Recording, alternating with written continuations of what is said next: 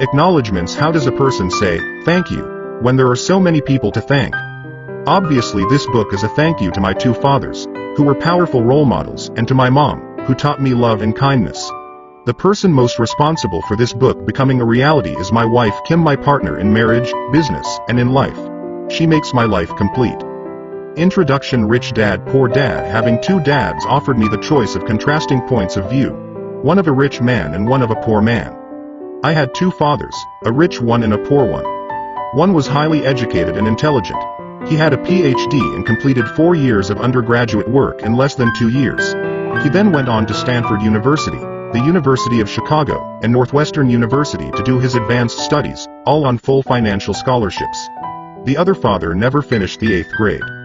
Both men were successful in their careers, working hard all their lives. Both earned substantial incomes. Yet one always struggled financially. The other would become one of the richest men in Hawaii. One died leaving tens of millions of dollars to his family, charities, and his church. The other left bills to be paid. Both men were strong, charismatic, and influential. Both men offered me advice, but they did not advise the same things. Both men believed strongly in education but did not recommend the same course of study. If I had only one dad, I would have had to accept or reject his advice. Having two dads offered me the choice of contrasting points of view, one of a rich man and one of a poor man. Instead of simply accepting or rejecting one or the other, I found myself thinking more, comparing, and then choosing for myself. The problem was that the rich man was not rich yet, and the poor man was not yet poor. Both were just starting out on their careers, and both were struggling with money and families. But they had very different points of view about money. For example, one dad would say, "The love of money is the root of all evil." The other said, "The lack of money is the root of all evil." As a young boy, having two strong fathers both influencing me was difficult. I wanted to be a good son and listen, but the two fathers did not say the same things. The contrast in their points of view, particularly about money, was so extreme that I grew curious and intrigued. I began to start thinking for long periods of time about what each was saying. Much of my private time was spent reflecting, asking myself questions such as, "Why does he say that?" And then asking the same question of the other dad's statement. It would have been much easier to simply say, "Yeah, he's right. I agree with that." Or to simply reject the point of view by saying, "The old man doesn't know what he's talking about." Instead, having two dads whom I loved forced me to think and ultimately choose a way of thinking for myself. As a process, choosing for myself turned out to be much more valuable in the long run than simply accepting or rejecting a single point of view. One of the reasons the rich get richer, the poor get poorer, and the middle class struggles in debt is that the subject of money is taught at home, not in school. Most of us learn about money from our parents. So what can poor parents tell their child about money? They simply say, "Stay in school and study hard." The child may graduate with excellent grades, but with a poor person's financial programming and mindset. Sadly, money is not taught in schools. Schools focus on scholastic and professional skills, but not on financial skills. This explains how smart bankers, doctors, and accountants who earned excellent grades may struggle financially all of their lives. Our staggering national debt is due in large part to highly educated politicians and government officials making financial decisions with little or no training in the subject of money. Today I often wonder what will soon happen when we have millions of people who need financial and medical assistance. They will be dependent upon their families or the government for financial support. What will happen when Medicare and Social Security run out of money? How will a nation survive if teaching children about money continues to be left to parents, most of whom will be, or already are, poor? Because I had two influential fathers, I learned from both of them. I had to think about each dad's advice, and in doing so, I gained valuable insight into the power and effect of one's thoughts on one's life. For example, one dad had a habit of saying, "I can't afford it." The other dad forbade those words to be used. He insisted I ask, "How can I afford it?" One is a statement, and the other is a question. One lets you off the hook, and the other forces you to think. My soon-to-be rich dad would explain that by automatically saying the words, "I can't afford it," your brain stops working. By asking the question, "How can I afford it?" your brain is put to work. He did not mean that you should buy everything you want. He was fanatical about exercising your mind, the most powerful computer in the world. He'd say, "My brain gets stronger every day because I exercise it." The stronger it gets, the more money I can make. He believed that automatically saying, "I can't afford it," was a sign of mental laziness. Although both dads worked hard, I noticed that one dad had a habit of putting his brain to sleep when it came to finances, and the other had a habit of exercising his brain. The long-term result was that one dad grew stronger financially, and the other grew weaker. It is not much different from a person who goes to the gym to exercise on a regular basis versus someone who sits on the couch watching television. Proper physical exercise increases your chances for health, and proper mental exercise increases your chances for wealth. My two dads had opposing attitudes, and that affected the way they thought. One dad thought that the rich should pay more in taxes to take care of those less fortunate. The other said, taxes punish those who produce and reward those who don't produce. One dad recommended, study hard so you can find a good company to work for. The other recommended, study hard so you can find a good company to buy. One dad said, the reason I'm not rich is because I have you kids. The other said, the reason I must be rich is because I have you kids. One encouraged talking about money and business at the dinner table, while the other forbade the subject of money to be discussed over a meal. One said, when it comes to money, play it safe. Don't take risks. The other said, learn to manage risk. One believed, our home is our largest investment and our greatest asset. The other believed, my house is a liability, and if your house is your largest investment, you're in trouble. Both dads paid their bills on time, yet one paid his bills first while the other paid his bills last. One dad believed in a company or the government taking care of you and your needs. He was always concerned about pay raises, retirement plans, medical benefits, sick leave, vacation days, and other perks. He was impressed with two of his uncles who joined the military and earned a retirement and entitlement package for life after 20 years of active service. He loved the idea of medical benefits and PX privileges the military provided its retirees. He also loved the tenure system available through the university. The idea of job protection for life and job benefits seemed more important, at times, than the job. He would often say, I've worked hard for the government, and I'm entitled to these benefits. The other believed in total financial self-reliance. He spoke out against the entitlement mentality and how it created weak and financially needy people. He was emphatic about being financially competent. One dad struggled to save a few dollars. The other created investments. One dad taught me how to write an impressive resume so I could find a good job. The other taught me how to write strong business and financial plans so I could create jobs. Being a product of two strong dads allowed me the luxury of observing the effects different thoughts have on one's life. I noticed that people really do shape their lives through their thoughts. For example, my poor dad always said, I'll never be rich. And that prophecy became reality. My rich dad, on the other hand, always referred to himself as rich. He would say things like, I'm a rich man, and rich people don't do this. Even when he was flat broke after a major financial setback, he continued to refer to himself as a rich man. He would cover himself by saying, there is a difference between being poor and being broke. Broke is temporary. Poor is eternal. My poor dad would say, I'm not interested in money, or, money doesn't matter. My rich dad always said, money is power. The power of our thoughts may never be measured or appreciated, but it became obvious to me as a young boy that it was important to be aware of my thoughts and how I expressed myself.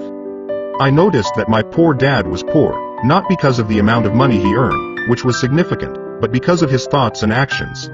As a young boy having two fathers, I became acutely aware of being careful about which thoughts I chose to adopt as my own. Should I listen to my rich dad or to my poor dad? There is a difference between being poor and being broke. Broke is temporary. Poor is eternal. Although both men had tremendous respect for education and learning, they disagreed about what they thought was important to learn. One wanted me to study hard, earn a degree, and get a good job to earn money. He wanted me to study to become a professional, an attorney or an accountant, and to go to business school for my MBA. The other encouraged me to study to be rich, to understand how money works, and to learn how to have it work for me.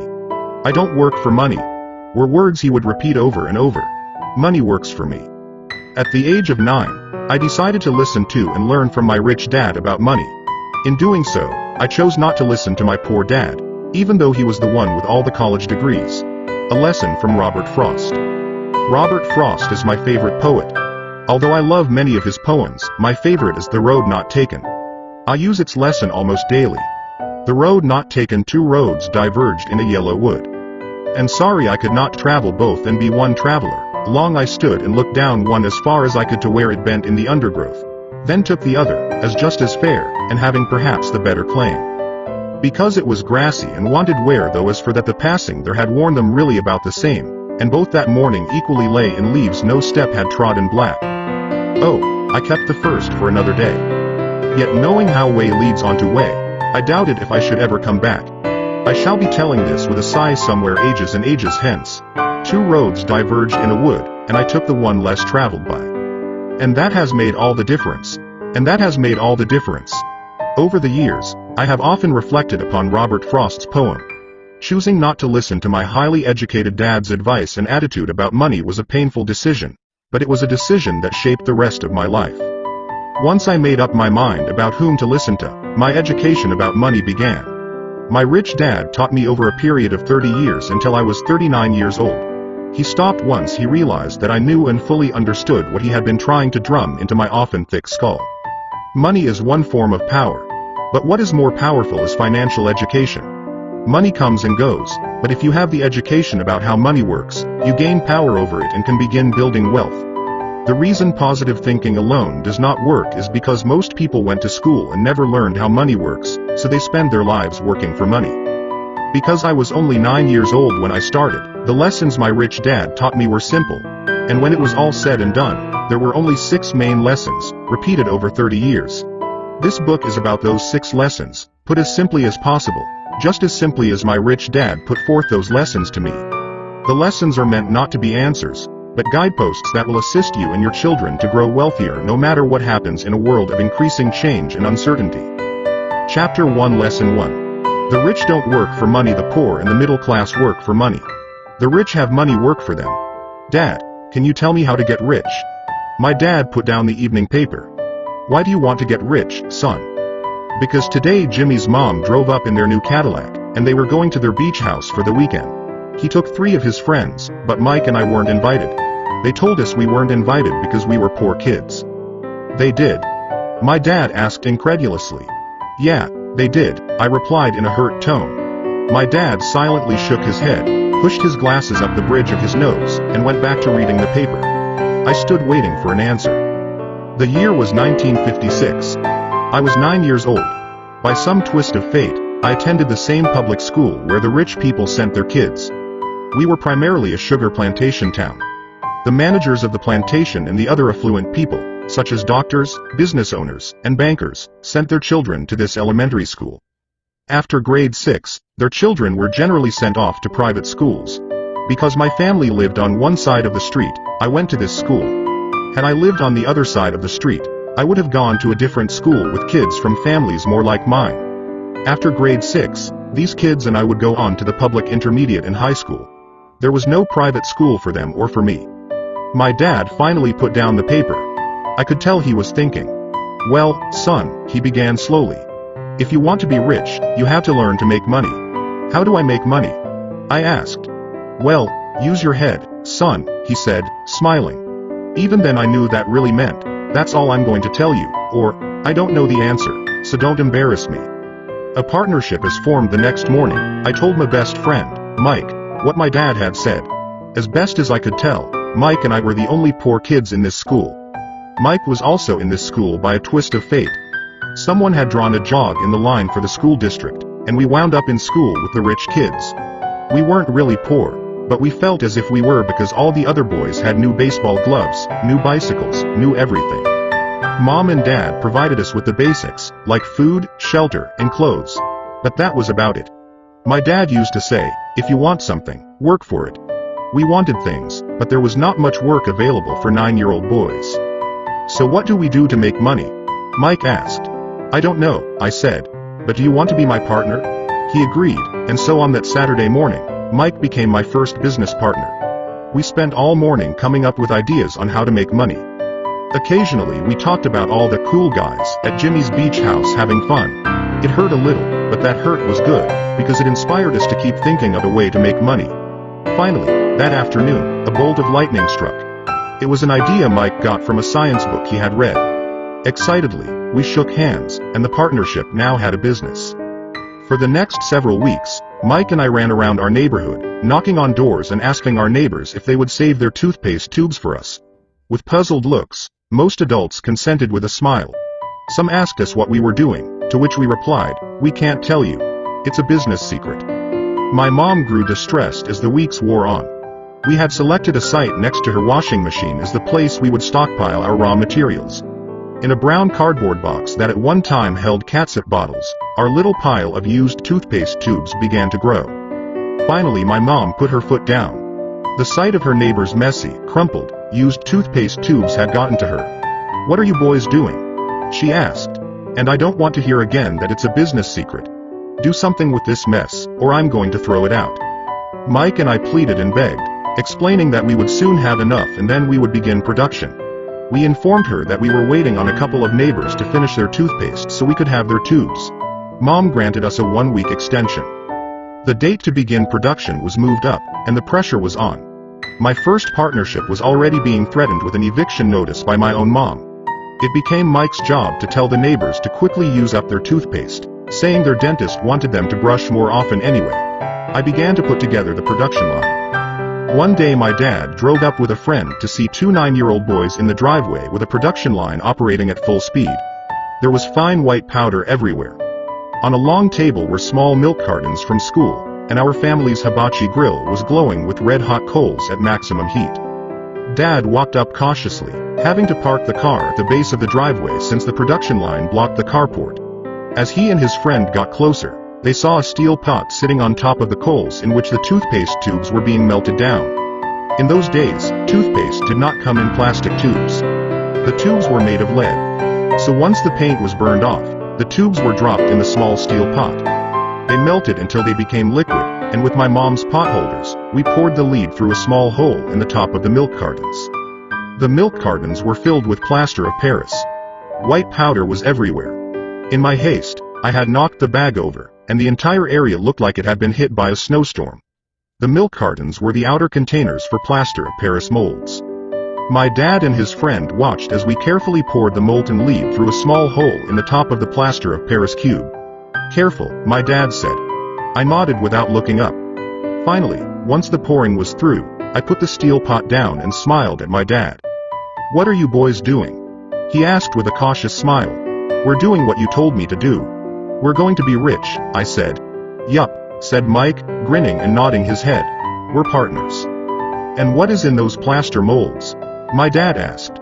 "Watch," I said. "This should be a good batch." With a small hammer, I tapped at the seal that divided the cube in half. Cautiously, I pulled up the top half of the plaster mold and a lead nickel fell out. "Oh, no!" my dad exclaimed. "You're casting nickels out of lead." "That's right," Mike said. "We're doing as you told us to do. We're making money." My dad's friend turned and burst into laughter. My dad smiled and shook his head. Along with a fire and a box of spent toothpaste tubes, in front of him were 2 little boys covered with white dust smiling from ear to ear. He asked us to put everything down and sit with him on the front step of our house. With a smile, he gently explained what the word counterfeiting meant. Our dreams were dashed. "You mean this is illegal?"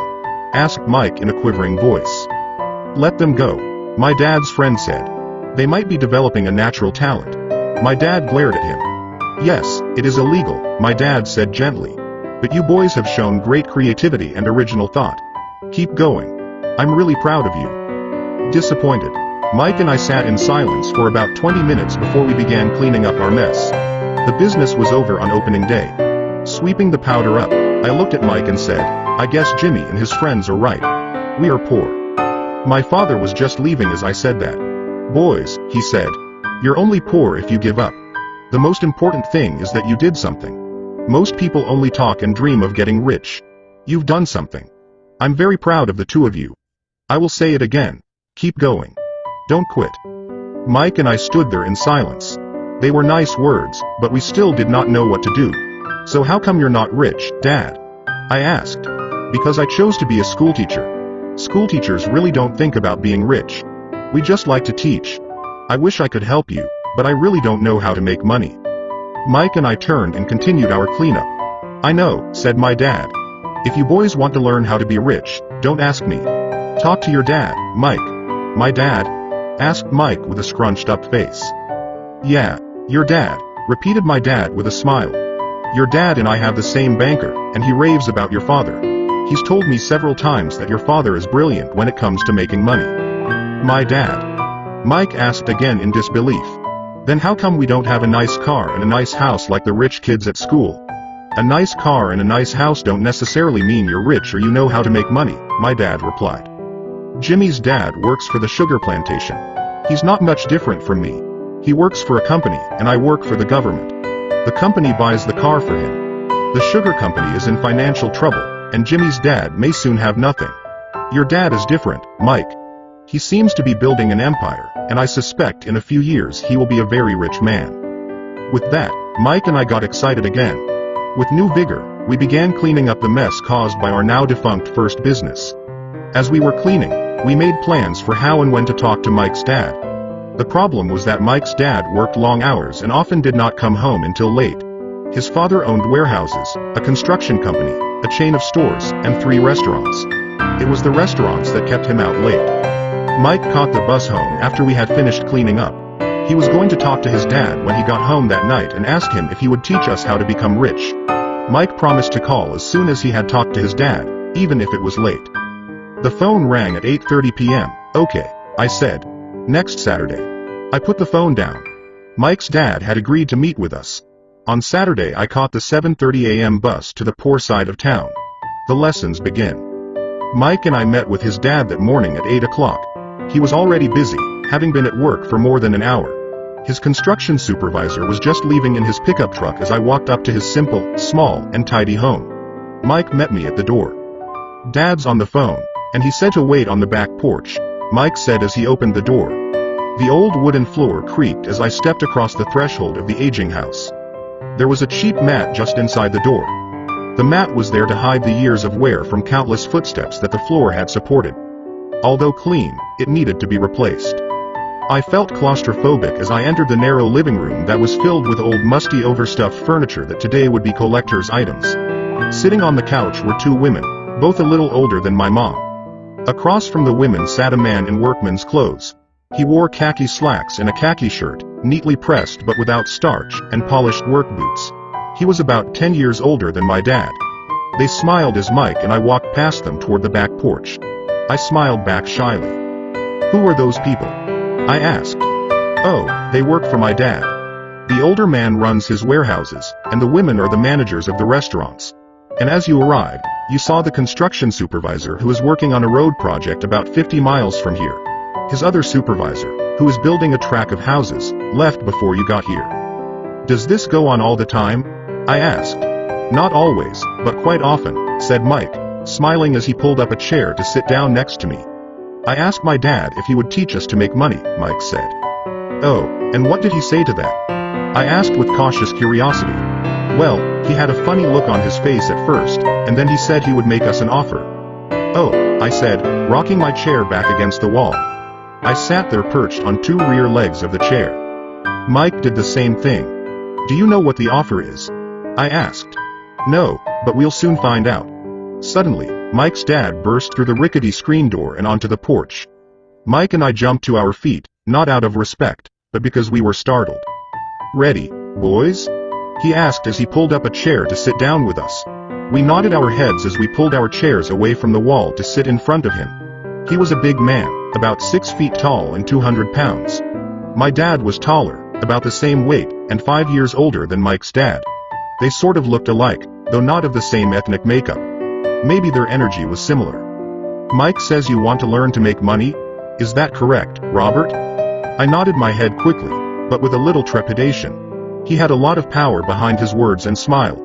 Okay, here's my offer. I'll teach you, but I won't do it classroom style. You work for me, I'll teach you. You don't work for me, I won't teach you.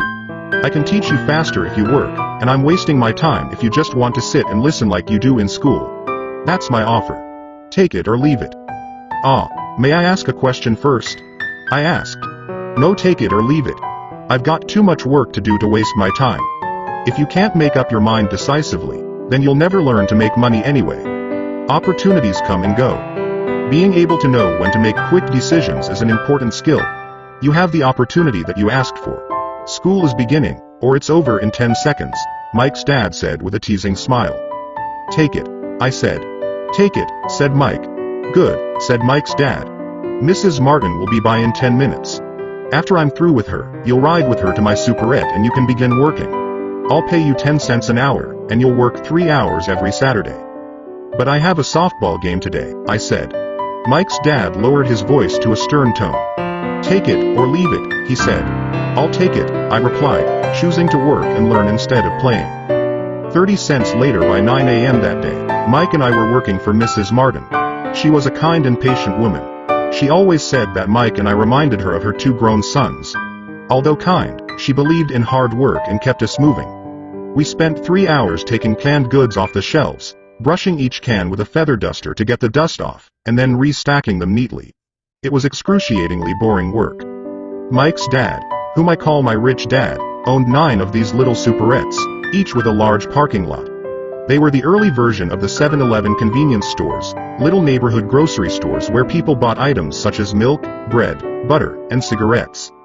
The problem was that this was Hawaii before air conditioning was widely used, and the stores could not close their doors because of the heat.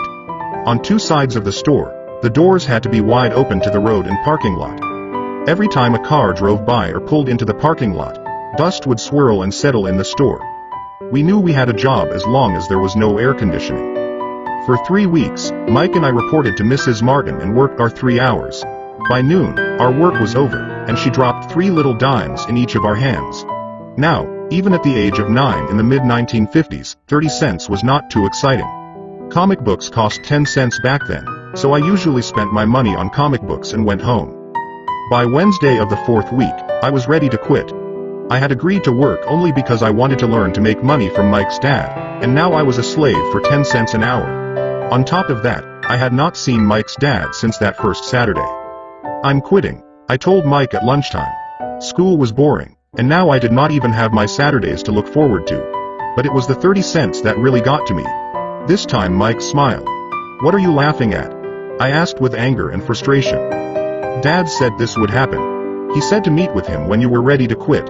What? I said indignantly. He's been waiting for me to get fed up. Sort of, Mike said. Dad's kind of different. He doesn't teach like your dad. Your mom and dad lecture a lot. My dad is quiet and a man of few words. You just wait till this Saturday. I'll tell him you're ready. You mean I've been set up? No, not really, but maybe. Dad will explain on Saturday. Waiting in line on Saturday, I was ready to face Mike's dad.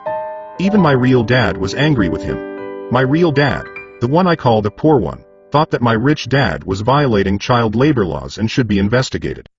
My educated, poor dad told me to demand what I deserve, at least 25 cents an hour. My poor dad told me that if I did not get a raise, I was to quit immediately. You don't need that damn job anyway, said my poor dad with indignation. At 8 o'clock Saturday morning, I walked through the door of Mike's house when Mike's dad opened it. Take a seat and wait in line, he said as I entered. He turned and disappeared into his little office next to a bedroom. I looked around the room and didn't see Mike anywhere. Feeling awkward, I cautiously sat down next to the same 2 women who were there 4 weeks earlier. They smiled and slid down the couch to make room for me. 45 minutes went by, and I was steaming. The 2 women had met with him and left 30 minutes earlier. An older gentleman was in there for 20 minutes and was also gone. The house was empty, and here I sat in a musty, dark living room on a beautiful sunny Hawaiian day, waiting to talk to a cheapskate who exploited children. I could hear him rustling around the office, talking on the phone, and ignoring me. I was ready to walk out, but for some reason I stayed.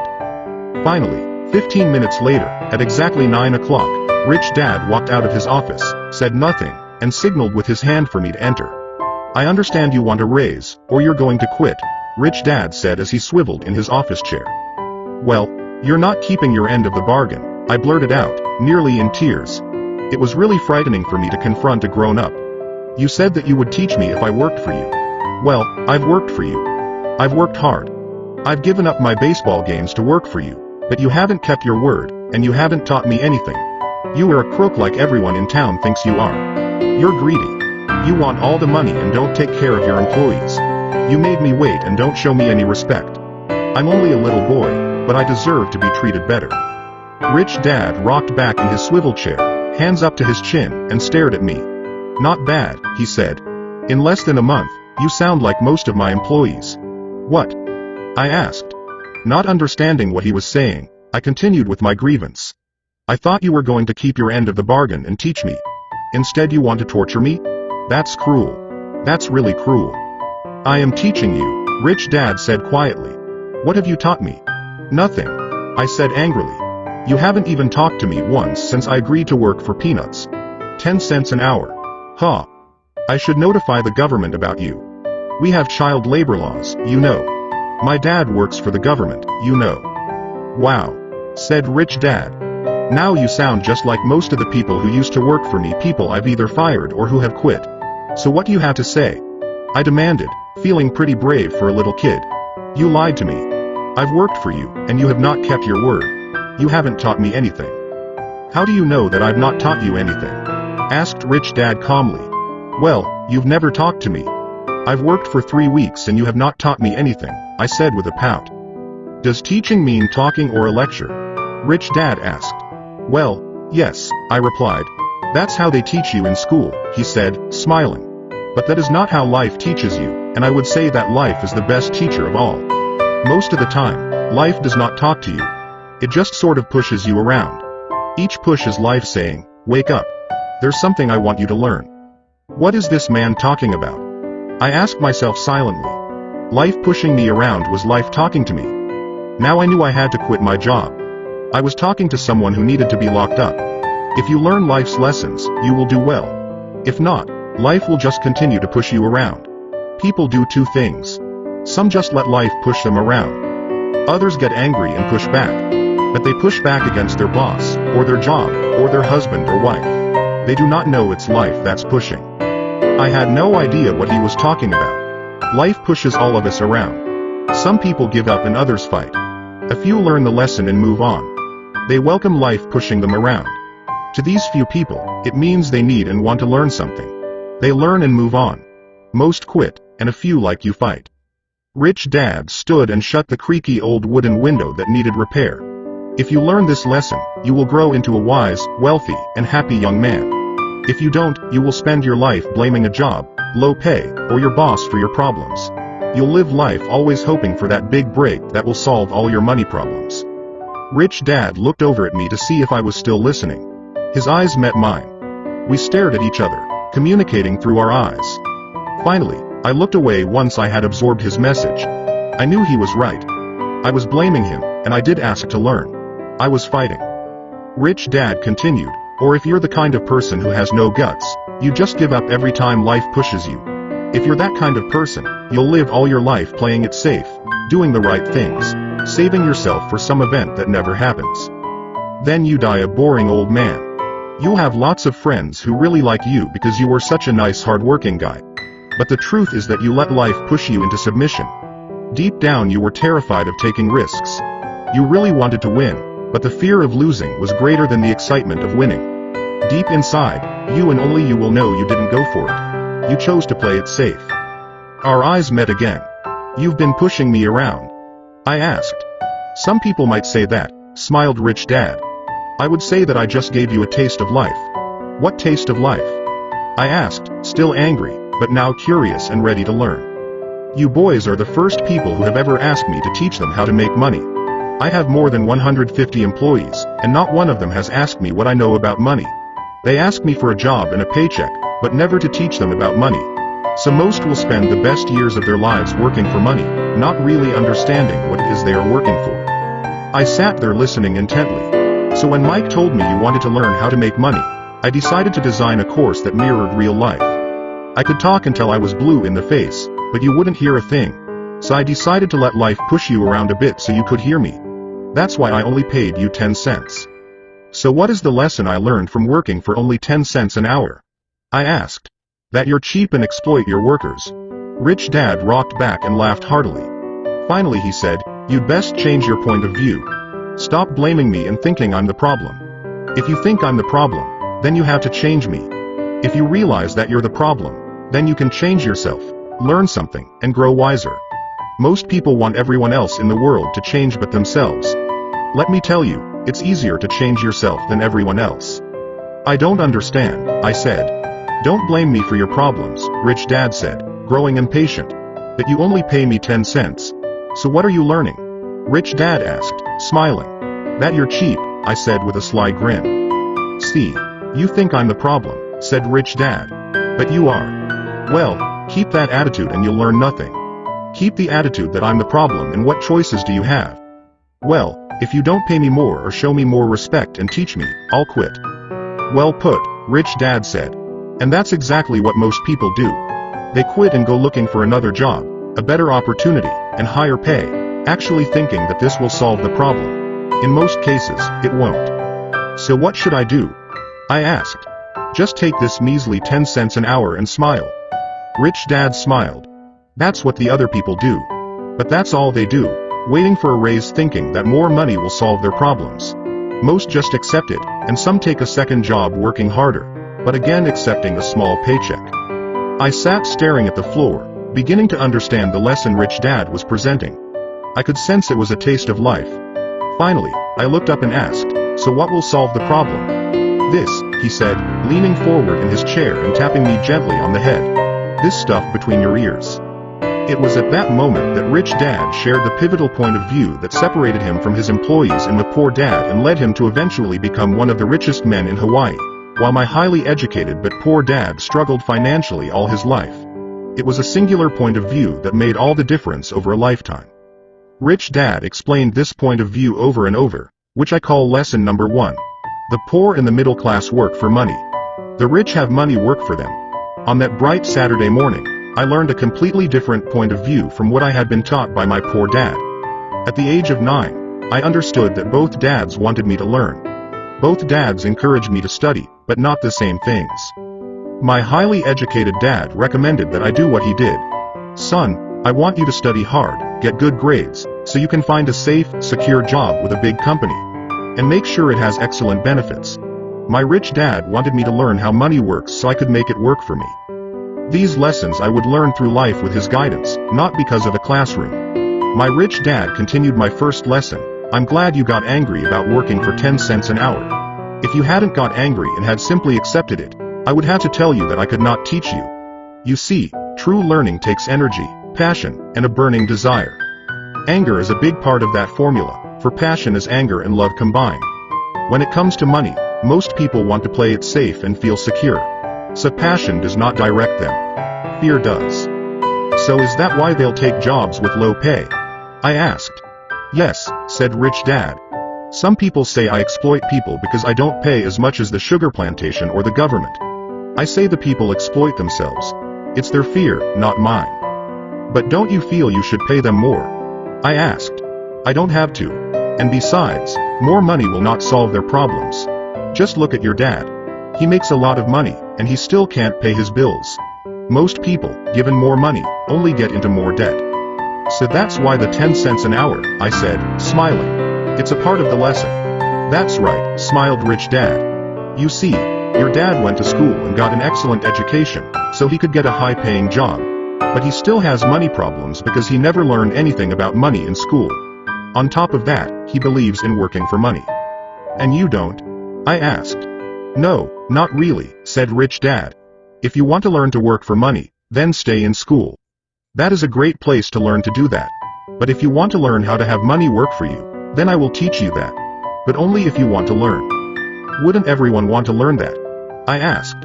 No, said Rich Dad, simply because it's easier to learn to work for money, especially if fear is your primary emotion when the subject of money is discussed. I don't understand, I said with a frown. Don't worry about that for now. Just know that it's fear that keeps most people working at a job. The fear of not paying their bills, the fear of being fired, the fear of not having enough money, and the fear of starting over. That's the price of studying to learn a profession or trade, and then working for money. Most people become a slave to money and then get angry at their boss. Learning to have money work for you is a completely different course of study. I asked. Absolutely, Rich Dad answered. Absolutely. We sat in silence on that beautiful Hawaiian Saturday morning. My friends had just started their Little League baseball game, but for some reason I was now thankful I had decided to work for 10 cents an hour.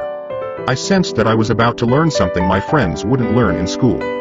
Ready to learn? Asked Rich Dad. Absolutely, I said with a grin, I have kept my promise. I've been teaching you from afar, my rich dad said. At 9 years old, you've gotten a taste of what it feels like to work for money. Just multiply your last month by 50 years and you will have an idea of what most people spend their life doing. I don't understand, I said. How did you feel waiting in line to see me, once to get hired and once to ask for more money? Terrible, I said. If you choose to work for money, that is what life will be like, said Rich Dad. And how did you feel when Mrs. Martin dropped 3 dimes in your hand for 3 hours of work? I felt like it wasn't enough. It seemed like nothing. I was disappointed, I said.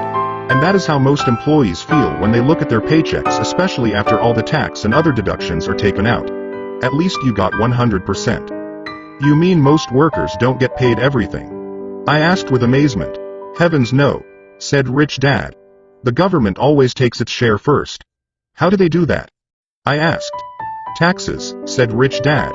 You're taxed when you earn. You're taxed when you spend. You're taxed when you save. You're taxed when you die. Why do people let the government do that to them? The rich don't, said Rich Dad with a smile. The poor and the middle class do. I'll bet you that I earn more than your dad, yet he pays more in taxes. How can that be? I asked. At my age, that made no sense to me. Why would someone let the government do that to them? Rich Dad rocked slowly and silently in his chair, just looking at me. Ready to learn? He asked. I nodded my head slowly. As I said, there is a lot to learn. Learning how to have money work for you is a lifetime study. Most people go to college for 4 years, and their education ends. I already know that my study of money will continue over my lifetime, simply because the more I find out I need to know. Most people never study the subject. They go to work, get their paycheck, balance their checkbooks, and that's it. Then they wonder why they have money problems. They think that more money will solve the problem and don't realize that it's their lack of financial education that is the problem. So my dad has tax problems because he doesn't understand money? I asked, confused. Look, said Rich Dad, taxes are just one small section on learning how to have money work for you. Today, I just wanted to find out if you still have the passion to learn about money. Most people don't. They want to go to school, learn a profession, have fun at their work, and earn lots of money. One day they wake up with big money problems, and then they can't stop working.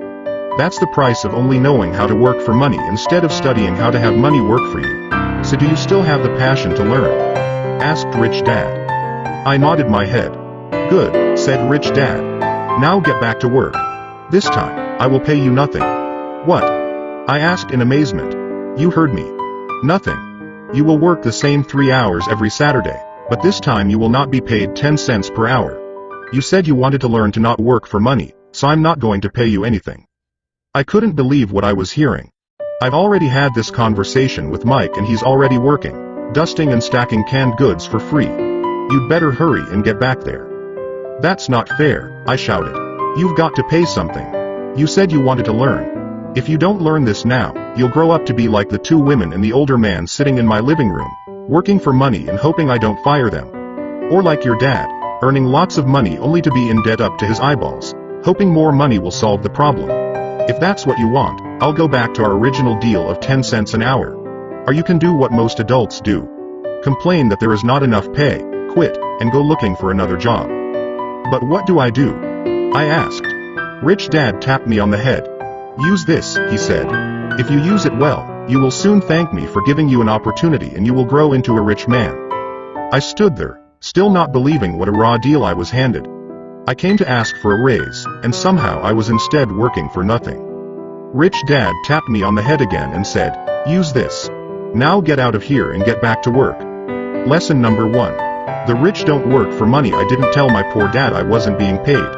He wouldn't have understood, and I didn't want to try to explain something I didn't understand myself. For 3 more weeks, Mike and I worked 3 hours every Saturday for nothing. The work didn't bother me, and the routine got easier, but it was the missed baseball games and not being able to afford to buy a few comic books that got to me. Rich Dad stopped by at noon on the 3rd week. We heard his truck pull up in the parking lot and sputter when the engine was turned off. He entered the store and greeted Mrs. Martin with a hug. After finding out how things were going in the store, he reached into the ice cream freezer, pulled out 2 bars, paid for them, and signaled to Mike and me. Let's go for a walk, boys. We crossed the street, dodging a few cars, and walked across a large grassy field where a few adults were playing softball. Sitting down at a lone picnic table, he handed Mike and me the treats. "How's it going, boys?" "Okay," Mike said. I nodded in agreement. "Learn anything yet?" Rich Dad asked. Mike and I looked at each other, shrugged our shoulders, and shook our heads in unison. Avoiding one of life's biggest traps, well, you boys had better start thinking. You're staring at one of life's biggest lessons. If you learn it, you'll enjoy a life of great freedom and security. If you don't, you'll wind up like Mrs. Martin and most of the people playing softball in this park. They work very hard for little money, clinging to the illusion of job security and looking forward to a 3-week vacation each year and maybe a skimpy pension after 45 years of service. If that excites you, I'll give you a raise to 25 cents an hour. But these are good hard-working people. Are you making fun of them? I demanded. A smile came over Rich Dad's face. Mrs. Martin is like a mother to me. I would never be that cruel. I may sound unkind because I'm doing my best to point something out to the two of you.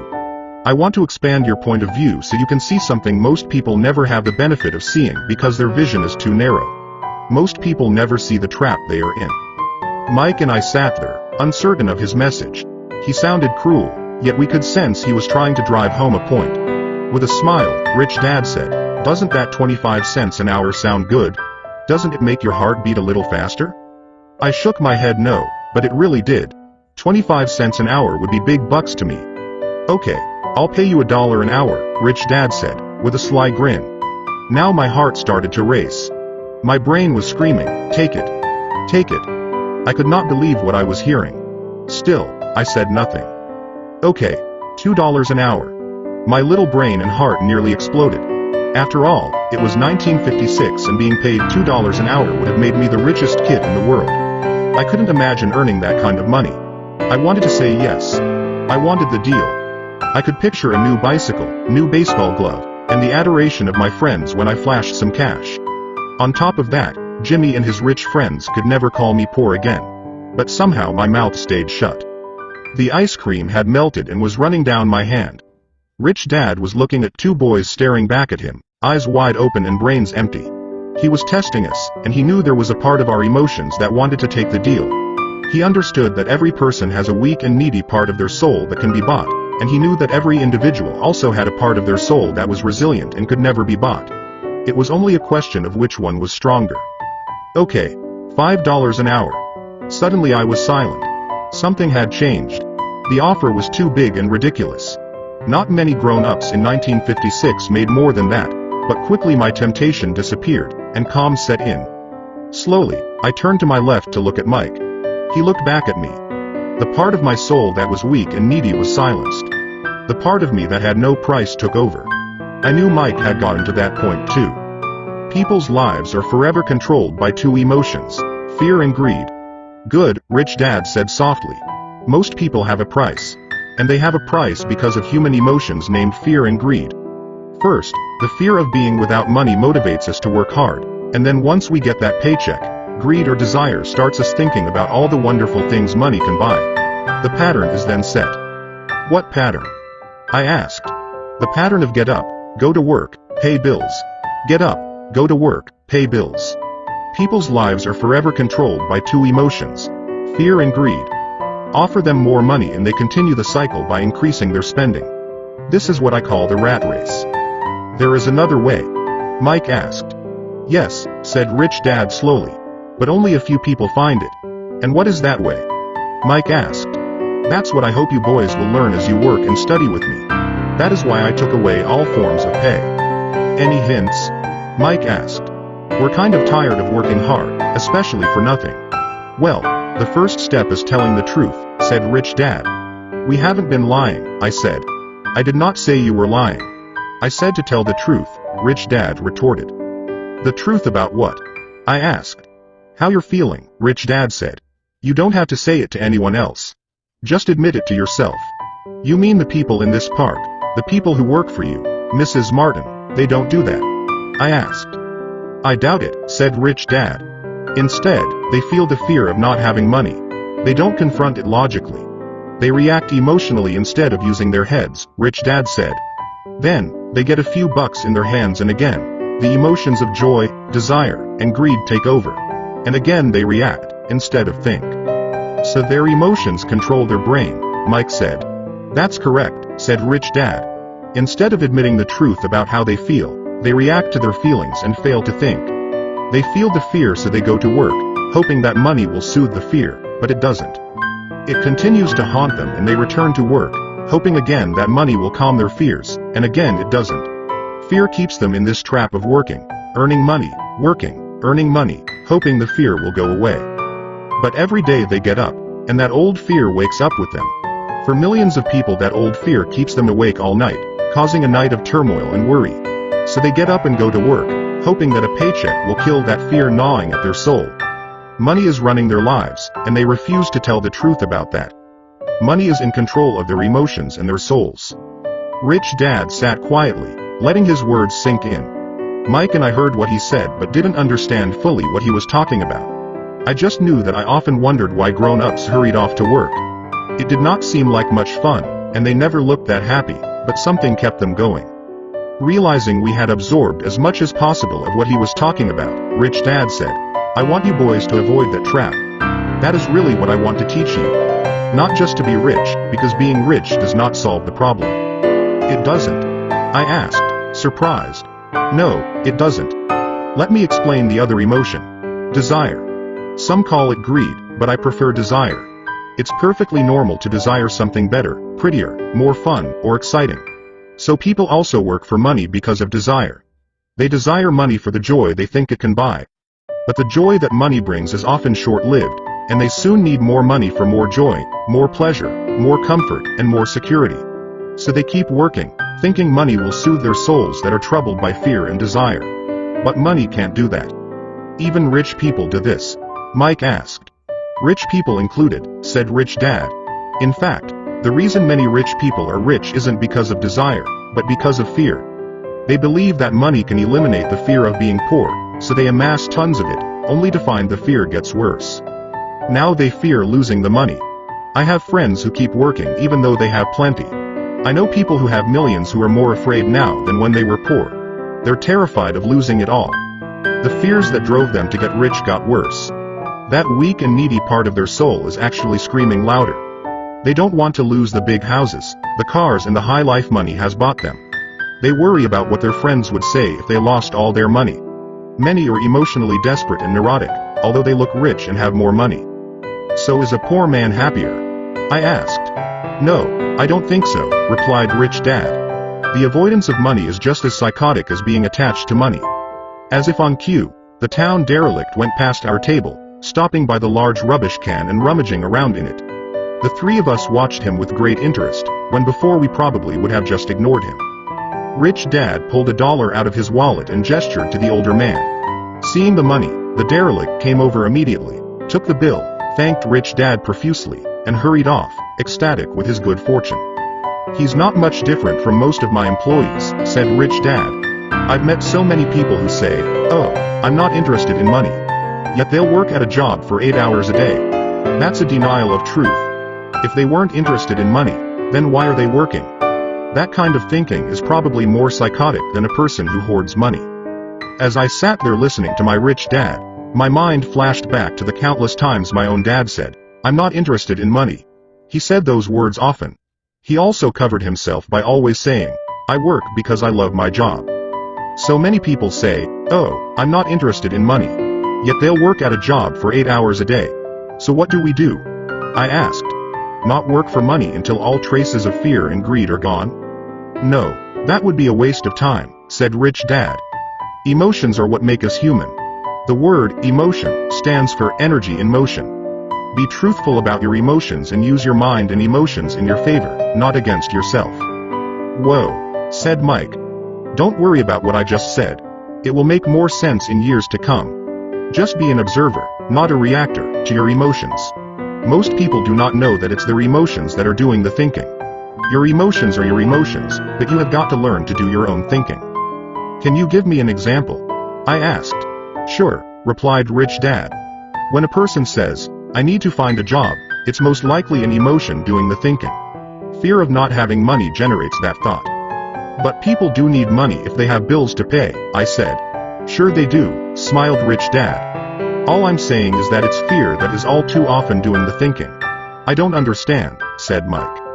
For example, said Rich Dad, if the fear of not having enough money arises, instead of immediately running out to get a job, they instead might ask themselves this question. Will a job be the best solution to this fear over the long run? In my opinion, the answer is no, a job is really a short-term solution to a long-term problem. But my dad is always saying, stay in school and get good grades, so you can find a safe, secure job, I interjected, somewhat confused. Yes, I understand he says that, said Rich Dad, smiling. Most people recommend that, and it's a good path for most people.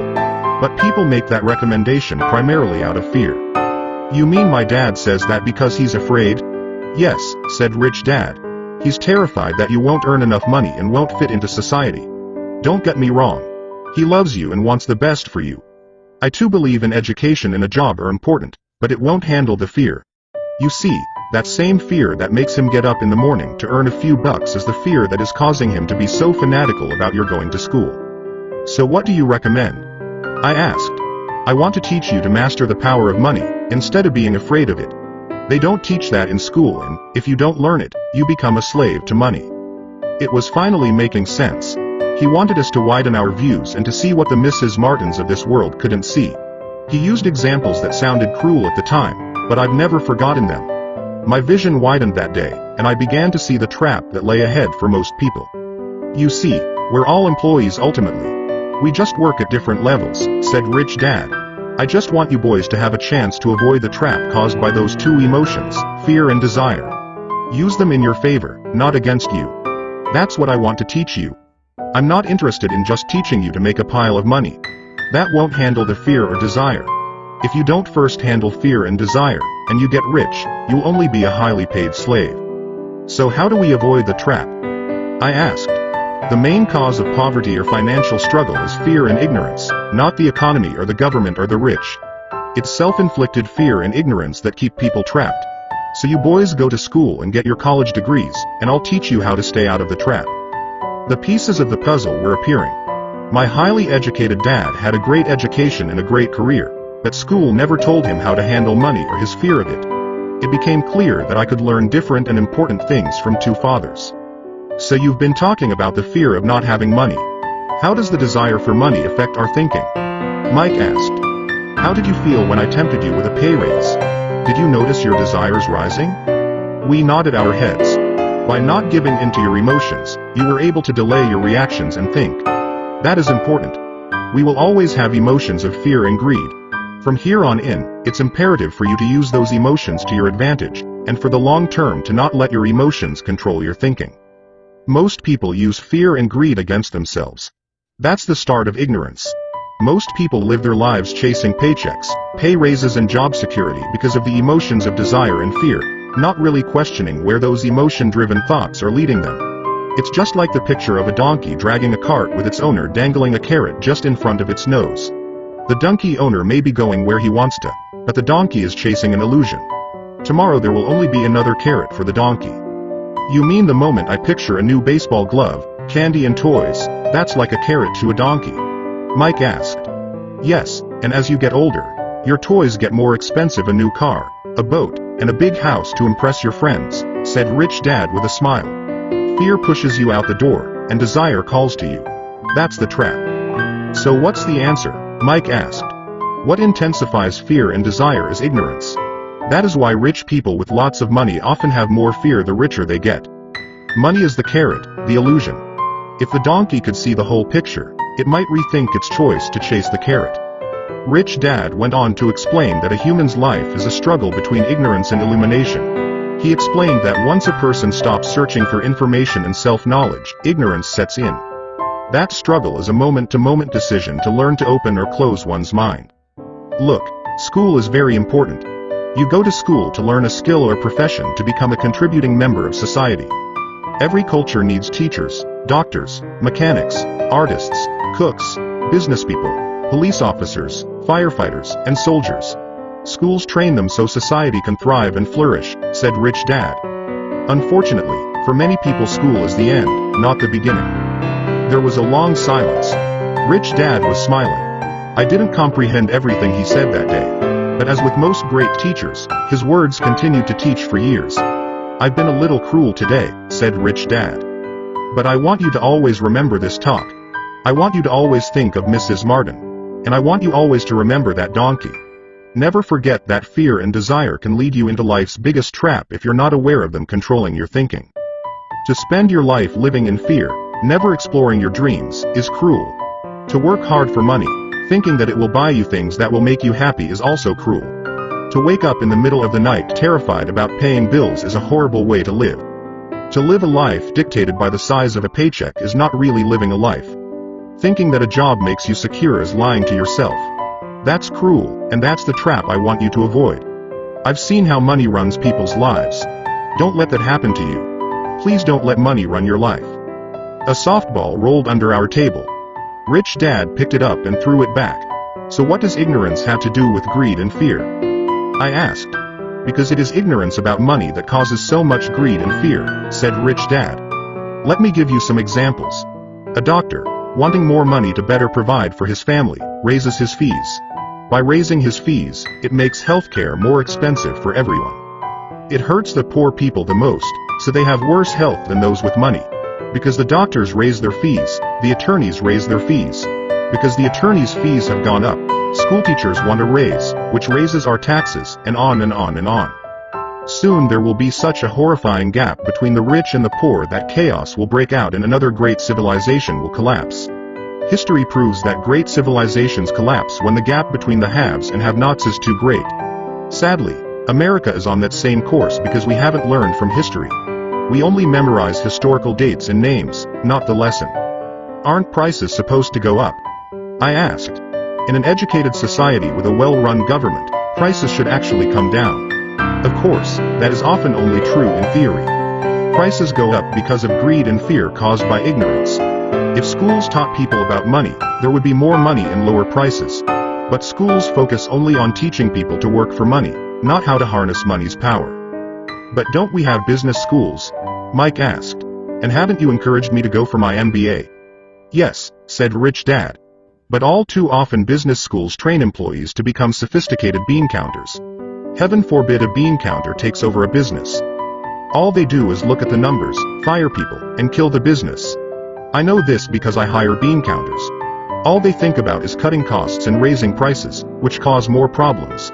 Bean counting is important.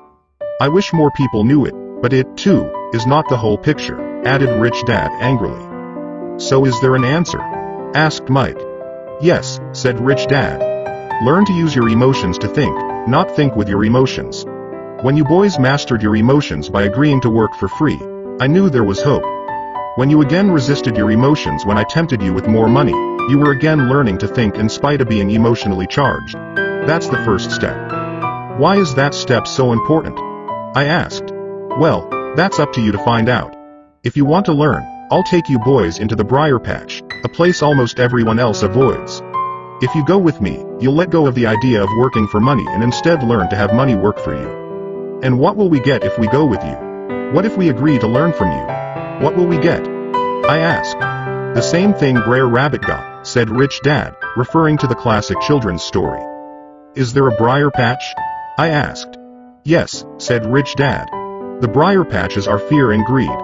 Confronting fear, weaknesses, and neediness by choosing our own thoughts is the way out. Choosing our thoughts? Mike asked, puzzled. Yes. Choosing what we think rather than reacting to our emotions. Instead of just getting up and going to work because not having the money to pay your bills is scaring you, ask yourself, is working harder at this the best solution to this problem? Most people are too afraid to rationally think things through and instead run out the door to a job they hate. The tar baby is in control. That's what I mean by choosing your thoughts. And how do we do that? Mike asked. That's what I will teach you. I'll teach you to have a choice of thoughts rather than a knee-jerk reaction, like gulping down your morning coffee and running out the door. Remember what I said before. A job is only a short-term solution to a long-term problem. Most people have only one problem in mind, and it's short-term. It's the bills at the end of the month, the tar baby. Money controls their lives, or should I say the fear and ignorance about money controls it. So they do as their parents did. They get up every day and go work for money, not taking the time to ask the question, Is there another way? Their emotions now control their thinking, not their heads. Can you tell the difference between emotions thinking and the head thinking? Mike asked. Oh, yes. I hear it all the time, said Rich Dad. I hear things like, well, everyone has to work. Or, the rich are crooks. Or, I'll get another job. I deserve this raise. You can't push me around. Or, I like this job because it's secure. No one asks, is there something I'm missing here?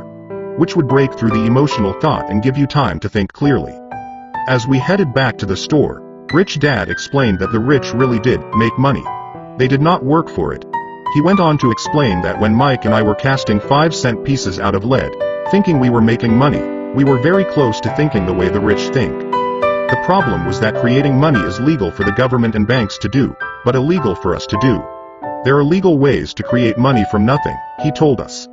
Rich Dad went on to explain that the rich know that money is an illusion, truly like the carrot for the donkey.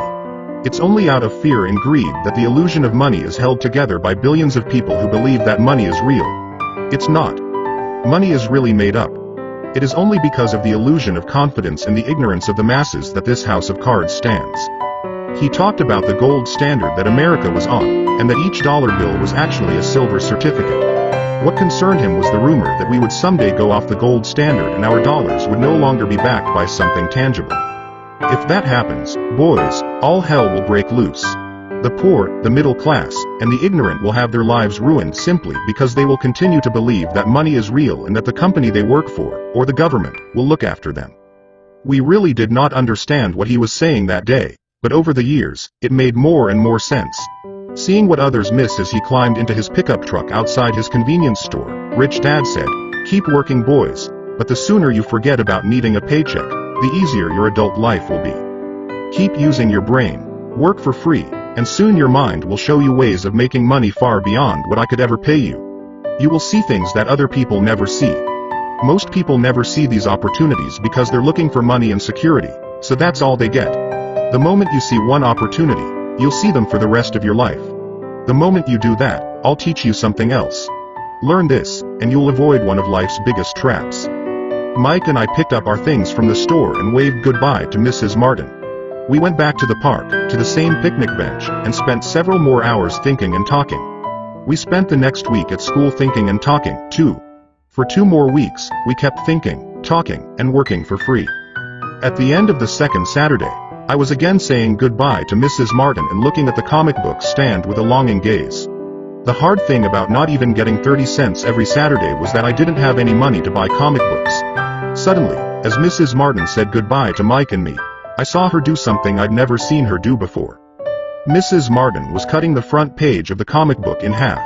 She kept the top half of the comic book cover and threw the rest of the book into a large cardboard box. When I asked her what she did with the comic books, she said, "I throw them away. I give the top half of the cover back to the comic book distributor for credit when he brings in the new comics. He's coming in an hour." Mike and I waited for an hour. Soon the distributor arrived, and I asked him if we could have the comic books. To my delight, he said, "You can have them if you work for this store and do not resell them." Remember our old business partnership? Well, Mike and I revived it. Using a spare room in Mike's basement, we began piling hundreds of comic books in that room. Soon our comic book library was open to the public.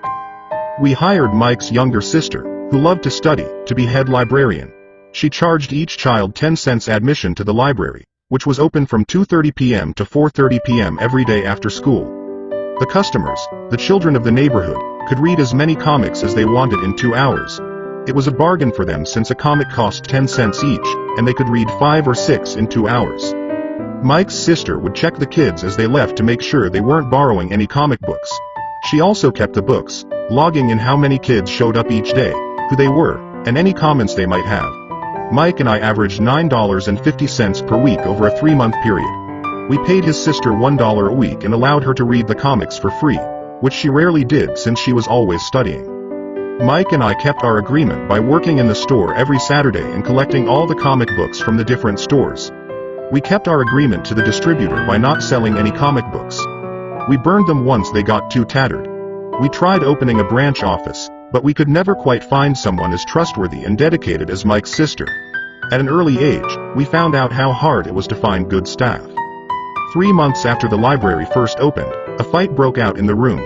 Some bullies from another neighborhood pushed their way in, and Mike's dad suggested we shut down the business. So our comic book business shut down, and we stopped working on Saturdays at the convenience store.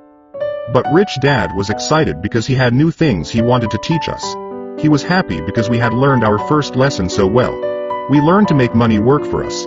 By not getting paid for our work at the store, we were forced to use our imaginations to identify an opportunity to make money. By starting our own business, the comic book library, we were in control of our own finances, not dependent on an employer. The best part was that our business generated money for us, even when we weren't physically there. Our money worked for us. Instead of paying us money, Rich Dad had given us so much more. Chapter 2 Lesson 2. Why teach financial literacy? It's not how much money you make. It's how much money you keep.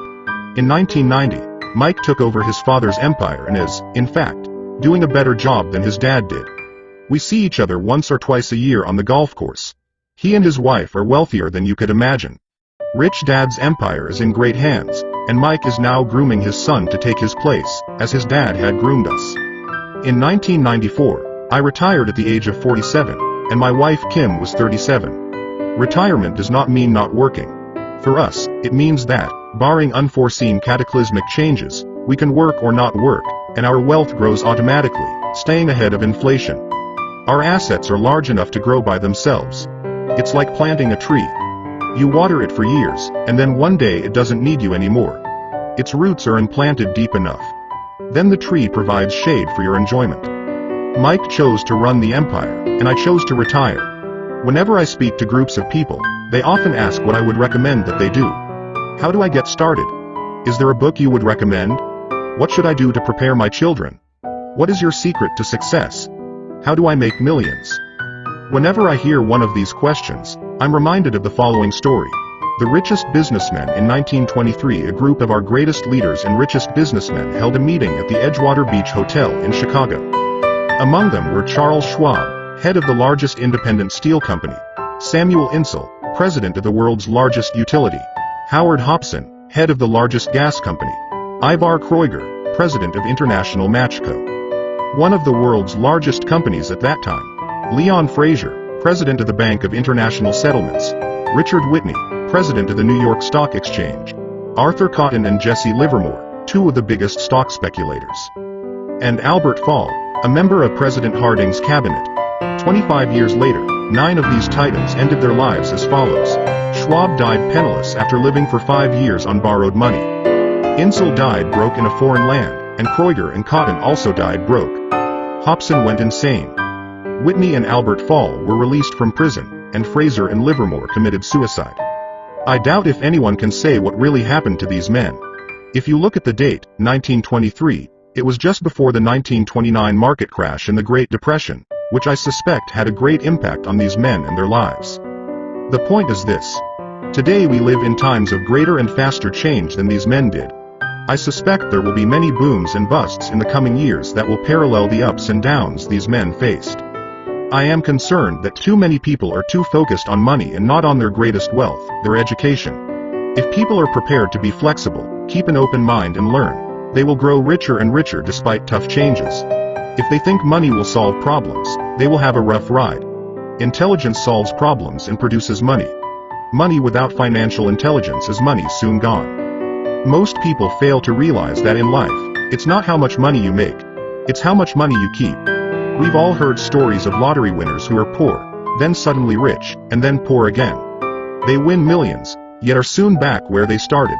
Or stories of professional athletes, who at the age of 24 are earning millions, but are sleeping under a bridge 10 years later. I remember a story of a young basketball player who a year ago had millions. Today, at just 29, he claims his friends, attorney, and accountant took his money, and he was forced to work at a car wash for minimum wage. He was fired from the car wash because he refused to take off his championship ring as he was wiping off the cars. His story made national news and he is appealing his termination, claiming hardship and discrimination. He claims that the ring is all he has left and if it was stripped away, he'll crumble. I know so many people who became instant millionaires, and while I am glad some people have become richer and richer, I caution them that in the long run, it's not how much money you make, it's how much you keep, and how many generations you keep it. So when people ask, where do I get started? Or, tell me how to get rich quick, they often are greatly disappointed with my answer. I simply say to them what my rich dad said to me when I was a little kid. If you want to be rich, you need to be financially literate. That idea was drummed into my head every time we were together. As I said, my educated dad stressed the importance of reading books, while my rich dad stressed the need to master financial literacy. If you are going to build the Empire State Building, the first thing you need to do is dig a deep hole and pour a strong foundation. If you are going to build a home in the suburbs, all you need to do is pour a 6-inch slab of concrete. Most people, in their drive to get rich, are trying to build an Empire State Building on a 6-inch slab. Our school system, created in the agrarian age, still believes in homes with no foundation. Dirt floors are still the rage. So kids graduate from school with virtually no financial foundation. One day, sleepless and deep in debt in suburbia, living the American dream, they decide that the answer to their financial problems is to find a way to get rich quick. Construction on the skyscraper begins. It goes up quickly, and soon, instead of the Empire State Building, we have the Leaning Tower of suburbia. The sleepless nights return. As for Mike and me in our adult years, both of our choices were possible because we were taught to pour a strong financial foundation when we were just kids. Accounting is possibly the most confusing, boring subject in the world, but if you want to be rich long-term, it could be the most important subject. For Rich Dad, the question was how to take a boring and confusing subject and teach it to kids. The answer he found was to make it simple by teaching it in pictures. My rich dad poured a strong financial foundation for Mike and me. Since we were just kids, he created a simple way to teach us. For years he only drew pictures and used few words. Mike and I understood the simple drawings, the jargon, the movement of money, and then in later years, Rich Dad began adding numbers. Today, Mike has gone on to master much more complex and sophisticated accounting analysis because he had to in order to run his empire. I am not as sophisticated because my empire is smaller, yet we come from the same simple foundation. Over the following pages, I offer to you the same simple line drawings Mike's dad created for us. Though basic, those drawings helped guide two little boys in building great sums of wealth on a solid and deep foundation. Rich people acquire assets. The poor and middle class acquire liabilities that they think are assets. Rule 1. You must know the difference between an asset and a liability, and buy assets. If you want to be rich, this is all you need to know. It is rule number 1. It is the only rule. This may sound absurdly simple, but most people have no idea how profound this rule is. Most people struggle financially because they do not know the difference between an asset and a liability. Rich people acquire assets. The poor and middle class acquire liabilities that they think are assets, said Rich Dad. When Rich Dad explained this to Mike and me, we thought he was kidding. Here we were, nearly teenagers and waiting for the secret to getting rich, and this was his answer. It was so simple that we stopped for a long time to think about it. What is an asset? Asked Mike. Don't worry right now, said Rich Dad. Just let the idea sink in. If you can comprehend the simplicity, your life will have a plan and be financially easy. It is simple. That is why the idea is missed. You mean all we need to know is what an asset is, acquire them, and we'll be rich? I asked. Rich Dad nodded his head. It's that simple. If it's that simple, how come everyone is not rich? I asked. Rich Dad smiled. Because people do not know the difference between an asset and a liability. I remember asking, how could adults be so misguided? If it is that simple, if it is that important, why would everyone not want to find out? It took Rich Dad only a few minutes to explain what assets and liabilities were. As an adult, I have difficulty explaining it to other adults. The simplicity of the idea escapes them because they have been educated differently. They were taught by other educated professionals, such as bankers, accountants, real estate agents, financial planners, and so forth. The difficulty comes in asking adults to unlearn, or become children again. An intelligent adult often feels it is demeaning to pay attention to simplistic definitions. Rich Dad believed in the KISS principle: keep it simple, stupid, or keep it super simple, so he kept it simple for us, and that made our financial foundation strong. So what causes the confusion? How could something so simple be so screwed up? Why would someone buy an asset that was really a liability? The answer is found in basic education. We focus on the word literacy and not financial literacy. What defines something to be an asset or a liability are not words. In fact, if you really want to be confused, Look up the words asset and liability in the dictionary. I know the definition may sound good to a trained accountant, but for the average person, it makes no sense. But we adults are often too proud to admit that something does not make sense. An asset puts money in my pocket. A liability takes money out of my pocket. To us young boys, Rich Dad said, what defines an asset are not words, but numbers. And if you can't read the numbers, you can't tell an asset from a hole in the ground. In accounting, Rich Dad would say, it's not the numbers, but what the numbers are telling you. It's just like words. It's not the words, but the story the words are telling you. If you want to be rich, you've got to read and understand numbers. If I heard that once, I heard it 1,000 times from my rich dad. And I also heard, the rich acquire assets, and the poor and middle class acquire liabilities. Here is how to tell the difference between an asset and a liability. Most accountants and financial professionals do not agree with the definitions, but these simple drawings were the start of strong financial foundations for two young boys. The top part of the diagram is an income statement, often called a profit and loss statement. It measures income and expenses, money in and money out. The lower part of the diagram is a balance sheet. It's called that because it's supposed to balance assets against liabilities. Many financial novices do not know the relationship between the income statement and the balance sheet, and it is vital to understand that relationship. So as I said earlier, my rich dad simply told two young boys that assets put money in your pocket. Nice, simple, and usable. This is the cash flow pattern of a liability. Now that assets and liabilities have been defined through pictures, it may be easier to understand my definitions in words.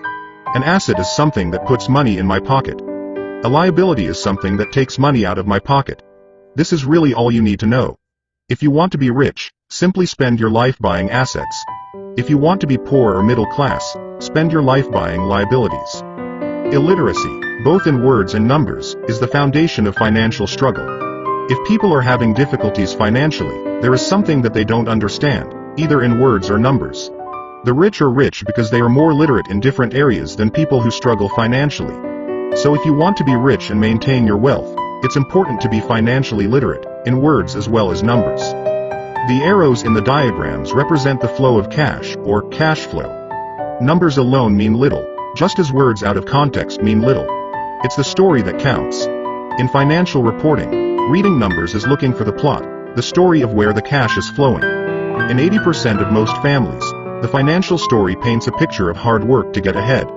However, this effort is for naught because they spend their lives buying liabilities instead of assets.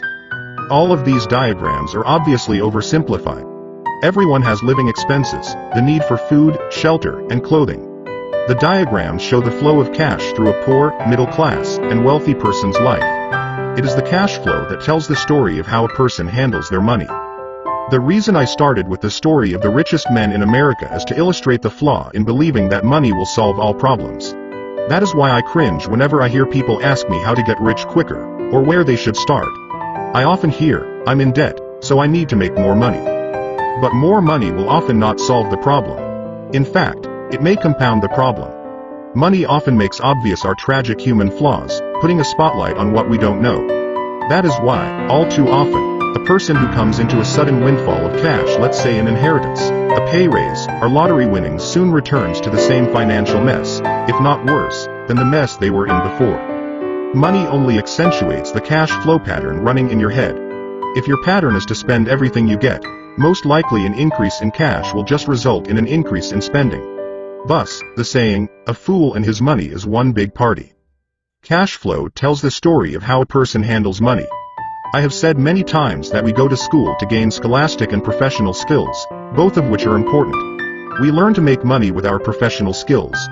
In the 1960s, when I was in high school, if someone did well academically, people assumed this bright student would go on to be a medical doctor because it was the profession with the promise of the greatest financial reward. Today, doctors face financial challenges I wouldn't wish on my worst enemy.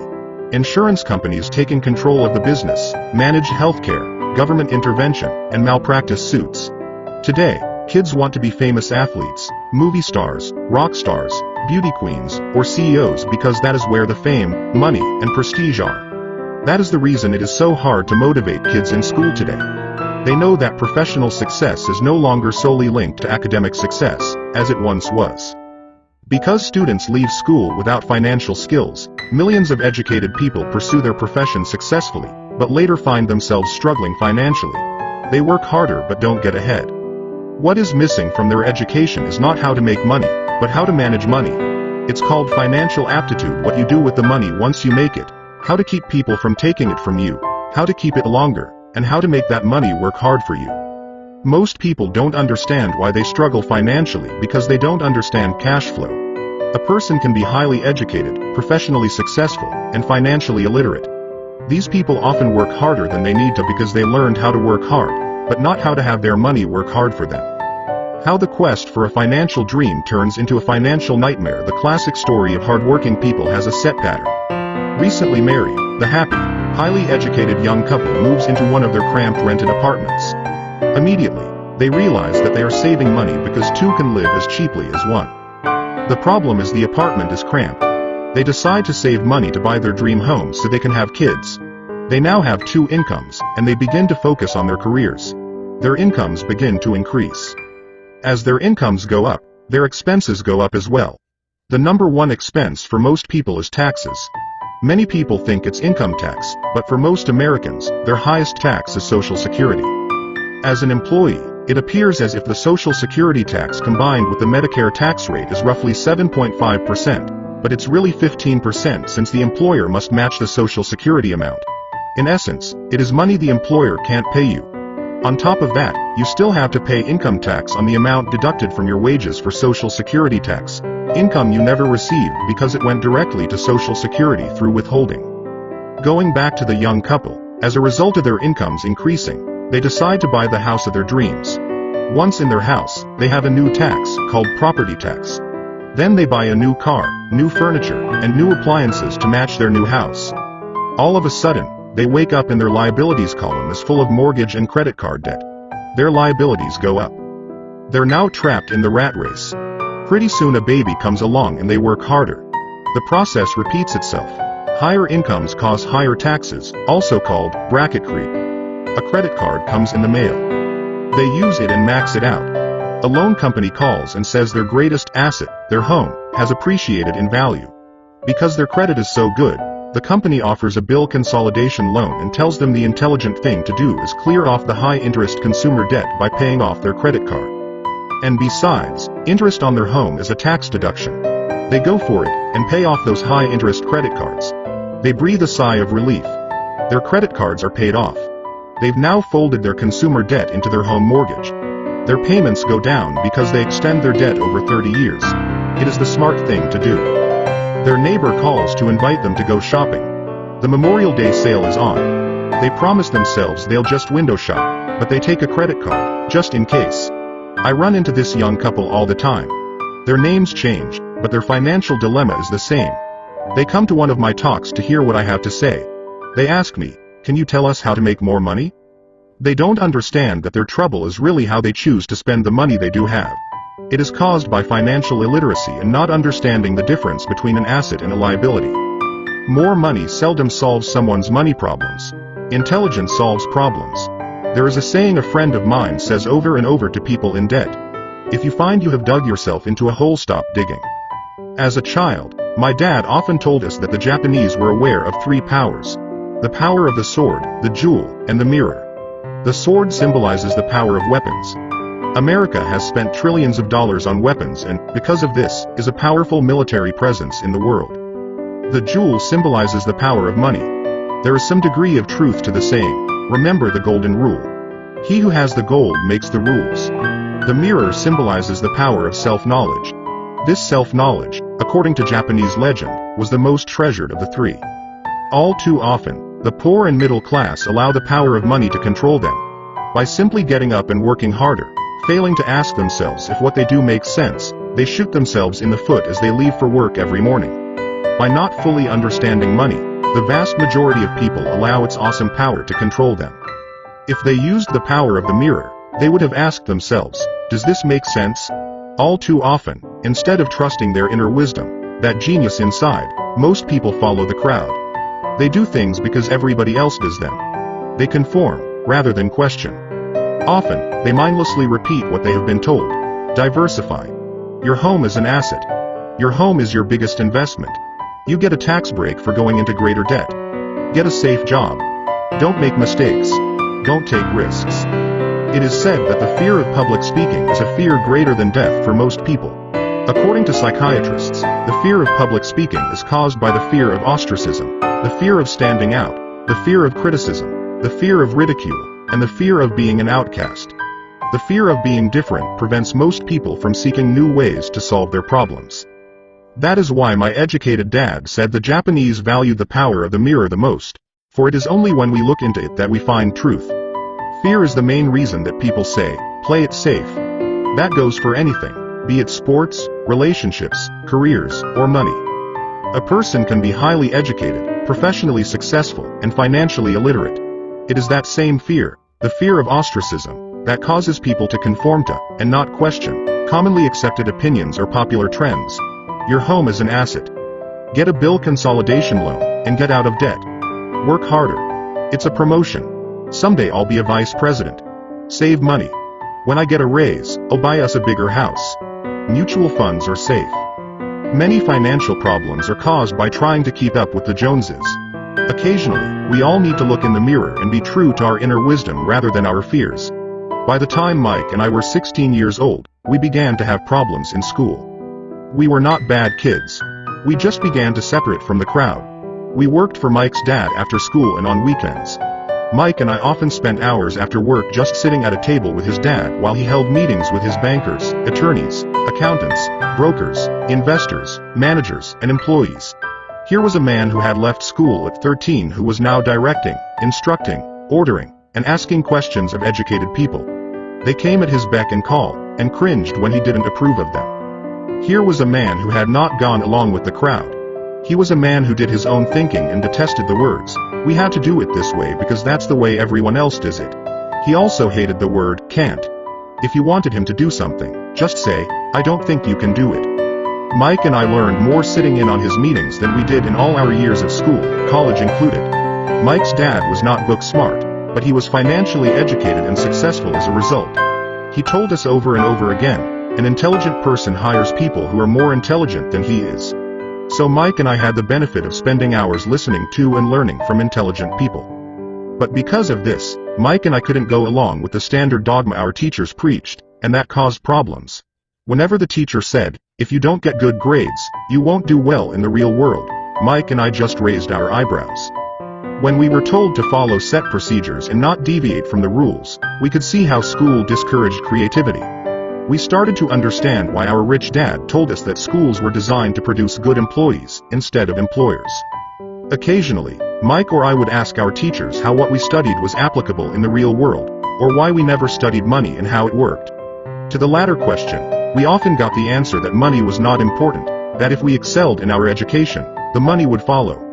The more we knew about the power of money, the more distant we grew from the teachers and our classmates.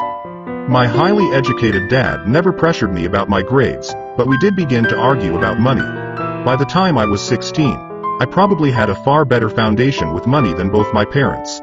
I could keep books, I listened to tax accountants, corporate attorneys, bankers, real estate brokers, investors, and so forth. By contrast, my dad talked to other teachers.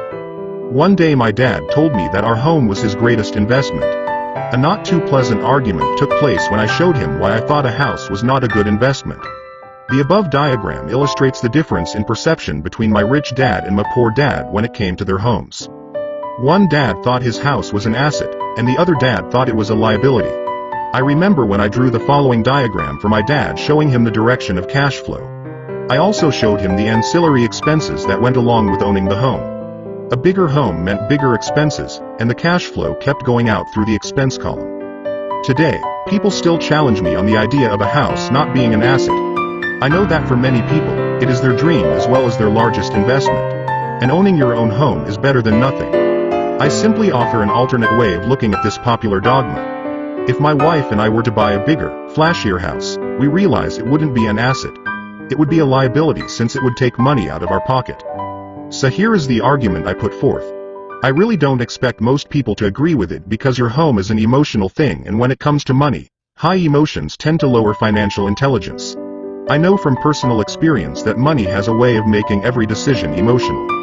When it comes to houses, most people work all their lives paying for a home they never own. In other words, most people buy a new house every few years, each time incurring a new 30-year loan to pay off the previous one. Even though people receive a tax deduction for interest on mortgage payments, they pay for all their other expenses with after-tax dollars, even after they pay off their mortgage.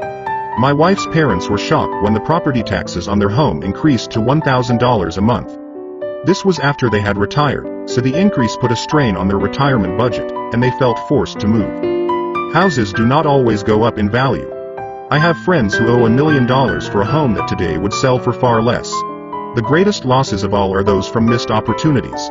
If all your money is tied up in your house, you may be forced to work harder because your money continues blowing out of the expense column, instead of adding to the asset column, the classic middle-class cash flow pattern. If a young couple would put more money into their asset column early on, their later years would be easier. Their assets would have grown and would be available to help cover expenses. All too often, a house only serves as a vehicle for incurring a home equity loan to pay for mounting expenses. In summary, the end result in making a decision to own a house that is too expensive in lieu of starting an investment portfolio impacts an individual in at least the following 3 ways. 1. Loss of time, during which other assets could have grown in value. 2. Loss of additional capital, which could have been invested instead of paying for high-maintenance expenses related directly to the home.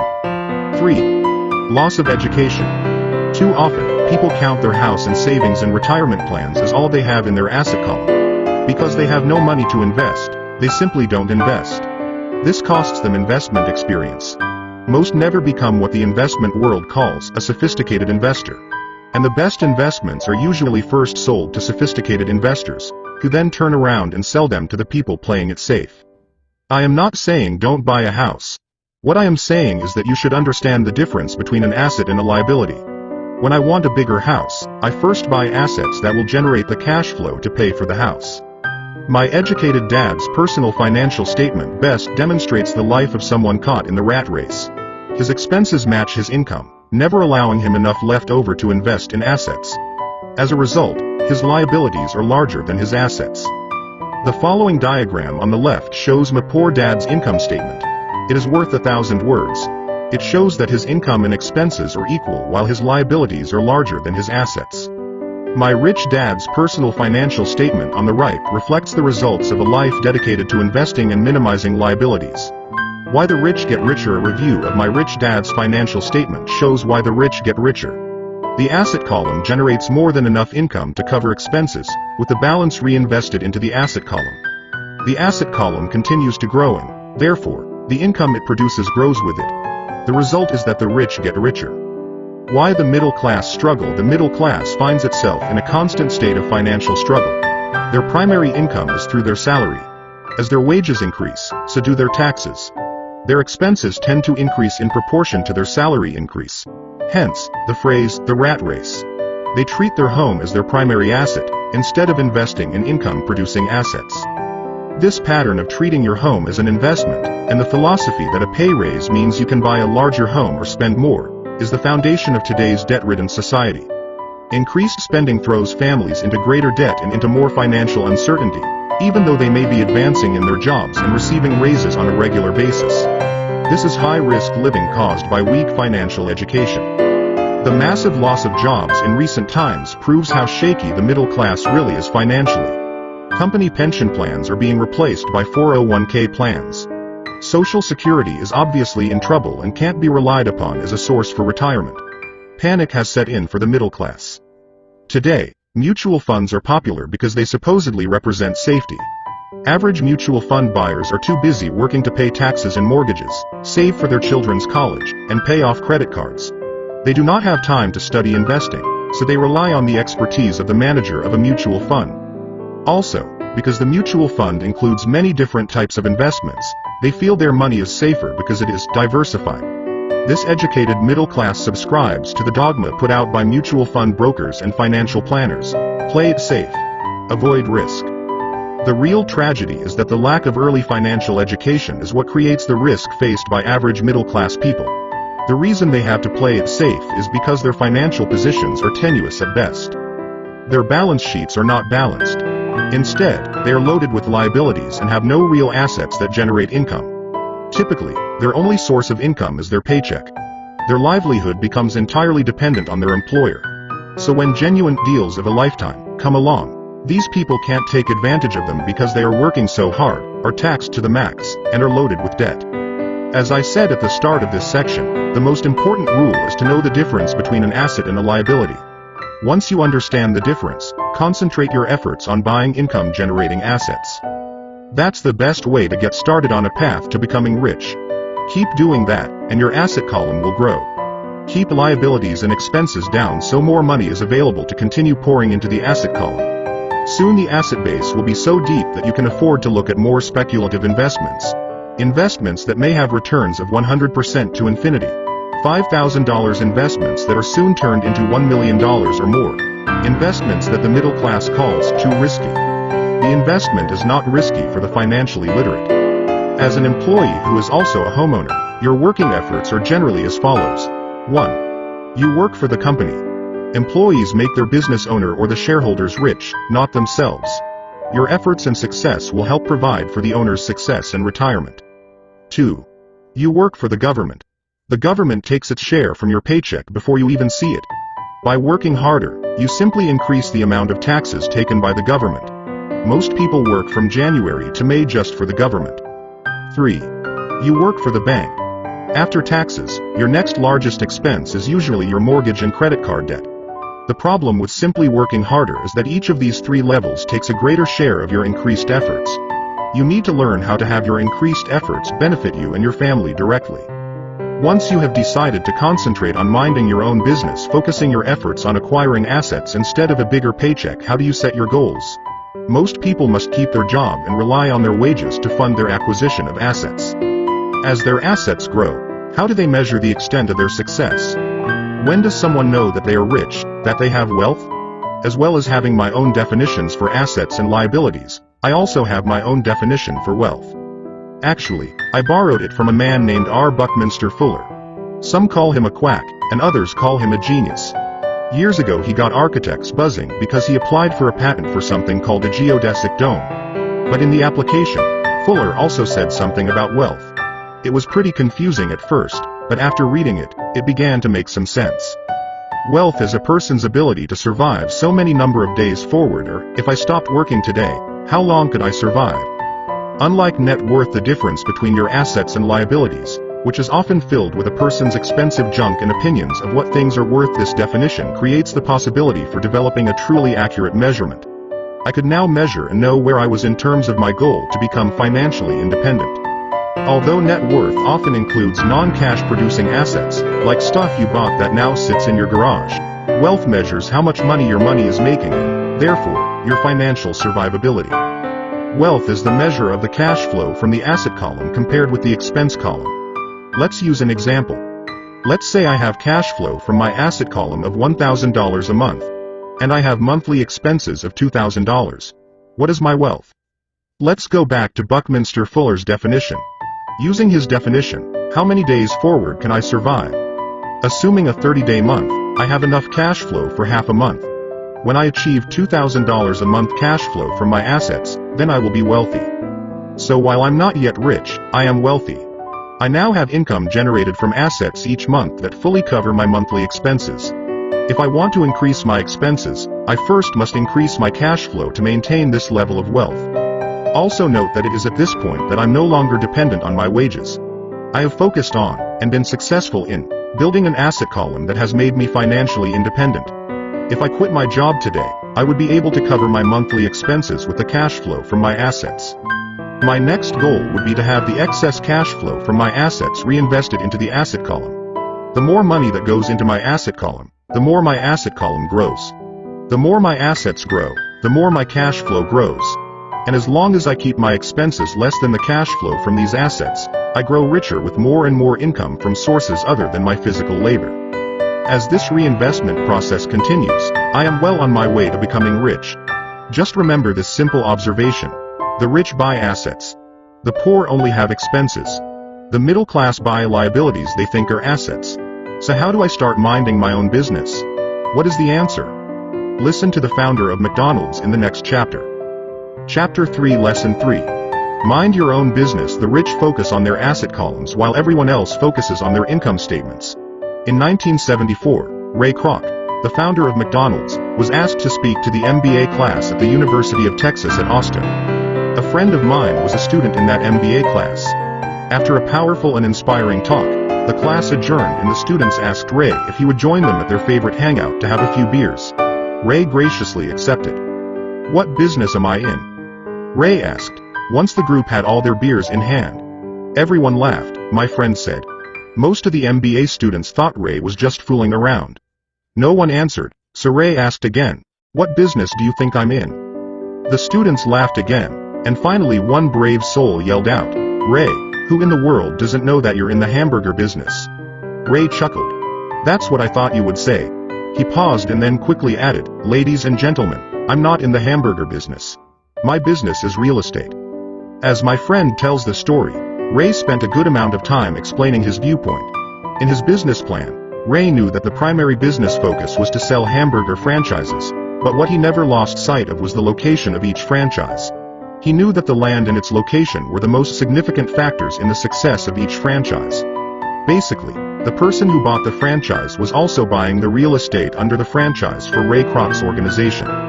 Today, McDonald's is the largest single owner of real estate in the world, owning even more than the Catholic Church. McDonald's owns some of the most valuable intersections and street corners in America and around the globe. My friend considers this as one of the most important lessons in his life. Today he owns car washes, but his business is the real estate under those car washes. The previous chapter presented diagrams illustrating that most people work for everyone but themselves. They work first for the owners of the company, then for the government through taxes, and finally for the bank that owns their mortgage. When I was a young boy, we did not have a McDonald's nearby. Yet my rich dad was responsible for teaching Mike and me the same lesson that Ray Kroc talked about at the University of Texas. It is secret number 3 of the rich. That secret is, mind your own business. Financial struggle is often directly the result of people working all their lives for someone else. Many people will simply have nothing at the end of their working days to show for their efforts. Our current educational system focuses on preparing today's youth to get good jobs by developing scholastic skills. Their lives will revolve around their wages or, as described earlier, their income column. Many will study further to become engineers, scientists, cooks, police officers, artists, writers, and so on. These professional skills allow them to enter the workforce and work for money. But there is a big difference between your profession and your business. Often I ask people, "What is your business?" And they will say, "Oh, I'm a banker." Then I ask them if they own the bank. And they usually respond, "No, I work there." In that instance, they have confused their profession with their business. Their profession may be a banker, but they still need their own business. A problem with school is that you often become what you study. So if you study cooking, you become a chef. If you study the law, you become an attorney, and a study of auto mechanics makes you a mechanic. The mistake in becoming what you study is that too many people forget to mind their own business. They spend their lives minding someone else's business and making that person rich. To become financially secure, a person needs to mind their own business. Your business revolves around your asset column, not your income column. As stated earlier, the number 1 rule is to know the difference between an asset and a liability, and to buy assets. The rich focus on their asset columns, while everyone else focuses on their income statements. That is why we hear so often, "I need a raise. If only I had a promotion. I am going back to school to get more training so I can get a better job. I am going to work overtime. Maybe I can get a second job." In some circles, these are sensible ideas, but you are still not minding your own business. These ideas all still focus on the income column and will only help a person become more financially secure if the additional money is used to purchase income-generating assets. Financial struggle is often the result of people working all their lives for someone else.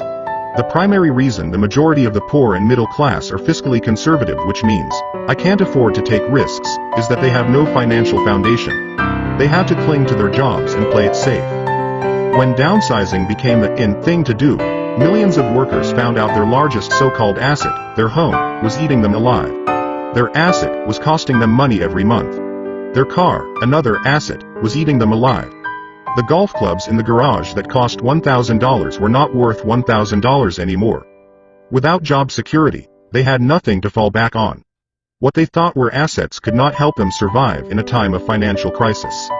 I assume most of us have filled out a credit application to buy a house or a car. It's always interesting to look at that net worth section because of what accepted banking and accounting practices allow a person to count as assets. One day when I wanted a loan, my financial position did not look too good. So I added my new golf clubs, my art collection, books, electronics, Armani suits, wristwatches, shoes, and other personal effects to boost the number in the asset column. But I was turned down because I had too much investment real estate. The loan committee didn't like that I made so much money from rent. They wanted to know why I did not have a normal job with a salary. They did not question the Armani suits, golf clubs, or art collection. Life is sometimes tough when you do not fit the standard profile. I cringe every time I hear someone say to me that their net worth is $1 million or $100,000 or whatever. One of the main reasons net worth is not accurate is simply because, the moment you begin selling your assets, you are taxed for any gains. So many people have put themselves in deep financial trouble when they run short of income. To raise cash, they sell their assets. But their personal assets can generally be sold for only a fraction of the value that is listed on their personal balance sheet. Or if there is a gain on the sale of the assets, they are taxed on the gain. So again, the government takes its share, thus reducing the amount available to help them out of debt. That is why I say someone's net worth is often worth less than they think. Start minding your own business. Keep your daytime job, but start buying real assets, not liabilities or personal effects that have no real value once you get them home. A new car loses nearly 25% of the price you pay for it the moment you drive it off the lot. It is not a true asset even if your banker lets you list it as one. My $400 new titanium driver was worth $150 the moment I teed off. Keep expenses low, reduce liabilities, and diligently build a base of solid assets. For young people who have not yet left home, it is important for parents to teach them the difference between an asset and a liability. Get them to start building a solid asset column before they leave home, get married, buy a house, have kids, and get stuck in a risky financial position, clinging to a job, and buying everything on credit. I see so many young couples who get married and trap themselves into a lifestyle that will not let them get out of debt for most of their working years. For many people, just as the last child leaves home, the parents realize they have not adequately prepared for retirement and they begin to scramble to put some money away. Then their own parents become ill and they find themselves with new responsibilities. So what kind of assets am I suggesting that you or your children acquire? In my world, real assets fall into the following categories. Businesses that do not require my presence, I own them, but they are managed or run by other people. If I have to work there, it's not a business. It becomes my job. Stocks, bonds, income generating real estate, notes, IOUs, royalties from intellectual properties such as music, scripts, and patents. Anything else that has value, produces income or appreciates, and has a ready market. As a young boy, my educated dad encouraged me to find a safe job. But my rich dad encouraged me to begin acquiring assets that I loved. If you don't love it, you won't take care of it. I collect real estate simply because I love buildings and land. I love shopping for them, and I could look at them all day long. When problems arise, the problems aren't so bad that it changes my love for real estate. For people who hate real estate, they shouldn't buy it. I also love stocks of small companies, especially startups, because I am an entrepreneur, not a corporate person. In my early years, I worked in large organizations, such as Standard Oil of California, the U.S. Marine Corps, and Xerox Corp. I enjoyed my time with those organizations and have fond memories, but I know deep down I am not a company man. I like starting companies, not running them. So my stock buys are usually of small companies. Sometimes I even start the company and take it public. Fortunes are made in new stock issues, and I love the game. Many people are afraid of small cap companies and call them risky, and they are. But that risk is diminished if you love what the investment is, understand it, and know the game. With small companies, my investment strategy is to be out of the stock in a year. On the other hand, my real estate strategy is to start small and keep trading up for bigger properties and, therefore, delay paying taxes on the gain. This allows the value to increase dramatically. I generally hold real estate less than 7 years. Start minding your own business. Keep your daytime job, but start buying real assets, not liabilities. For years, even while I was with the Marine Corps and Xerox, I did what my rich dad recommended. I kept my day job, but I still minded my own business. I was active in my asset column trading real estate and small stocks. Rich Dad always stressed the importance of financial literacy. The better I was at understanding the accounting and cash management, the better I would be at analyzing investments and eventually starting and building my own company. I don't encourage anyone to start a company unless they really want to. Knowing what I know about running a company, I wouldn't wish that task on anyone. There are times when people can't find employment and starting a company seems like the best solution. But the odds are against success. 9 out of 10 companies fail in 5 years. Of those that survive the first 5 years, 9 out of every 10 of those eventually fail as well. So only if you really have the desire to own your own company do I recommend it. Otherwise, keep your day job and mind your own business. When I say mind your own business, I mean to build and keep your asset column strong. Once a dollar goes into it, never let it come out. Think of it this way. Once a dollar goes into your asset column, it becomes your employee. The best thing about money is that it works 24 hours a day and can work for generations. Keep your day job, be a great hard-working employee, but keep building that asset column. As your cash flow grows, you can indulge in some luxuries. An important distinction is that rich people buy luxuries last, while the poor and middle class tend to buy luxuries first. The poor and the middle class often buy luxury items like big houses, diamonds, furs, jewelry, or boats because they want to look rich. They look rich, but in reality they just get deeper in debt on credit. The old money people, the long-term rich, build their asset column first. Then the income generated from the asset column buys their luxuries. The poor and middle class buy luxuries with their own sweat, blood, and children's inheritance. A true luxury is a reward for investing in and developing a real asset. For example, when my wife Kim and I had extra money coming from our apartment houses, she went out and bought her Mercedes. It didn't take any extra work or risk on her part because the apartment house bought the car. She did, however, have to wait 4 years while the real estate investment portfolio grew and began generating enough extra cash flow to pay for the car. But the luxury, the Mercedes, was a true reward because she proved she knew how to grow her asset column. That car now means a lot more to her than simply another pretty car. It means she used her financial intelligence to afford it. Instead, most people impulsively go out and buy a new car, or some other luxury, on credit. They may feel bored and just want a new toy. Buying a luxury on credit often causes a person to eventually resent that luxury because the debt becomes a financial burden. After you've taken the time and invested in and built your own business, you are now ready to learn the biggest secret of the rich, the secret that puts the rich way ahead of the pack. Chapter 4, Lesson 4. The history of taxes and the power of corporations. My rich dad just played the game smart, and he did it through corporations, the biggest secret of the rich. I remember in school being told the story of Robin Hood and his merry men. My teacher thought it was a wonderful story of a romantic hero who robbed from the rich and gave to the poor. My rich dad did not see Robin Hood as a hero. He called Robin Hood a crook. Robin Hood may be long gone, but his followers live on. I often still hear people say, "Why don't the rich pay for it?" Or, "The rich should pay more in taxes and give it to the poor." It is this Robin Hood fantasy, or taking from the rich to give to the poor, that has caused the most pain for the poor and the middle class. The reason the middle class is so heavily taxed is because of the Robin Hood ideal.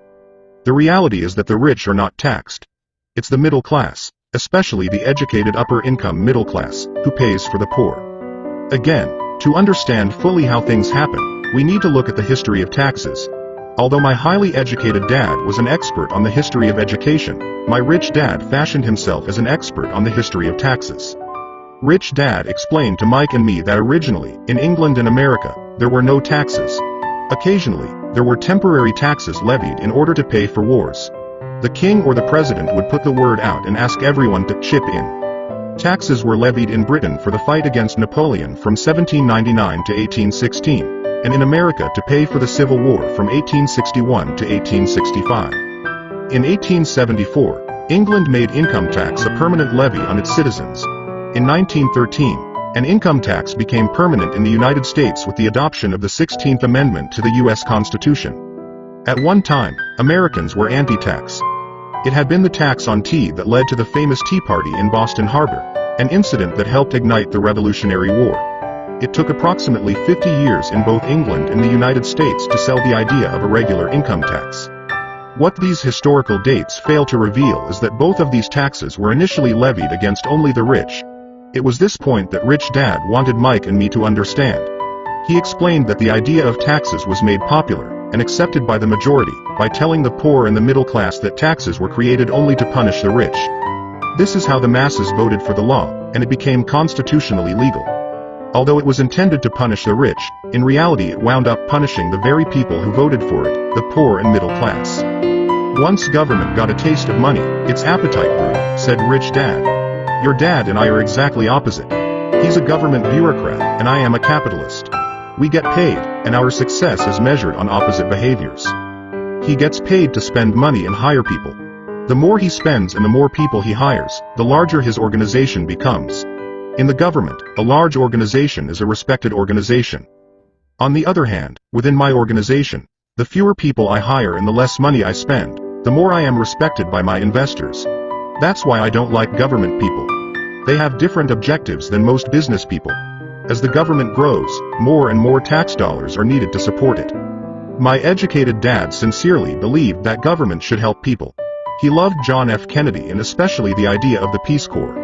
He loved the idea so much that both he and my mom worked for the Peace Corps, training volunteers to go to Malaysia, Thailand, and the Philippines.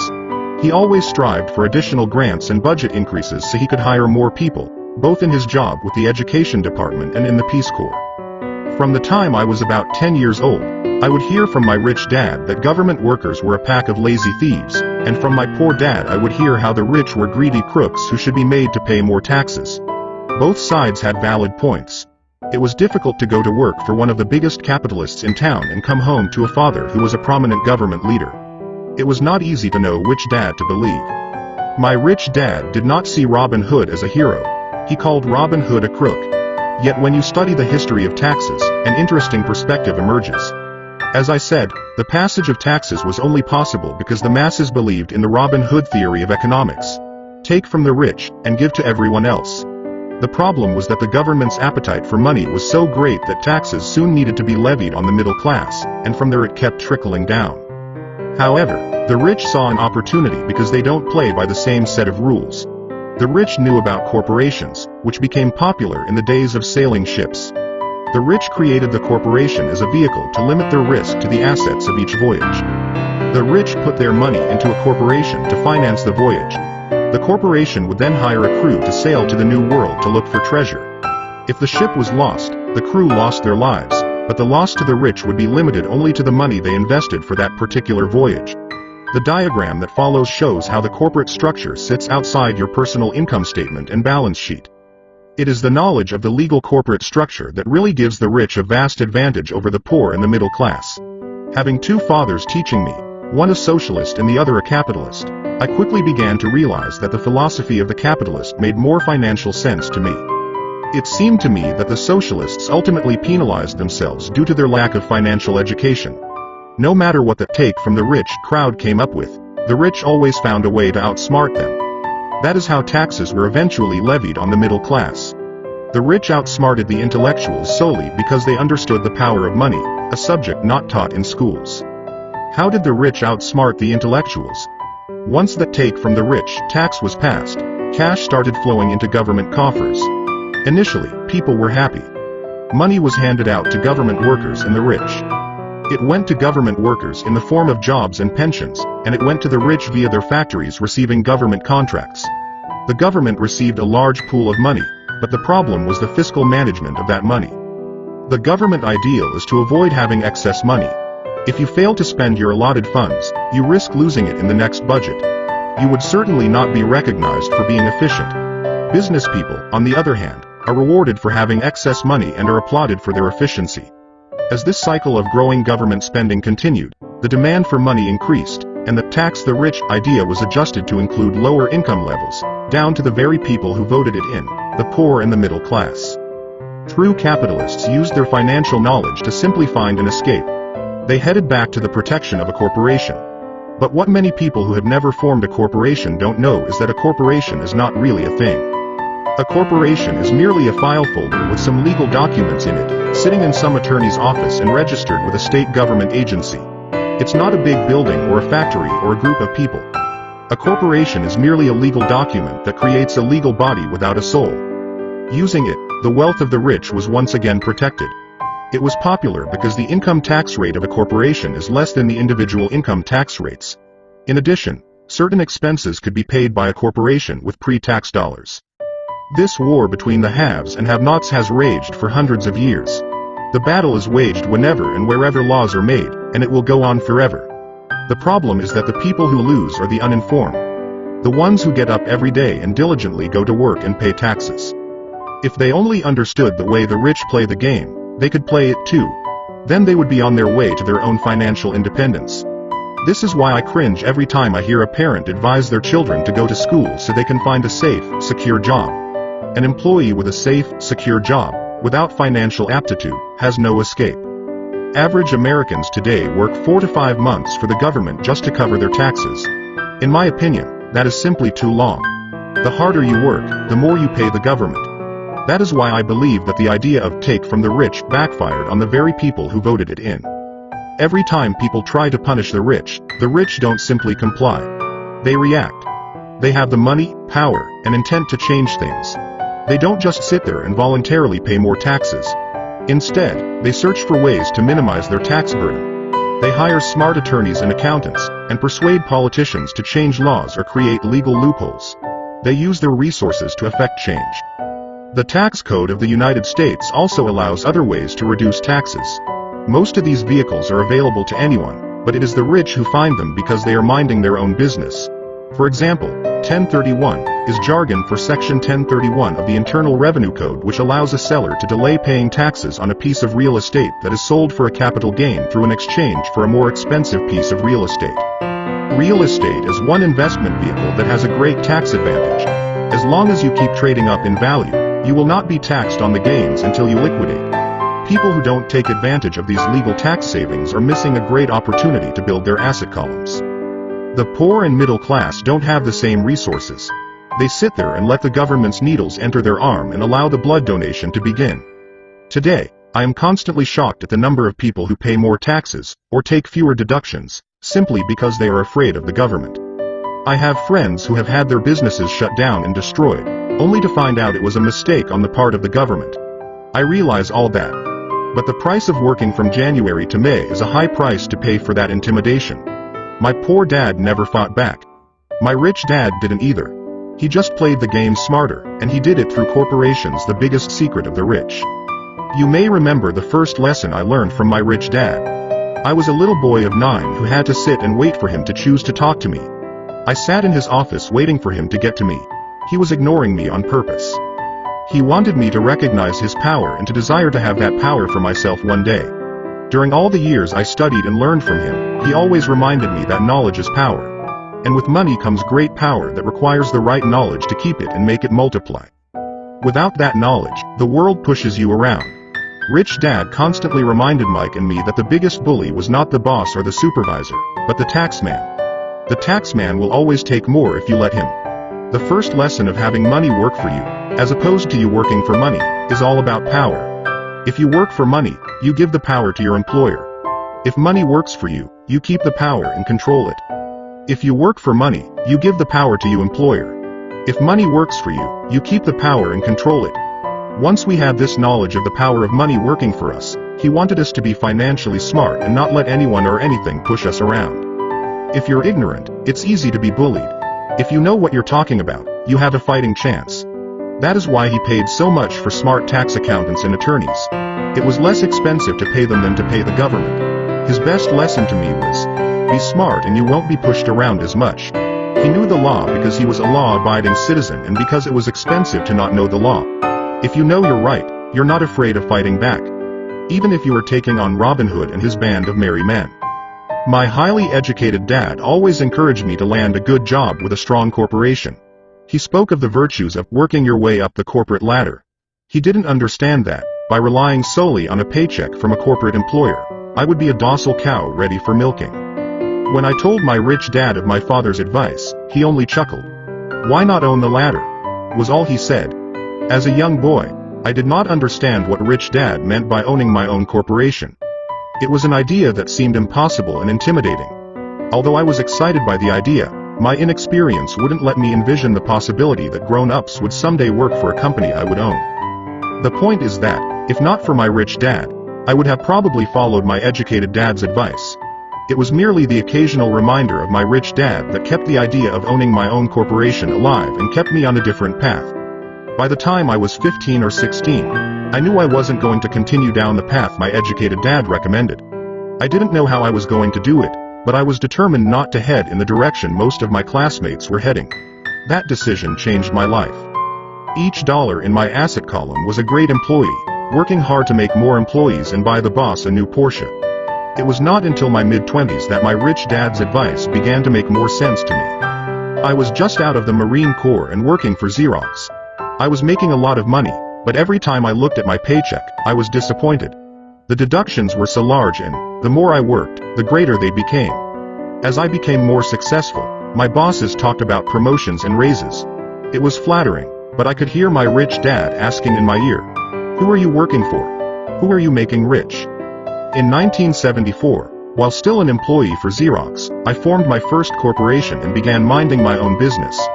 There were already a few assets in my asset column, but now I was determined to focus on making it bigger. Those paychecks, with all the deductions, made all the years of my rich dad's advice make total sense. I could see the future if I followed my educated dad's advice. Many employers feel that advising their workers to mind their own business is bad for business. But for me, focusing on my own business and developing assets made me a better employee because I now had a purpose. I came in early and worked diligently, amassing as much money as possible so I could invest in real estate.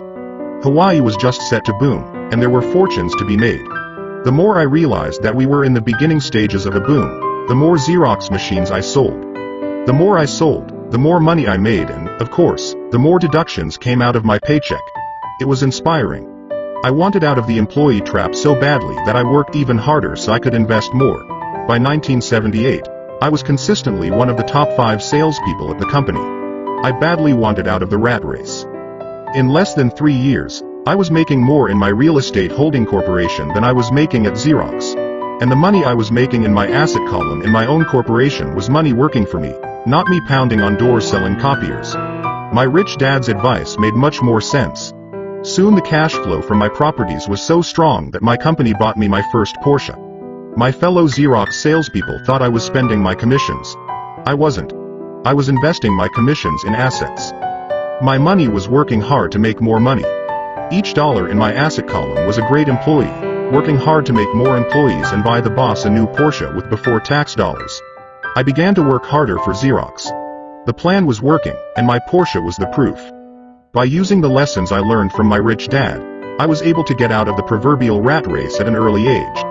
It was made possible because of the strong financial knowledge I had acquired through rich dad's lessons. Without this financial knowledge, which I call financial intelligence or financial IQ, my road to financial independence would have been much more difficult. I now teach others in the hope that I may share my knowledge with them. I remind people that financial IQ is made up of knowledge from 4 broad areas of expertise. 1. Accounting is financial literacy or the ability to read numbers. This is a vital skill if you want to build an empire. The more money you are responsible for, the more accuracy is required, or the house comes tumbling down. This is the left brain side, or the details. Financial literacy is the ability to read and understand financial statements, which allows you to identify the strengths and weaknesses of any business. 2. Investing is the science of making money. This involves strategies and formulas which use the creative right brain side. 3. Understanding markets is the science of supply and demand. You need to know the technical aspects of the market, which are emotion-driven, in addition to the fundamental or economic aspects of an investment. Does an investment make sense or does it not make sense based on current market conditions? 4. The law of corporation wrapped around the technical skills of accounting, investing, and markets can contribute to explosive growth. A person who understands the tax advantages and protections provided by a corporation can get rich so much faster than someone who is an employee or a small business sole proprietor. It's like the difference between someone walking and someone flying. The difference is profound when it comes to long-term wealth. Tax advantages. A corporation can do many things that an employee cannot, like pay expenses before paying taxes. That is a whole area of expertise that is very exciting. Employees earn and get taxed, and they try to live on what is left. A corporation earns, spends everything it can, and is taxed on anything that is left. It's one of the biggest legal tax loopholes that the rich use. They're easy to set up and are not expensive if you own investments that are producing good cash flow. For example, by owning your own corporation, your vacations can be board meetings in Hawaii. Car payments, insurance, repairs, and health club memberships are company expenses. Most restaurant meals are partial expenses, and on and on. But it's done legally with pre-tax dollars. Protection from lawsuits. We live in a litigious society. Everybody wants a piece of your action. The rich hide much of their wealth using vehicles such as corporations and trusts to protect their assets from creditors. When someone sues a wealthy individual, they are often met with layers of legal protection and often find that the wealthy person actually owns nothing. They control everything, but own nothing. The poor and middle class try to own everything and lose it to the government or to fellow citizens who like to sue the rich. They learned it from the Robin Hood story. Take from the rich, and give it to the poor. It is not the purpose of this book to go into the specifics of owning a corporation. But I will say that if you own any kind of legitimate assets, I would consider finding out more about the benefits and protection offered by a corporation as soon as possible. There are many books written on the subject that will detail the benefits and even walk you through the steps necessary to set up a corporation. Garrett Sutton's books on corporations provide wonderful insight into the power of personal corporations. Financial IQ is actually the synergy of many skills and talents. I would say it is the combination of the 4 technical skills listed above that make up basic financial intelligence. If you aspire to great wealth, it is the combination of these skills that will greatly amplify your financial intelligence. In summary, as part of your overall financial strategy, I recommend that you learn about the protection that legal entities can provide for businesses and assets. Chapter 5. Lesson 5. The rich invent money, often in the real world. It's not the smart who get ahead, but the bold. Last night, I took a break from writing and watched a TV program on the history of a young man named Alexander Graham Bell. Bell had just patented his telephone and was having growing pains because the demand for his new invention was so strong. Needing a bigger company, he then went to the giant at that time, Western Union, and asked them if they would buy his patent and his tiny company. He wanted $100,000 for the whole package. The president of Western Union scoffed at him and turned him down, saying the price was ridiculous. The rest is history.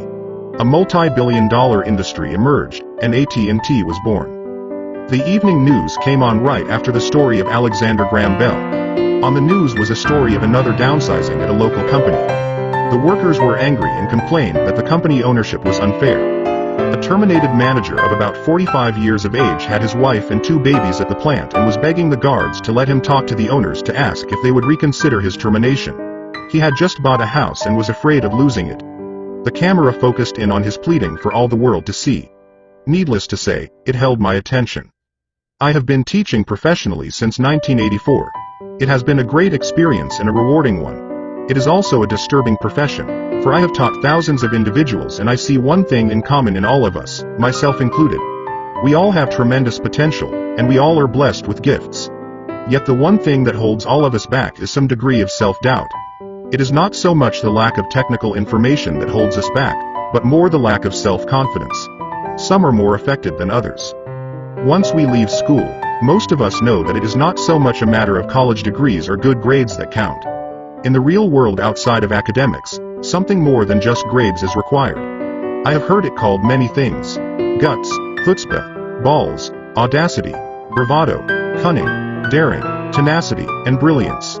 This factor, whatever it is labeled, ultimately decides one's future much more than school grades do. Inside each of us is one of these brave, brilliant, and daring characters. There is also the flip side of that character. People who could get down on their knees and beg if necessary. After a year in Vietnam as a Marine Corps pilot, I got to know both of those characters inside of me intimately. One is not better than the other. Yet as a teacher, I recognized that it was excessive fear and self-doubt that were the greatest detractors of personal genius. It broke my heart to see students know the answers, yet lack the courage to act on the answer. Often in the real world, it's not the smart who get ahead, but the bold. In my personal experience, your financial genius requires both technical knowledge as well as courage. If fear is too strong, the genius is suppressed. In my classes, I strongly urge students to learn to take risks, to be bold, and to let their genius convert that fear into power and brilliance. It works for some and just terrifies others. I have come to realize that for most people, when it comes to the subject of money, They would rather play it safe. I have had to field questions such as, why take risks? Why should I bother developing my financial IQ? Why should I become financially literate?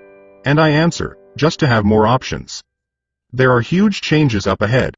In the coming years, there will be more people just like the young inventor Alexander Graham Bell. There will be 100 people like Bill Gates and hugely successful companies like Microsoft created every year, all over the world. And there also will be many more bankruptcies, layoffs, and downsizings. So why bother developing your financial IQ? No one can answer that but you. Yet I can tell you why I myself do it. I do it because it is the most exciting time to be alive. I'd rather be welcoming change than dreading change. I'd rather be excited about making millions than worrying about not getting a raise. This period we are in now is a most exciting time, unprecedented in our world's history. Generations from now, people will look back at this period of time and remark at what an exciting era it must have been. It was the death of the old and birth of the new. It was full of turmoil, and it was exciting. So why bother developing your financial IQ? Because if you do, you will prosper greatly. And if you don't, this period of time will be a frightening one. It will be a time of watching some people move boldly forward while others cling to worn-out life preservers. Land was wealth 300 years ago. So the person who owned the land owned the wealth. Later, wealth was in factories and production, and America rose to dominance. The industrialist owned the wealth. Today, wealth is in information. And the person who has the most timely information owns the wealth. The problem is that information flies around the world at the speed of light. The new wealth cannot be contained by boundaries and borders as land and factories were. The changes will be faster and more dramatic. There will be a dramatic increase in the number of new multimillionaires. There also will be those who are left behind. I find so many people struggling today, often working harder, simply because they cling to old ideas.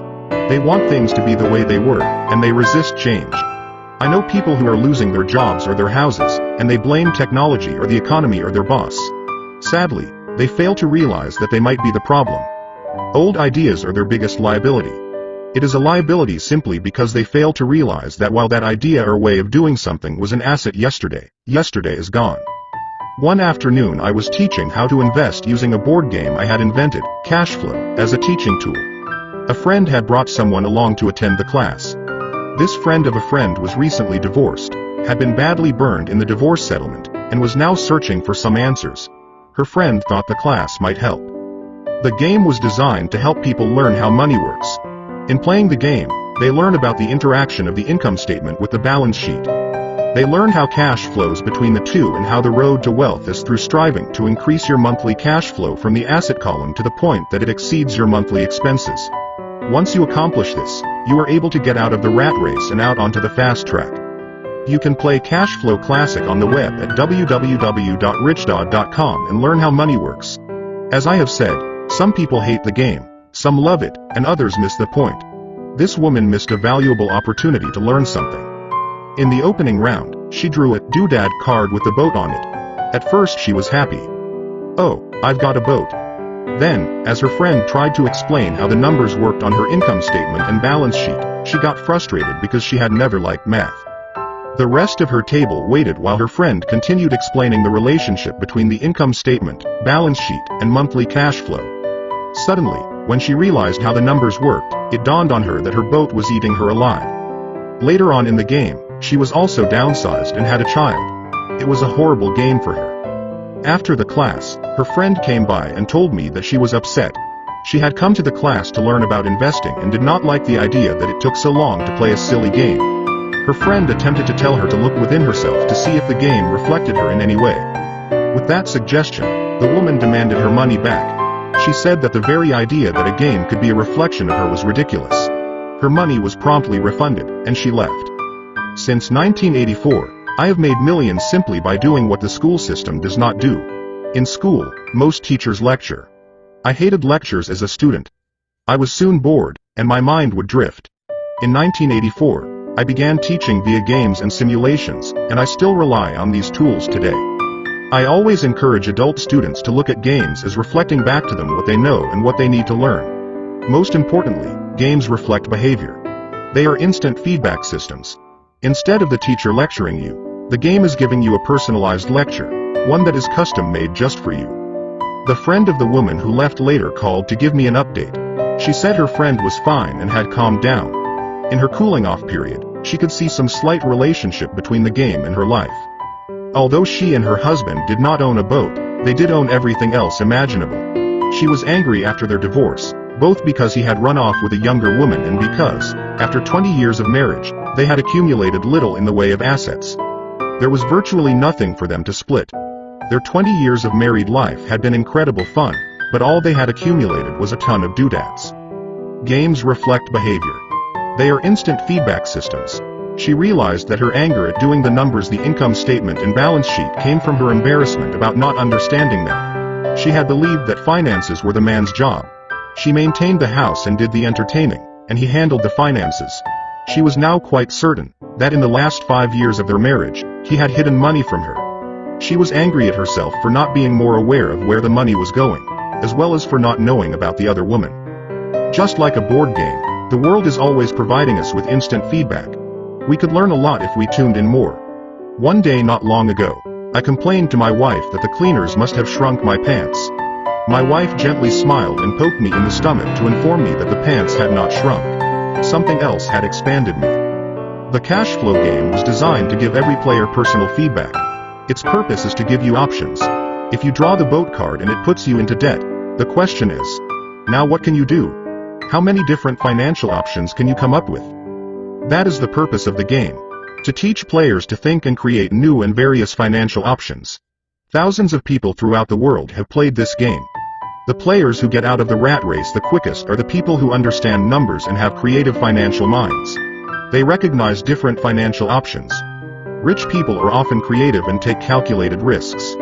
People who take the longest are people who are not familiar with numbers and often do not understand the power of investing. Some people playing cash flow gain lots of money in the game, but they don't know what to do with it. Even though they have money, everyone else seems to be getting ahead of them. And that is true in real life. There are a lot of people who have a lot of money and do not get ahead financially.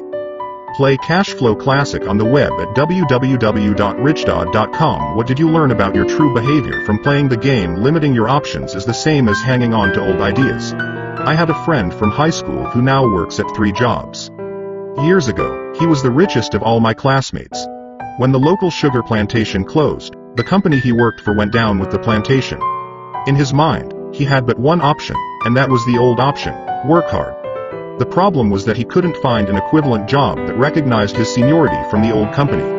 As a result, he is overqualified for the jobs he currently has, so his salary is lower. He now works 3 jobs to earn enough to survive. I have watched people playing cash flow complain that the right opportunity cards are not coming their way, so they sit there. I know people who do that in real life. They wait for the right opportunity. I have watched people get the right opportunity card and then not have enough money. Then they complain that they would have gotten out of the rat race if they had had more money. So they sit there. I know people in real life who do that also. They see all the great deals, but they have no money. And I have seen people pull a great opportunity card, read it out loud, and have no idea that it is a great opportunity. They have the money, the time is right, they have the card, but they can't see the opportunity staring them in the face. They fail to see how it fits into their financial plan for escaping the rat race. And I know more people like that than all the others combined. Most people have an opportunity of a lifetime flash right in front of them, and they fail to see it. A year later, they find out about it, after everyone else got rich. Financial intelligence is simply having more options. If the opportunities aren't coming your way, what else can you do to improve your financial position? If an opportunity lands in your lap and you have no money and the bank won't talk to you, what else can you do to get the opportunity to work in your favor? If your hunch is wrong, and what you've been counting on doesn't happen, how can you turn a lemon into millions? That is financial intelligence. It is not so much what happens, but how many different financial solutions you can think of to turn a lemon into millions. It is how creative you are in solving financial problems. Most people only know one solution: work hard, save, and borrow. So why would you want to increase your financial intelligence? Because you want to be the kind of person who creates your own luck. You take whatever happens and make it better. Few people realize that luck is created, just as money is. And if you want to be luckier and create money instead of working hard, then your financial intelligence is important.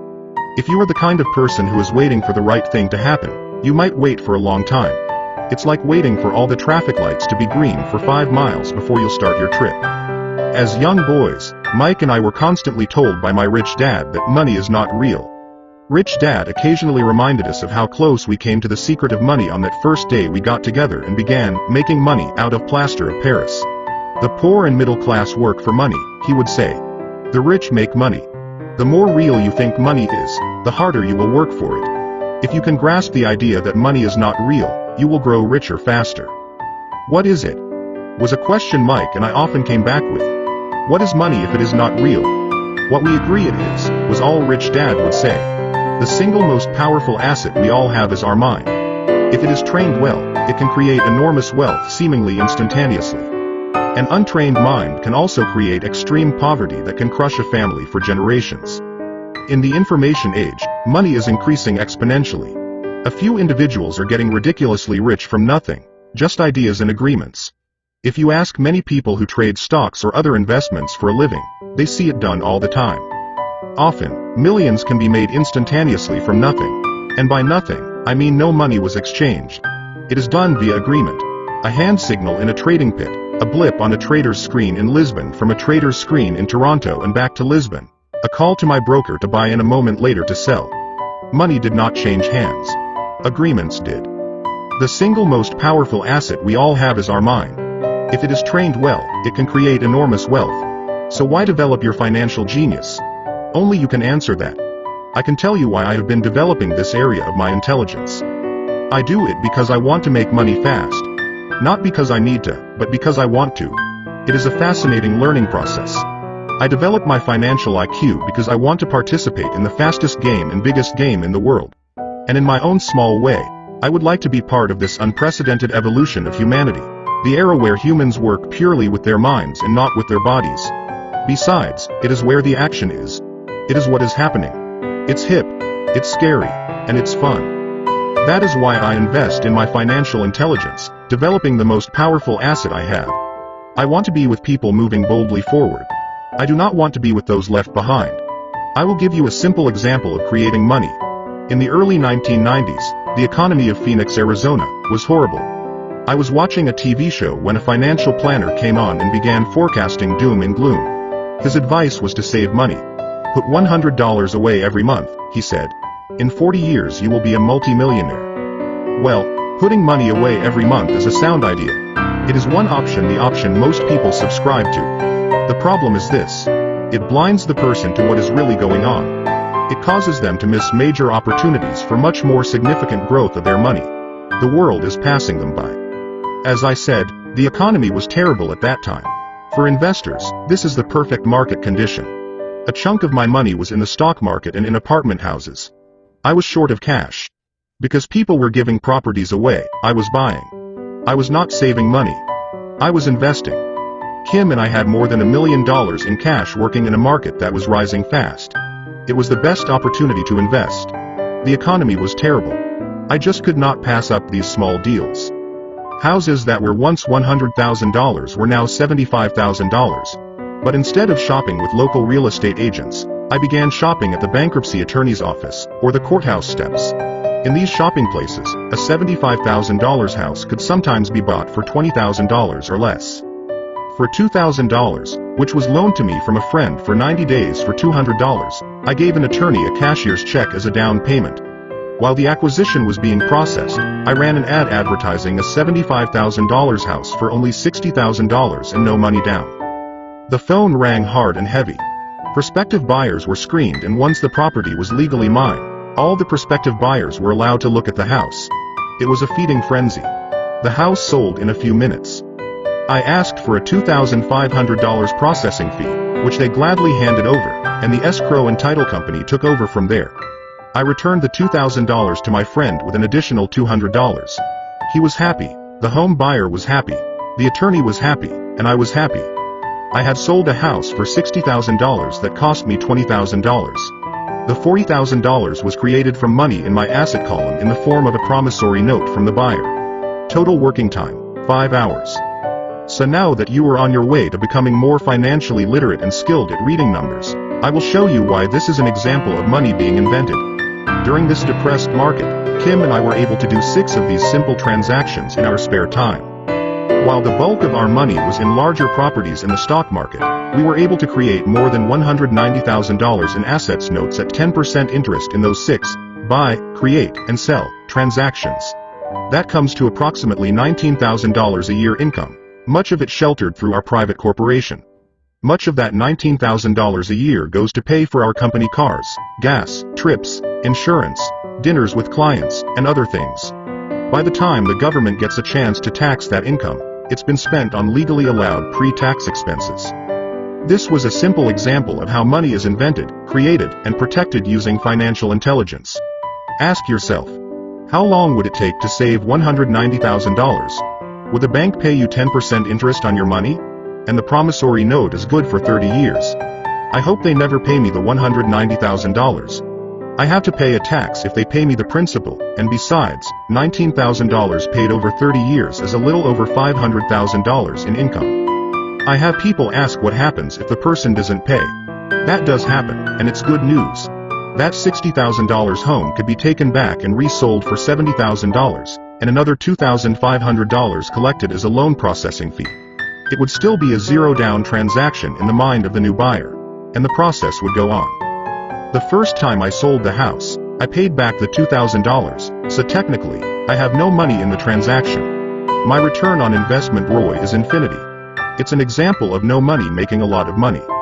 In the second transaction, when resold, I would have put $2,000 in my pocket and re-extended the loan to 30 years. What would my ROI be if I got paid money to make money? I do not know, but it sure beats saving $100 a month, which actually starts out as $150 because it's after-tax income for 40 years earning low interest. And again, you're taxed on the interest. That is not too intelligent. It may be safe, but it's not smart. A few years later, as the Phoenix real estate market strengthened, those houses we sold for $60,000 became worth $110,000. Foreclosure opportunities were still available, but became rare. It cost a valuable asset, my time, to go out looking for them. Thousands of buyers were looking for the few available deals. The market had changed. It was time to move on and look for other opportunities to put in the asset column. You can't do that here. That is against the law. You're lying. I hear those comments much more often than, can you show me how to do that? The math is simple. You do not need algebra or calculus. And the escrow company handles the legal transaction and the servicing of the payments. I have no roofs to fix or toilets to unplug because the owners do that. It's their house. Occasionally someone does not pay. And that is wonderful because there are late fees, or they move out and the property is sold again. The court system handles that. And it may not work in your area. The market conditions may be different, but the example illustrates how a simple financial process can create hundreds of thousands of dollars, with little money and low risk. It is an example of money being only an agreement. Anyone with a high school education can do it. Yet most people won't. Most people listen to the standard advice of work hard and save money. For about 30 hours of work, approximately $190,000 was created in the asset column, and no taxes were paid. Which one sounds harder to you? 1. Work hard. Pay 50% in taxes. Save what is left. Your savings then earn 5%, which is also taxed. Or 2. Take the time to develop your financial intelligence. Harness the power of your brain in the asset column. If you use option number 1, be sure to factor in how much time it takes you to save $190,000. Time is one of your greatest assets. Now you may understand why I silently shake my head when I hear parents say, "My child is doing well in school and receiving a good education." It may be good, but is it adequate? I know the above investment strategy is a small one. It is used to illustrate how small can grow into big. Again, my success reflects the importance of a strong financial foundation, which starts with a strong financial education. I have said it before, but it's worth repeating. Financial intelligence is made up of these 4 main technical skills. 1. Accounting is financial literacy, or the ability to read numbers. This is a vital skill if you want to build businesses or investments. 2. Investing is the science of money making money. 3. Understanding markets is the science of supply and demand. Alexander Graham Bell gave the market what it wanted. So did Bill Gates. A $75,000 house offered for $60,000 that cost $20,000 was also the result of seizing an opportunity created by the market. Somebody was buying, and someone was selling. 4. The law is the awareness of accounting corporate, state and federal regulations. I recommend playing by the rules. It is this basic foundation, or the combination of these skills, that is needed to be successful in the pursuit of wealth, whether it be through the buying of small homes, apartment buildings, companies, stocks, bonds, precious metals, baseball cards, or the like. A few years later, the real estate market rebounded and everyone else was getting in. The stock market was booming, and everyone was getting in. The US economy was getting back on its feet. I began selling and was now traveling to Peru, Norway, Malaysia, and the Philippines. The investment landscape had changed. We were no longer buying real estate. Now I just watch the values climb inside the asset column and will probably begin selling. I suspect that some of those 6 little house deals will sell and the $40,000 note will be converted to cash. I need to call my accountant to be prepared for cash and seek ways to shelter it. The point I would like to make is that investments come and go. The market goes up and comes down. Economies improve and crash. The world is always handing you opportunities of a lifetime, every day of your life, but all too often we fail to see them. But they are there. And the more the world changes and the more technology changes, the more opportunities there will be to allow you and your family to be financially secure for generations to come. So why bother developing your financial intelligence? Again, only you can answer that. I know why I continue to learn and develop. I do it because I know there are changes coming. I'd rather welcome change than cling to the past. I know there will be market booms and market crashes. I want to continually develop my financial intelligence because, at each market change, some people will be on their knees begging for their jobs. Others, meanwhile, will take the lemons that life hands them, and we are all handed lemons occasionally and turn them into millions. That's financial intelligence.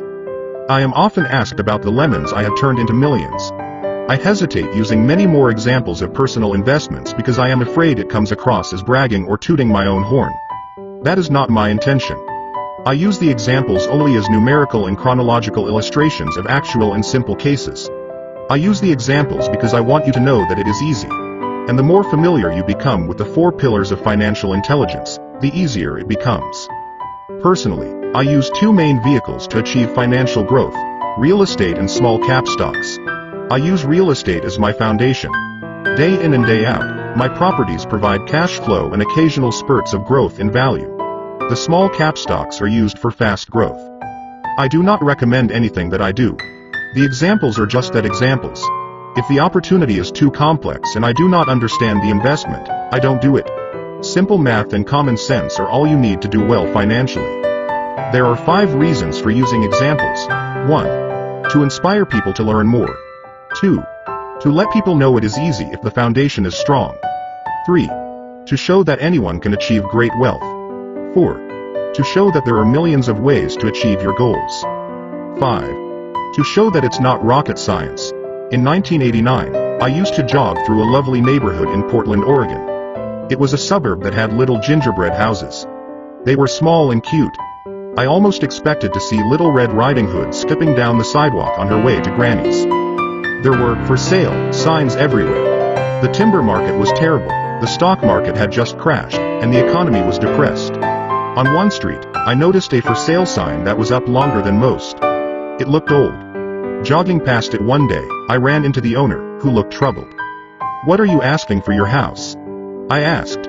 The owner turned and smiled weakly. "Make me an offer," he said. "It's been for sale for over a year. Nobody even comes by anymore to look at it." "I'll look," I said, and I bought the house a half hour later for $20,000 less than his asking price. It was a cute little 2-bedroom home, with gingerbread trim on all the windows. It was light blue with gray accents and had been built in 1930. Inside there was a beautiful rock fireplace, as well as 2 tiny bedrooms. It was a perfect rental house. I gave the owner $5,000 down for a $45,000 house that was really worth $65,000, except that no one wanted to buy it. The owner moved out in a week, happy to be free, and my first tenant moved in, a local college professor. After the mortgage, expenses, and management fees were paid, I put a little less than $40 in my pocket at the end of each month. Hardly exciting. A year later, the depressed Oregon real estate market had begun to pick up.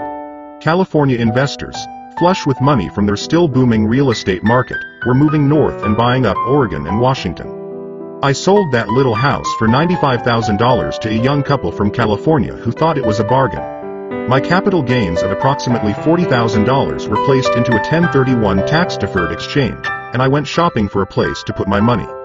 In about a month, I found a 12-unit apartment house right next to the Intel plant in Beaverton, Oregon. The owners lived in Germany, had no idea what the place was worth, and again, just wanted to get out of it. I offered $275,000 for a $450,000 building. They agreed to $300,000. I bought it and held it for 2 years. Utilizing the same 1031 exchange process, we sold the building for $495,000 and bought a 30-unit apartment building in Phoenix, Arizona. We had moved to Phoenix by then to get out of the rain, and needed to sell anyway. Like the former Oregon market, the real estate market in Phoenix was depressed. The price of the 30-unit apartment building in Phoenix was $875,000, with $225,000 down. The cash flow from the 30 units was a little over $5,000 a month.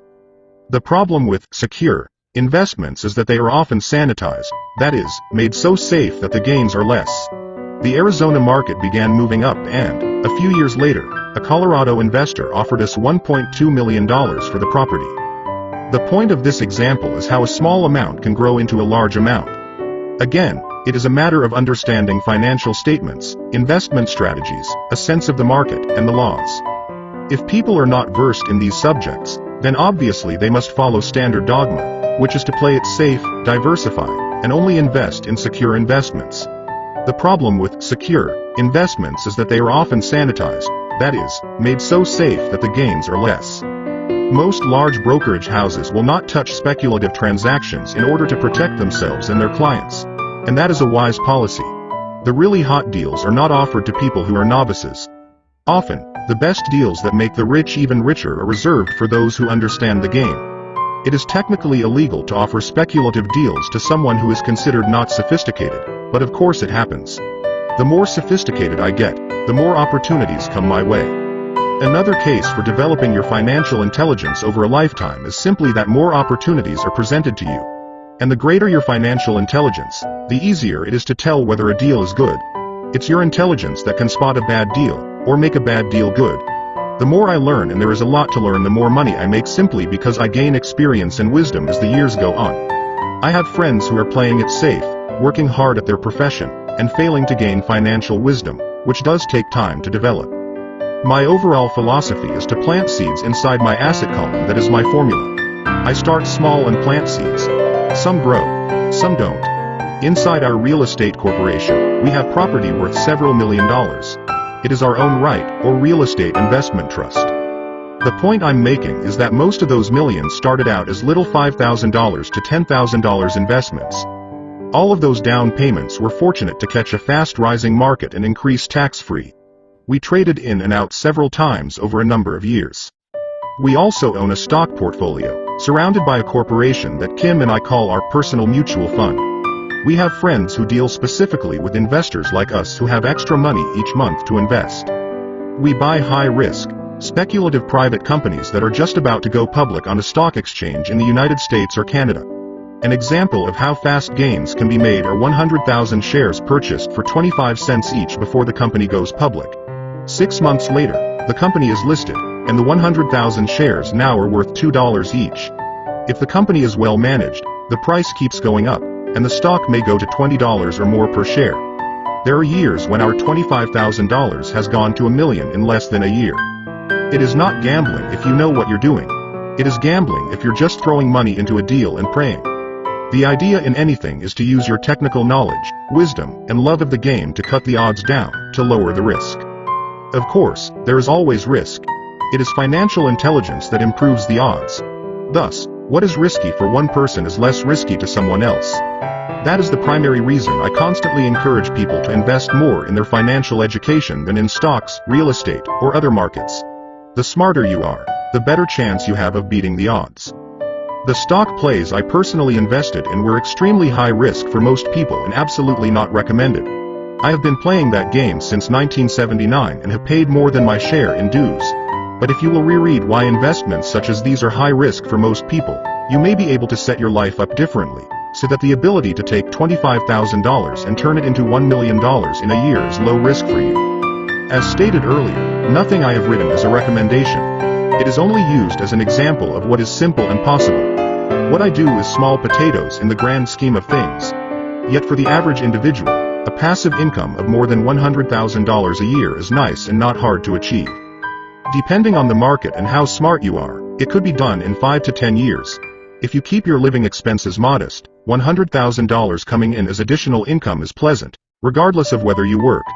You can work if you like or take time off if you choose and use the government tax system in your favor, rather than against you. It is not gambling if you know what you're doing. It is gambling if you're just throwing money into a deal and praying. My personal basis is real estate. I love real estate because it's stable and slow-moving. I keep the base solid. The cash flow is fairly steady and, if properly managed, has a good chance of increasing in value.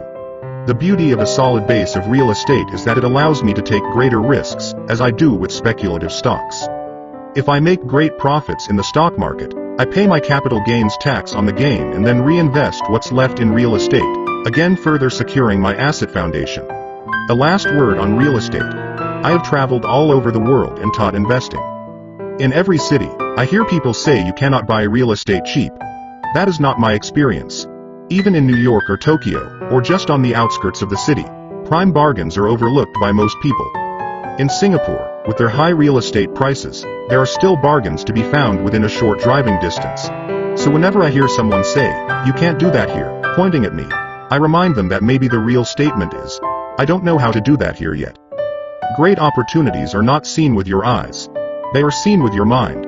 Most people never get wealthy simply because they are not trained financially to recognize opportunities right in front of them. I am often asked, how do I start?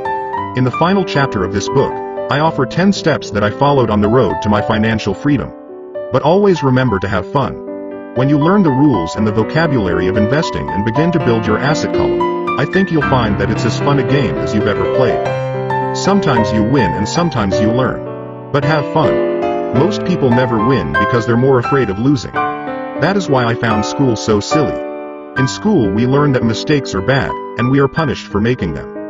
Yet if you look at the way humans are designed to learn, we learn by making mistakes. We learn to walk by falling down. If we never fell down, we would never walk. The same is true for learning to ride a bike. I still have scars on my knees, but today I can ride a bike without thinking. The same is true for getting rich. Unfortunately, the main reason most people are not rich is because they are terrified of losing. Winners are not afraid of losing. But losers are. Failure is part of the process of success. People who avoid failure also avoid success. Great opportunities are not seen with your eyes. They are seen with your mind. I look at money much like my game of tennis. I play hard, make mistakes, correct, make more mistakes, correct, and get better. If I lose the game, I reach across the net, shake my opponent's hand, smile, and say, "See you next Saturday." There are two kinds of investors. 1. The first and most common type is a person who buys a packaged investment. They call a retail outlet, such as a real estate company, a stockbroker, or a financial planner, and they buy something. It could be a mutual fund, a right, a stock, or a bond. It is a clean and simple way of investing. An analogy would be a shopper who goes to a computer store and buys a computer right off the shelf. 2. The second type is an investor who creates investments. This investor usually assembles a deal in the same way a person who buys components builds a computer. I do not know the first thing about putting components of a computer together, but I do know how to put pieces of opportunities together, or know people who know how. It is this second type of investor who is the more professional investor. Sometimes it may take years for all the pieces to come together, and sometimes they never do. It's this second type of investor that my rich dad encouraged me to be. It is important to learn how to put the pieces together, because that is where the huge wins reside, and sometimes some huge losses if the tide goes against you. If you want to be the second type of investor, you need to develop 3 main skills. 1. Find an opportunity that everyone else missed. You see with your mind what others miss with their eyes. For example, a friend bought this rundown old house. It was spooky to look at. Everyone wondered why he bought it. What he saw that we did not was that the house came with 4 extra empty lots. He discovered that after going to the title company. After buying the house, he tore the house down and sold the 5 lots to a builder for 3 times what he paid for the entire package. He made $75,000 for 2 months of work. It's not a lot of money, but it sure beats minimum wage. And it's not technically difficult. 2. Raise money. The average person only goes to the bank. This second type of investor needs to know how to raise capital, and there are many ways that don't require a bank. To get started, I learned how to buy houses without a bank. It was the learned skill of raising money, more than the houses themselves, that was priceless. All too often I hear people say, the bank won't lend me money, or, I don't have the money to buy it. If you want to be a type 2 investor, you need to learn how to do that which stops most people. In other words, a majority of people let their lack of money stop them from making a deal. If you can avoid that obstacle, you will be millions ahead of those who don't learn those skills. There have been many times I have bought a house, a stock, or an apartment building without a penny in the bank. I once bought an apartment house for $1.2 million. I did what is called tying it up, with a written contract between seller and buyer. I then raised the $100,000 deposit, which bought me 90 days to raise the rest of the money. Why did I do it? Simply because I knew it was worth $2 million. I never raised the money. Instead, the person who put up the $100,000 gave me $50,000 for finding the deal, took over my position, and I walked away. Total working time, 3 days. Again, it's what you know more than what you buy. Investing is not buying. It's more a case of knowing. 3. Organize smart people. Intelligent people are those who work with or hire a person who is more intelligent than they are. When you need advice, make sure you choose your advisor wisely. There is a lot to learn, but the rewards can be astronomical. If you do not want to learn those skills, then being a type 1 investor is highly recommended. It is what you know that is your greatest wealth. It is what you do not know that is your greatest risk. There is always risk, so learn to manage risk instead of avoiding it. Chapter 6, Lesson 6. Work to learn, don't work for money. Job security meant everything to my educated dad. Learning meant everything to my rich dad. A few years ago, I granted an interview with a newspaper in Singapore. The young female reporter was on time, and the interview got underway immediately. We sat in the lobby of a luxurious hotel, sipping coffee and discussing the purpose of my visit to Singapore. I was to share the platform with Zig Ziglar. He was speaking on motivation, and I was speaking on the secrets of the rich. Someday, I would like to be a best-selling author like you, she said. I had seen some of the articles she had written for the paper, and I was impressed. She had a tough, clear style of writing. Her articles held a reader's interest. You have a great style, I said in reply. What holds you back from achieving your dream? My work does not seem to go anywhere, she said quietly. Everyone says that my novels are excellent, but nothing happens. So I keep my job with the paper. At least it pays the bills.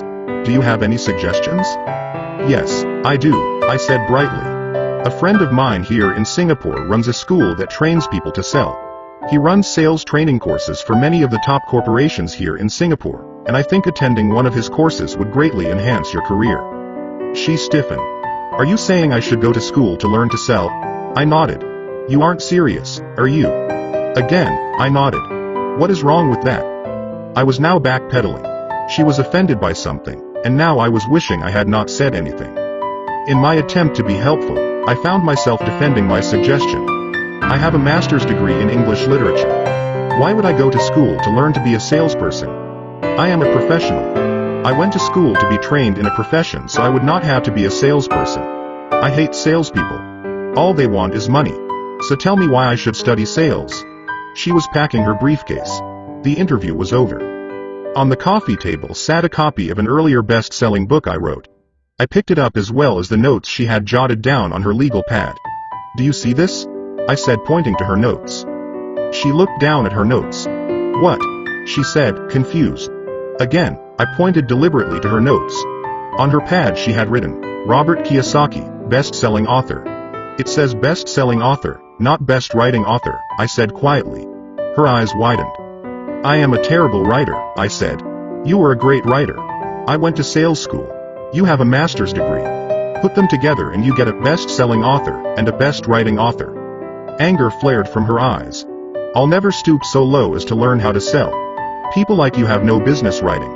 I am a professionally trained writer and you are a salesman. It is not fair, she fumed. She She put the rest of her notes away and hurried out through the large glass doors into the humid Singapore morning.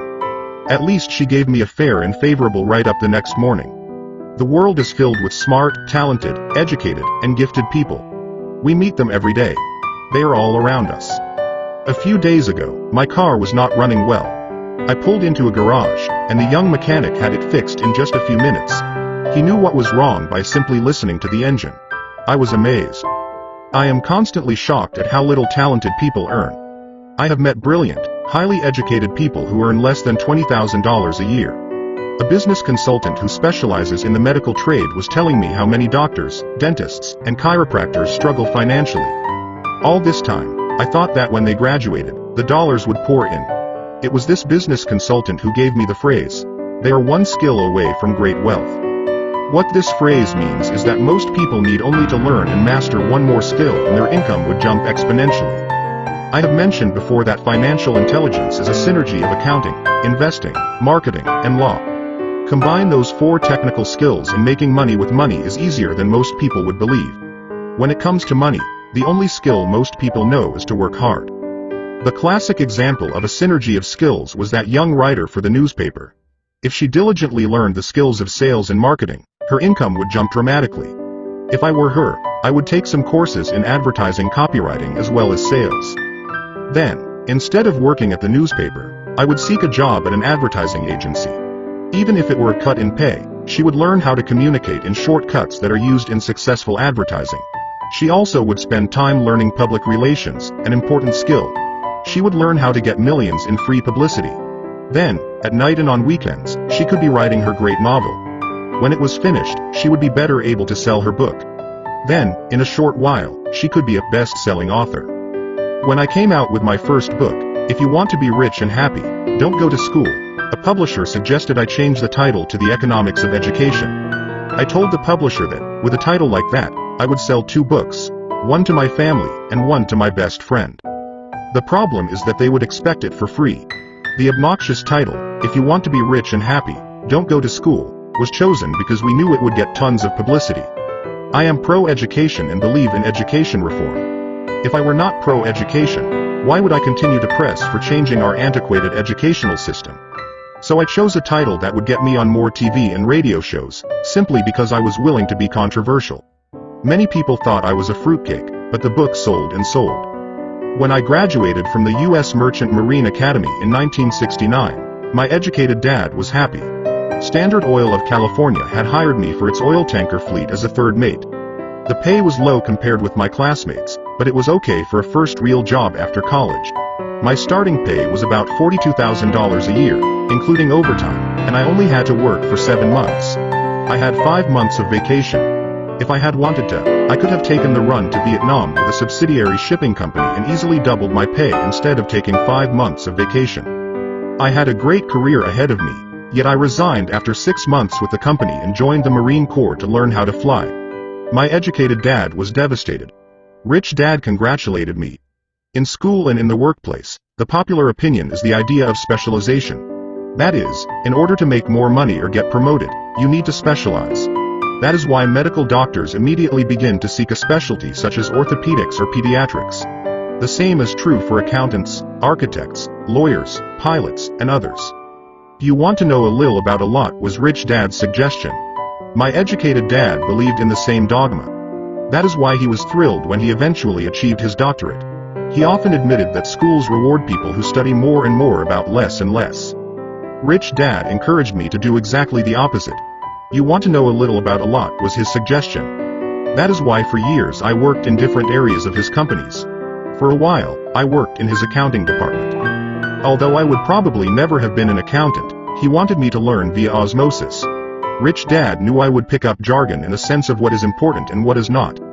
I also worked as a busboy and construction worker as well as in sales, reservations, and marketing. He was grooming Mike and me.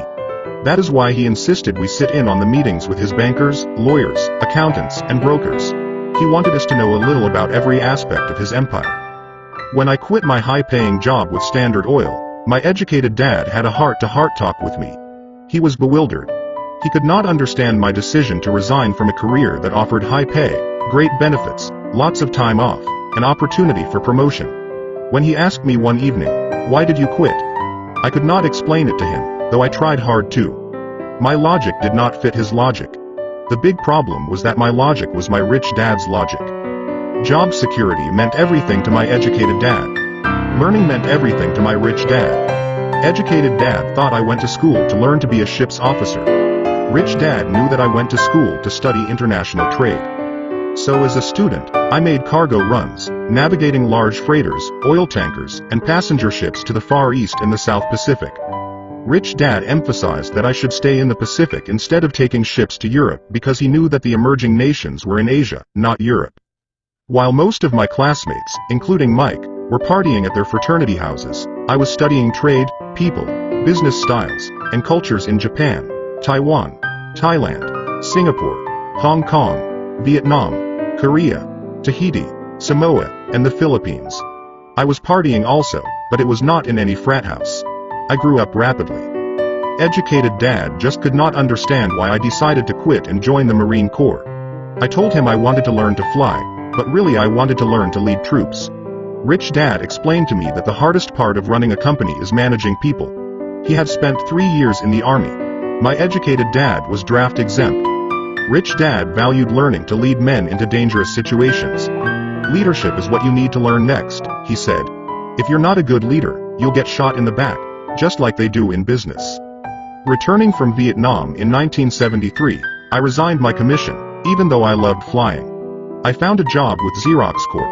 I joined it for one reason, and it was not for the benefits. I was a shy person, and the thought of selling was the most frightening subject in the world. Xerox has one of the best sales training programs in America. Rich dad was proud of me. My educated dad was ashamed. Being an intellectual, he thought that salespeople were below him. I worked with Xerox for 4 years until I overcame my fear of knocking on doors and being rejected. Once I could consistently be in the top 5 in sales, I again resigned and moved on, leaving behind another great career with an excellent company. In 1977, I formed my first company. Rich dad had groomed Mike and me to take over companies. So I now had to learn to form them and put them together. My first product, the nylon and Velcro wallet, was manufactured in the Far East and shipped to a warehouse in New York, near where I had gone to school. My formal education was complete, and it was time to test my wings. If I failed, I would go broke. Rich dad thought it best to go broke before 30. You still have time to recover, was his advice. On the eve of my 30th birthday, my first shipment left Korea for New York. JOB is an acronym for Just Over Broke. Today, I still do business internationally. And as my rich dad encouraged me to do, I keep seeking the emerging nations. Today my investment company invests in South American countries and Asian countries, as well as in Norway and Russia. There is an old cliché that goes, JOB is an acronym for Just Over Broke. Unfortunately, I would say that applies to millions of people. Because school does not think financial intelligence is an intelligence, most workers live within their means. They work and they pay the bills. There is another horrible management theory that goes, workers work hard enough to not be fired, and owners pay just enough so that workers won't quit. And if you look at the pay scales of most companies, again I would say there is a degree of truth to that statement. The net result is that most workers never get ahead. They do what they've been taught to do. Get a secure job. Most workers focus on working for pay and benefits that reward them in the short term, but are often disastrous in the long run. Instead, I recommend to young people to seek work for what they will learn, more than what they will earn. Look down the road at what skills they want to acquire before choosing a specific profession and before getting trapped in the rat race.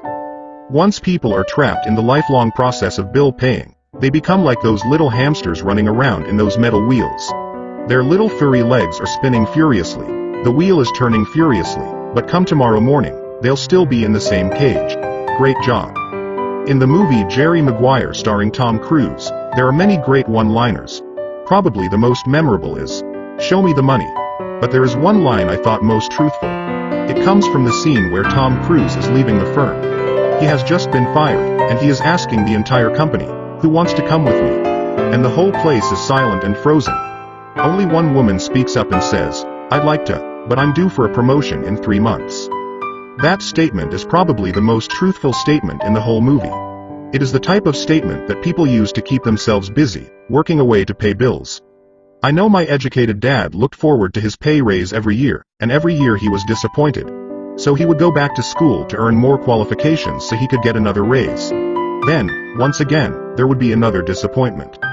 The question I often ask people is, where is this daily activity taking you? Just like the little hamster, I wonder if people look at where their hard work is taking them. What does the future hold? In his book The Retirement Myth, Craig S. Carpel writes, I visited the headquarters of a major national pension consulting firm and met with a managing director who specializes in designing lush retirement plans for top management. When I asked her what people who don't have corner offices will be able to expect in the way of pension income, she said with a confident smile, the silver bullet. What, I asked, is the silver bullet? She shrugged and said, if baby boomers discover they don't have enough money to live on when they're older, they can always blow their brains out. Carpel goes on to explain the difference between the old defined benefit retirement plans and the new 401k plans that are riskier. It is not a pretty picture for most people working today. And that is just for retirement. Add medical fees and long-term nursing home care and the picture is frightening. Already, many hospitals in countries with socialized medicine need to make tough decisions such as, who will live, and who will die. They make those decisions purely on how much money they have and how old the patients are. If the patient is old, they often will give the medical care to someone younger. The older poor patient gets put to the back of the line. Just as the rich can afford better education, the rich will be able to keep themselves alive, while those who have little wealth will die. So I wonder, are workers looking into the future or just until their next paycheck, never questioning where they are headed? When I speak to adults who want to earn more money, I always recommend the same thing. I suggest taking a long view of their life. Instead of simply working for the money and security, which I admit are important, I suggest they take a second job that will teach them a second skill. Often I recommend joining a network marketing company, also called multi-level marketing, if they want to learn sales skills.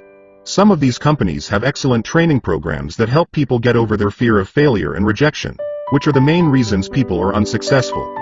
Education is more valuable than money in the long run. When I offer this suggestion, I often hear in response, oh, that is too much hassle, or, I only want to do what I am interested in. If they say, it's too much of a hassle, I ask, so you would rather work all your life giving 50% of what you earn to the government? If they tell me, I only do what I am interested in, I say, I'm not interested in going to the gym, but I go because I want to feel better and live longer. Unfortunately, there is some truth to the old statement, you can't teach an old dog new tricks. Unless a person is used to changing, it's hard to change. But for those of you who might be on the fence when it comes to the idea of working to learn something new, I offer this word of encouragement. Life is much like going to the gym.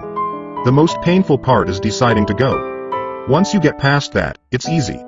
There have been many days I have dreaded going to the gym, but once I am there and in motion, it is a pleasure. After the workout is over, I'm always glad I talked myself into going. If you are unwilling to work to learn something new and instead insist on becoming highly specialized within your field, make sure the company you work for is unionized. Labor unions are designed to protect specialists. My educated dad, after falling from grace with the governor, became the head of the teachers' union in Hawaii. He told me that it was the hardest job he ever held. My rich dad, on the other hand, spent his life doing his best to keep his companies from becoming unionized. He was successful. Although the unions came close, Rich Dad was always able to fight them off. Personally, I take no sides because I can see the need for and the benefits of both sides. If you do as school recommends, become highly specialized, then seek union protection. For example, had I continued with my flying career, I would have sought a company that had a strong pilots union. Why? Because my life would be dedicated to learning a skill that was valuable in only one industry.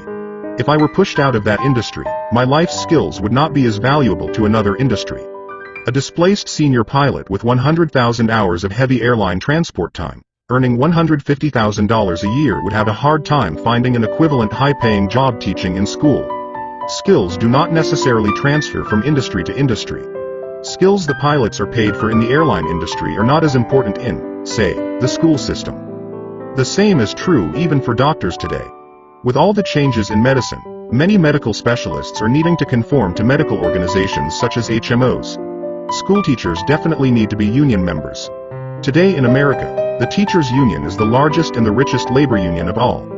The NEA, the National Education Association, has tremendous political clout. Teachers need the protection of their union because their skills are also of limited value to an industry outside of education. So the rule of thumb is, highly specialize, then unionize. It's the smart thing to do. When I ask the classes I teach, how many of you can cook a better hamburger than McDonald's? Almost all the students raise their hands. I then ask, so if most of you can cook a better hamburger, how come McDonald's makes more money than you? The answer is obvious. McDonald's is excellent at business systems. The reason so many talented people are poor is because they focus on building a better hamburger and know little to nothing about business systems.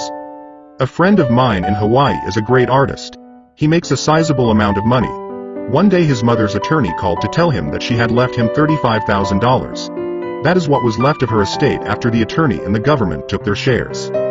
Immediately, he saw an opportunity to increase his business by using some of this money to advertise.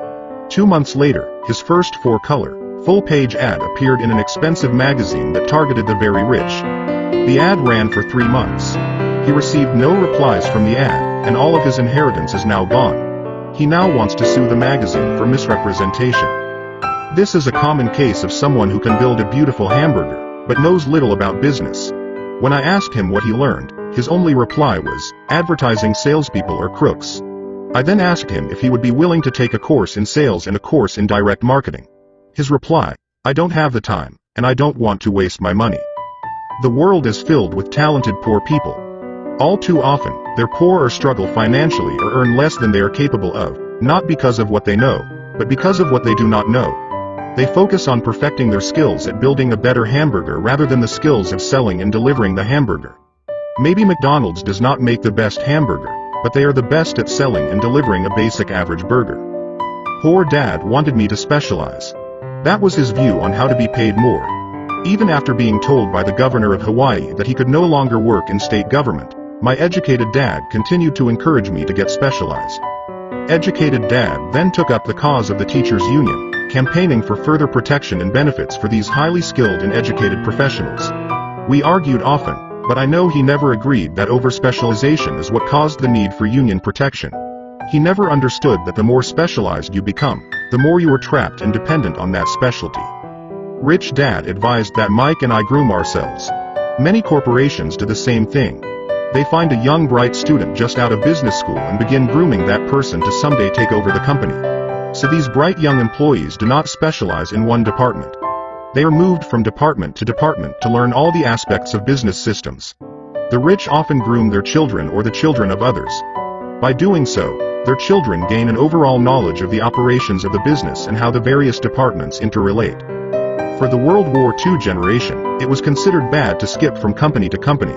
Today, it is considered smart. Since people will skip from company to company rather than seek greater specialization in skills, why not seek to learn more than to earn? In the short term, it may earn you less, but it will pay dividends in the long term. The main management skills needed for success are 1. Management of cash flow. 2. Management of systems. 3. Management of people. The most important specialized skills are sales and marketing. The ability to sell, to communicate to another human being, be it a customer, employee, boss, spouse, or child, is the base skill of personal success. Communication skills such as writing, speaking, and negotiating are crucial to a life of success. These are skills I work on constantly, attending courses or buying educational resources to expand my knowledge. As I have mentioned, my educated dad worked harder and harder the more competent he became. He also became more trapped the more specialized he got. Although his salary went up, his choices diminished. Soon after he was locked out of government work, he found out how vulnerable he really was professionally. It is like professional athletes who suddenly are injured or are too old to play. Their once high-paying position is gone, and they have limited skills to fall back on. I think that is why my educated dad sided so much with the unions after that. He realized how much a union would have benefited him. Rich Dad encouraged Mike and me to know a little about a lot. He encouraged us to work with people smarter than we were and to bring smart people together to work as a team. Today it would be called a synergy of professional specialities. Today, I meet ex-schoolteachers earning hundreds of thousands of dollars a year. They earn that much because they have specialized skills in their field as well as other skills. They can teach, as well as sell and market. I know of no other skills to be more important than selling and marketing. The skills of selling and marketing are difficult for most people, primarily due to their fear of rejection. The better you are at communicating, negotiating, and handling your fear of rejection, the easier life is. Just as I advised that newspaper writer who wanted to become a best-selling author, I advise anyone else today. Being technically specialized has its strengths as well as its weaknesses. I have friends who are geniuses, but they cannot communicate effectively with other human beings and, as a result, their earnings are pitiful. I advise them to just spend a year learning to sell. Even if they earn nothing, their communication skills will improve, and that is priceless. In addition to being good learners, sellers, and marketers, we need to be good teachers as well as good students. To be truly rich, we need to be able to give as well as to receive. In cases of financial or professional struggle, there is often a lack of giving and receiving. I know many people who are poor because they are neither good students nor good teachers. Both of my dads were generous men. Both made it a practice to give first. Teaching was one of their ways of giving. The more they gave, the more they received. One glaring difference was in the giving of money. My rich dad gave lots of money away. He gave to his church, to charities, and to his foundation.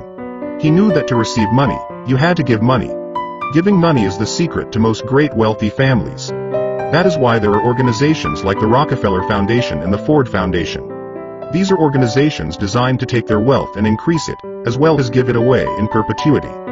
My educated dad always said, when I have some extra money, I'll give it. The problem was that there was never any extra. So he worked harder to draw more money in, rather than focus on the most important law of money. Give, and you shall receive. Instead, he believed in receive, and then you give. In conclusion, I became both dads. One part of me is a hardcore capitalist who loves the game of money making money. The other part is a socially responsible teacher who is deeply concerned with this ever-widening gap between the haves and have-nots. I personally hold the archaic educational system primarily responsible for this growing gap. Chapter 7. Overcoming Obstacles. The primary difference between a rich person and a poor person is how they manage fear. Once people have studied and become financially literate, they may still face roadblocks to becoming financially independent. There are 5 main reasons why financially literate people may still not develop abundant asset columns that could produce a large cash flow. The 5 reasons are: 1. Fear. 2. Cynicism. 3.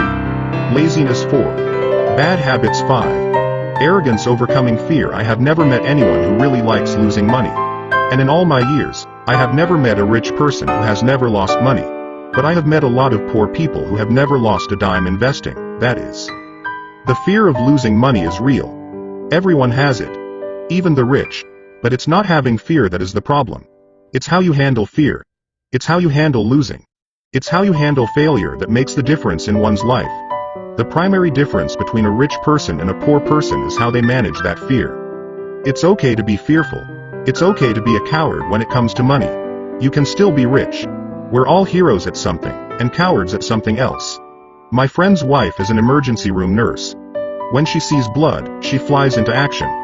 When I mention investing, she runs away. When I see blood, I don't run. I pass out. My rich dad understood phobias about money. Some people are terrified of snakes. Some people are terrified about losing money. Both are phobias, he would say. So his solution to the phobia of losing money was this little rhyme. If you hate risk and worry, start early. If you start young, it's easier to be rich. I won't go into it here, but there is a staggering difference between a person who starts investing at age 20 versus age 30. The purchase of Manhattan Island is said to be one of the greatest bargains of all time. New York was purchased for $24 in trinkets and beads. Yet if that $24 had been invested at 8% annually, that $24 would have been worth more than $28 trillion by 1995. Manhattan could be repurchased with money left over to buy much of Los Angeles. But what if you don't have much time left or would like to retire early?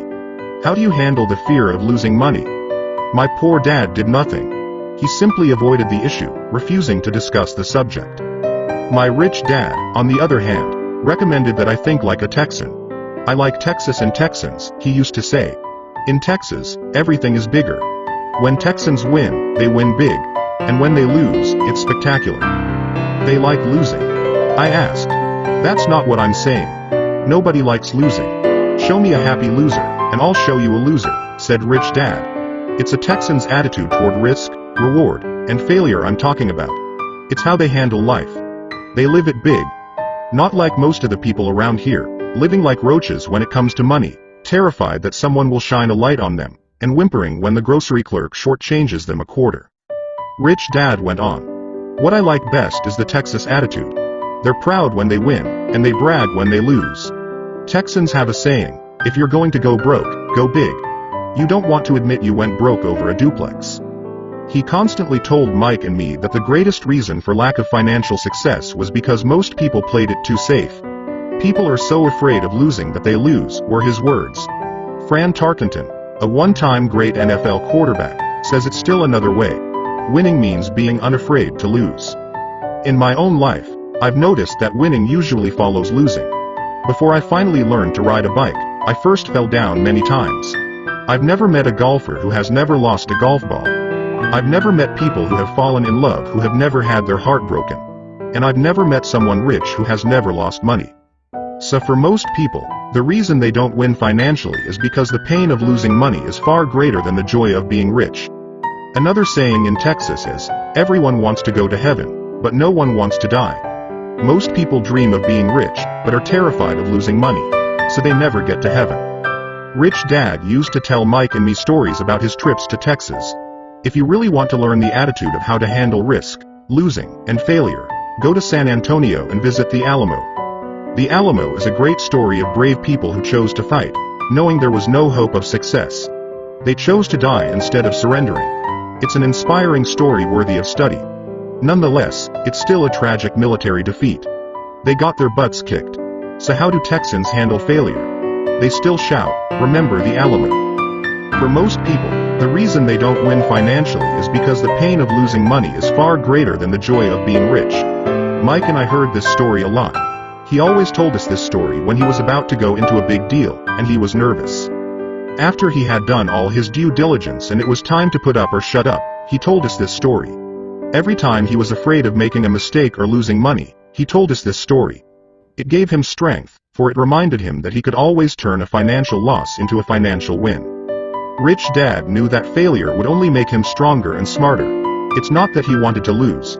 He just knew who he was and how he would take a loss. He would take a loss and make it a win. That's what made him a winner and others losers. It gave him the courage to cross the line when others backed out. That's why I like Texans so much, he would say. They took a great failure and turned it into inspiration as well, a tourist destination that makes them millions. But probably his words that mean the most to me today are these. Texans don't bury their failures. They get inspired by them. They take their failures and turn them into rallying cries. Failure inspires Texans to become winners. But that formula is not just the formula for Texans. It is the formula for all winners. I've said that falling off my bike was part of learning to ride. I remember falling off only made me more determined to learn to ride, not less. I also said that I have never met a golfer who has never lost a ball. For top professional golfers, losing a ball or a tournament provides the inspiration to be better, to practice harder, to study more. That's what makes them better. For winners, losing inspires them. For losers, losing defeats them. Failure inspires winners. Failure defeats losers. I like to quote John D. Rockefeller, who said, I always try to turn every disaster into an opportunity. And being Japanese American, I can say this. Many people say that Pearl Harbor was an American mistake. I say it was a Japanese mistake. From the movie, Tora, Tora, Tora, a somber Japanese admiral says to his cheering subordinates, I am afraid we have awakened a sleeping giant. Remember Pearl Harbor became a rallying cry.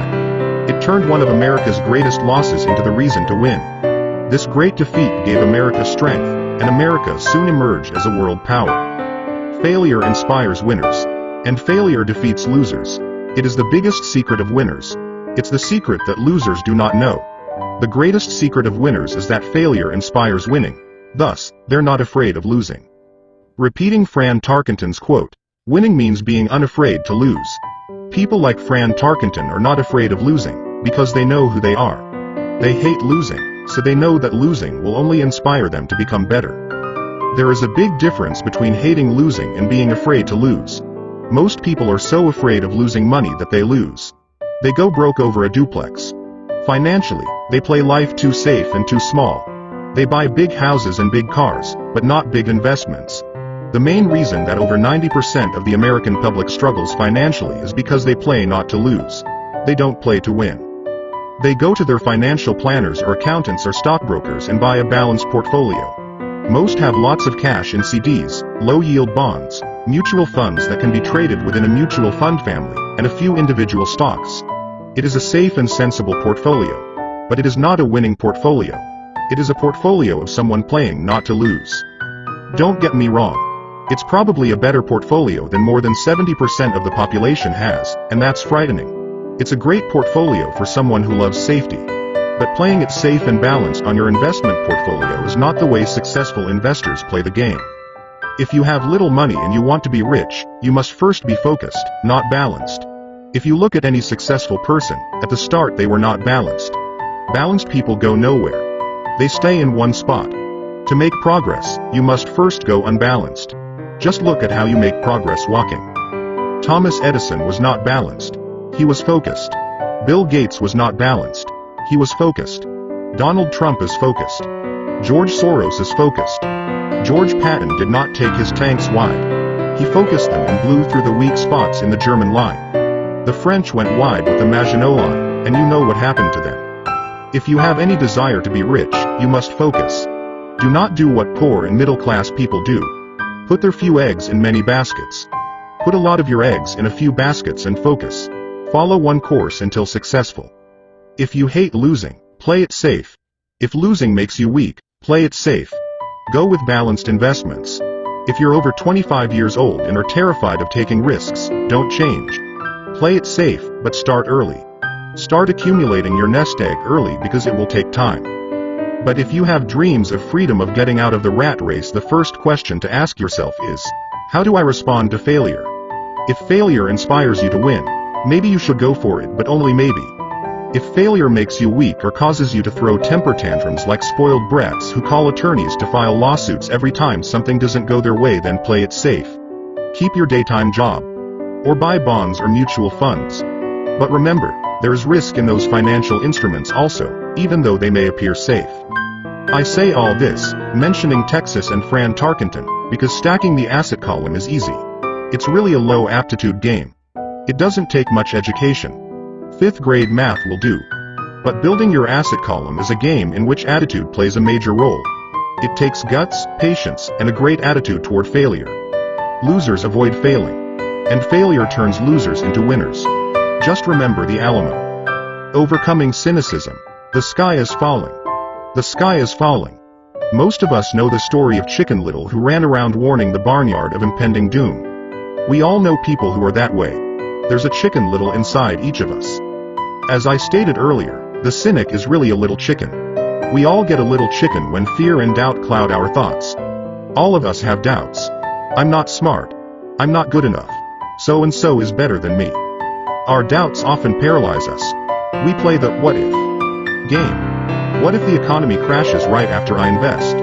What if I lose control and I can't pay the money back? What if things don't go as I planned? Or we have friends or loved ones who will remind us of our shortcomings. They often say, "What makes you think you can do that? If it's such a good idea, how come someone else hasn't done it? That will never work. You don't know what you're talking about." These words of doubt often get so loud that we fail to act. A horrible feeling builds in our stomach. Sometimes we can't sleep. We fail to move forward. So we stay with what is safe, and opportunities pass us by. We watch life passing by as we sit immobilized with a cold knot in our body. We have all felt this at one time in our lives, some more than others.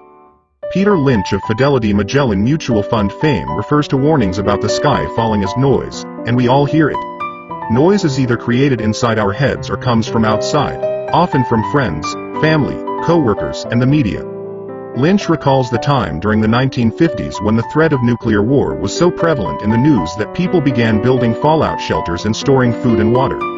If they had invested that money wisely in the market, instead of building a fallout shelter, they'd probably be financially independent today. When violence breaks out in a city, gun sales go up all over the country. A person dies from rare hamburger meat in the state of Washington, and the Arizona Health Department orders restaurants to have all beef cooked well done.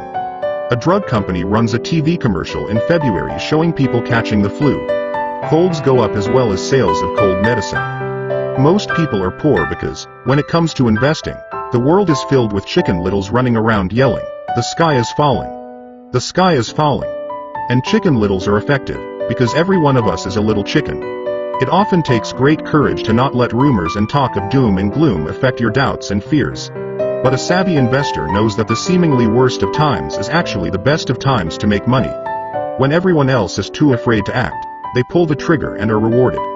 Some time ago, a friend named Richard came from Boston to visit Kim and me in Phoenix. He was impressed with what we had done through stocks and real estate. The Phoenix real estate prices were depressed. We spent 2 days showing him what we thought were excellent opportunities for cash flow and capital appreciation. Kim and I are not real estate agents. We are strictly investors. After identifying a unit in a resort community, we called an agent who sold it to him that afternoon. The price was a mere $42,000 for a 2-bedroom townhome. Similar units were going for $65,000. He had found a bargain. Excited, he bought it and returned to Boston. 2 weeks later, the agent called to say that our friend had backed out. I called immediately to find out why. All he said was that he talked to his neighbor, and his neighbor told him it was a bad deal. He was paying too much. I asked Richard if his neighbor was an investor. Richard said he was not. When I asked why he listened to him, Richard got defensive and simply said he wanted to keep looking. The real estate market in Phoenix turned, and a few years later, that little unit was renting for $1,000 a month, $2,500 in the peak winter months. The unit was worth $95,000. All Richard had to put down was $5,000 and he would have had a start at getting out of the rat race. Today, he still has done nothing. Richard's backing out did not surprise me. It's called buyer's remorse, and it affects all of us. The little chicken won, and a chance at freedom was lost. In another example, I hold a small portion of my assets in tax lien certificates instead of CDs. I earn 16% per year on my money, which certainly beats the interest rates banks offer on CDs. The certificates are secured by real estate and enforced by state law, which is also better than most banks. The formula they're bought on makes them safe. They just lack liquidity. So I look at them as 2 to 7 year CDs. Almost every time I tell someone that I hold my money this way, especially if they have money in CDs, they will tell me it's risky. They tell me why I should not do it. When I ask them where they get their information, they say from a friend or an investment magazine. They've never done it, and they're telling someone who's doing it why they shouldn't. The lowest yield I look for is 16%, but people who are filled with doubt are willing to accept a far lower return. Doubt is expensive. My point is that it's those doubts and cynicism that keep most people poor and playing it safe. The real world is simply waiting for you to get rich. Only a person's doubts keep them poor. As I said, getting out of the rat race is technically easy. It doesn't take much education, but those doubts are cripplers for most people. Cynics never win, said Rich Dad. Unchecked doubt and fear creates a cynic. Cynics criticize, and winners analyze, was another of his favorite sayings.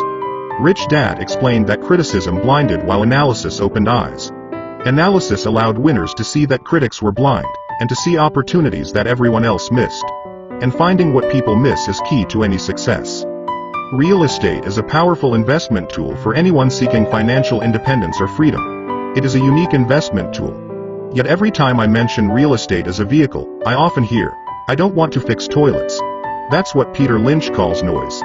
That's what my rich dad would say is the cynic talking, someone who criticizes and does not analyze, someone who lets their doubts and fears close their mind instead of open their eyes. So when someone says, "I don't want to fix toilets, I want to fire back," what makes you think I want to? They're saying a toilet is more important than what they want. I talk about freedom from the rat race, and they focus on toilets. That is the thought pattern that keeps most people poor. They criticize instead of analyze. "I don't once hold the key to your success," Rich Dad would say. "Because I, too, do not want to fix toilets, I shop hard for a property manager who does fix toilets. And by finding a great property manager who runs houses or apartments, well, my cash flow goes up. But, more importantly, a great property manager allows me to buy a lot more real estate since I don't have to fix toilets. A great property manager is key to success in real estate. Finding a good manager is more important to me than the real estate. A great property manager often hears of great deals before real estate agents do, which makes them even more valuable. That is what Rich Dad meant by, I don't want to hold the key to your success. Because I do not want to fix toilets either. I figured out how to buy more real estate and expedite my getting out of the rat race. The people who continue to say, I don't want to fix toilets, often deny themselves the use of this powerful investment vehicle. Toilets are more important than their freedom. In the stock market, I often hear people say, I don't want to lose money. Well, what makes them think I or anyone else likes losing money? They don't make money because they choose to not lose money. Instead of analyzing, they close their minds to another powerful investment vehicle, the stock market. I was riding with a friend past our neighborhood gas station. He looked up and saw that the price of gas was going up and thus the price of oil. My friend is a worrywart or a chicken little. To him, the sky is always going to fall, and it usually does, on him. When we got home, he showed me all the stats as to why the price of oil was going to go up over the next few years. Statistics I had never seen before, even though I already owned substantial shares of an existing oil company.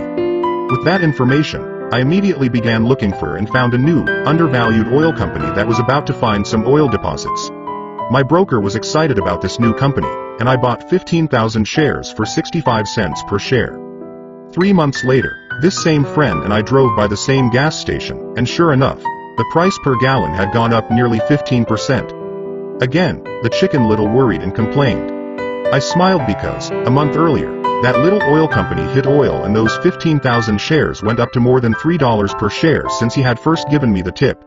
And the price of gas will continue to go up if what my friend says is true. If most people understood how a stop worked in stock market investing, there would be more people investing to win instead of investing not to lose.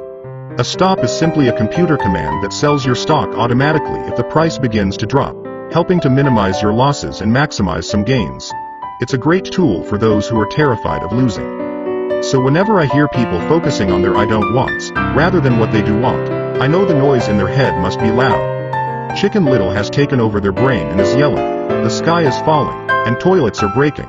So they avoid their don't wants, but they pay a huge price. They may never get what they want in life. Instead of analyzing, their inner Chicken Little closes their mind. Rich Dad gave me a way of looking at Chicken Little. Just do what Colonel Sanders did. At the age of 66, he lost his business and began to live on his Social Security check. It wasn't enough. He went around the country selling his recipe for fried chicken. He was turned down 1,009 times before someone said yes. And he went on to become a multimillionaire at an age when most people are quitting. He was a brave and tenacious man, Rich Dad said of Harlan Sanders. So when you're in doubt and feeling a little afraid, just do what Colonel Sanders did to his little chicken. He fried it. Overcoming laziness. Busy people are often the most lazy.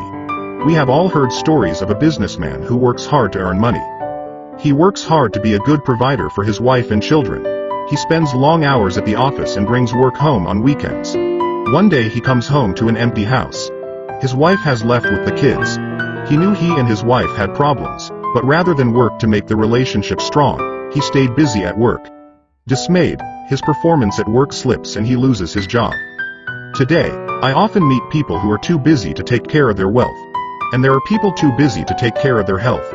The cause is the same.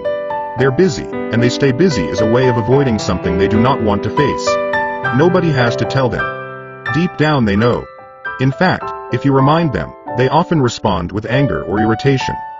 If they aren't busy at work or with the kids, they're often busy watching TV, fishing, playing golf, or shopping. Yet deep down they know they are avoiding something important. That's the most common form of laziness. Laziness by staying busy. So what is the cure for laziness? The answer is a little greed.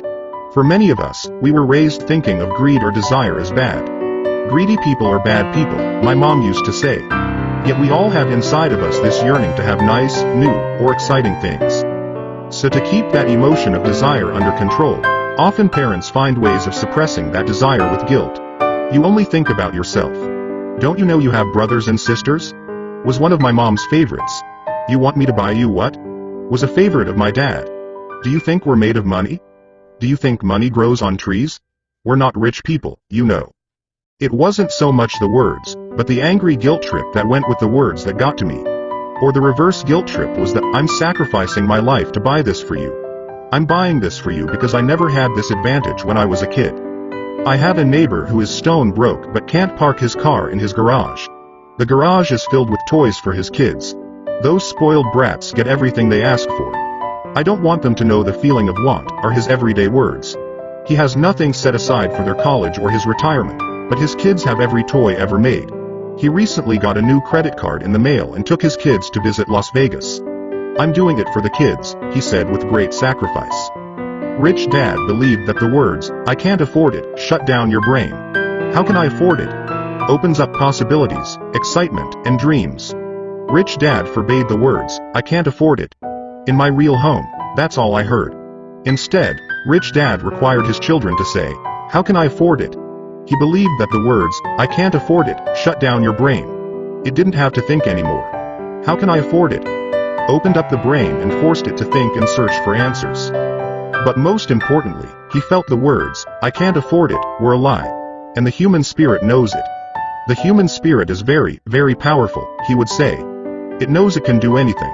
By having a lazy mind that says, "I can't afford it," a war breaks out inside you. Your spirit is angry, and your lazy mind must defend its lie. The spirit is screaming, "Come on. Let's go to the gym and work out." And the lazy mind says, "But I'm tired. I worked really hard today." Or the human spirit says, "I'm sick and tired of being poor. Let's get out there and get rich." To which the lazy mind says, "Rich people are greedy. Besides, it's too much bother. It's not safe. I might lose money. I'm working hard enough as it is. I've got too much to do at work anyway. Look at what I have to do tonight. My boss wants it finished by morning." I can't afford it also causes sadness, a helplessness that leads to despondency and often depression. How can I afford it? Opens up possibilities, excitement, and dreams. So Rich Dad was not so concerned about what we wanted to buy as long as we understood that, "How can I afford it?" creates a stronger mind and a dynamic spirit. Thus, he rarely gave Mike or me anything. He would instead ask, "How can you afford it?" And that included college, which we paid for ourselves. It was not the goal, but the process of attaining the goal that he wanted us to learn. The problem I see today is that there are millions of people who feel guilty about their desire or their greed. It's old conditioning from their childhood. While they desire to have the finer things that life offers, most have been conditioned subconsciously to say, "I can't have that," or, "I'll never be able to afford that." When I decided to exit the rat race, it was simply a question of, how can I afford to never work again? And my mind began to kick out answers and solutions. The hardest part was fighting my real parents' dogma. We can't afford that. Stop thinking only about yourself. Why don't you think about others? And other similar sentiments designed to instill guilt to suppress my greed. So how do you beat laziness? Once again, the answer is a little greed. It's that radio station WeFM, which stands for, "What's in it for me?" A person needs to sit down and ask, what would my life be like if I never had to work again? What would I do if I had all the money I needed? Without that little greed, the desire to have something better, progress is not made. Our world progresses because we all desire a better life. New inventions are made because we desire something better. We go to school and study hard because we want something better. So whenever you find yourself avoiding something you know you should be doing, then the only thing to ask yourself is, what's in it for me? Be a little greedy. It's the best cure for laziness. Too much greed, however, as anything in excess can be, is not good. But just remember what Michael Douglas said in the movie Wall Street, greed is good. Rich Dad said it differently. Guilt is worse than greed, for guilt robs the body of its soul. I think Eleanor Roosevelt said it best. Do what you feel in your heart to be right, for you'll be criticized anyway. You'll be damned if you do, and damned if you don't. Overcoming bad habits. Our lives are a reflection of our habits more than our education. After seeing the movie Conan the Barbarian, starring Arnold Schwarzenegger, a friend said, "I'd love to have a body like Schwarzenegger." Most of the guys nodded in agreement. "I even heard he was really puny and skinny at one time," another friend added. "Yeah, I heard that too," another one said. "I heard he has a habit of working out almost every day in the gym." "Yeah, I'll bet he has to." "Nah," said the group cynic. "I'll bet he was born that way. Besides, let's stop talking about Arnold and get some beers." This is an example of habits controlling behavior. I remember asking my rich dad about the habits of the rich. Instead of answering me outright, he wanted me to learn through example, as usual. "When does your dad pay his bills?" Rich Dad asked. "The first of the month," I said. "Does he have anything left over?" he asked. "Very little," I said. That's the main reason he struggles, said Rich Dad. He has bad habits. Your dad pays everyone else first. He pays himself last, but only if he has anything left over. Which he usually doesn't, I said. But he has to pay his bills, doesn't he? You're saying he shouldn't pay his bills? Of course not, said Rich Dad. I firmly believe in paying my bills on time. I just pay myself first, before I pay even the government. But what happens if you don't have enough money? I asked. What do you do then? The same, said Rich Dad. I still pay myself first, even if I'm short of money. My asset column is far more important to me than the government. But, I said, don't they come after you? Yes, if you don't pay, said Rich Dad. Look, I did not say not to pay. I just said I pay myself first, even if I'm short of money. But, I replied, how do you do that? It's not how. The question is, why? Rich Dad said. Okay, why? Motivation, said Rich Dad. Who do you think will complain louder if I don't pay them, me, or my creditors? Your creditors will definitely scream louder than you, I said, responding to the obvious. You wouldn't say anything if you didn't pay yourself.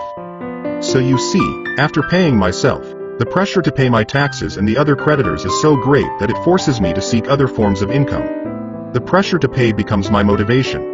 I've worked extra jobs, started other companies, traded in the stock market, anything just to make sure those guys don't start yelling at me. That pressure made me work harder, forced me to think, and all in all, made me smarter and more active when it comes to money. If I had paid myself last, I would have felt no pressure, but I'd be broke. So it is the fear of the government or other people you owe money to that motivates you. That's right, said Rich Dad. You see, government bill collectors are big bullies. So are bill collectors in general. Most people give in to these bullies. They pay them and never pay themselves. You know the story of the 98-pound weakling who gets sand kicked in his face. I nodded.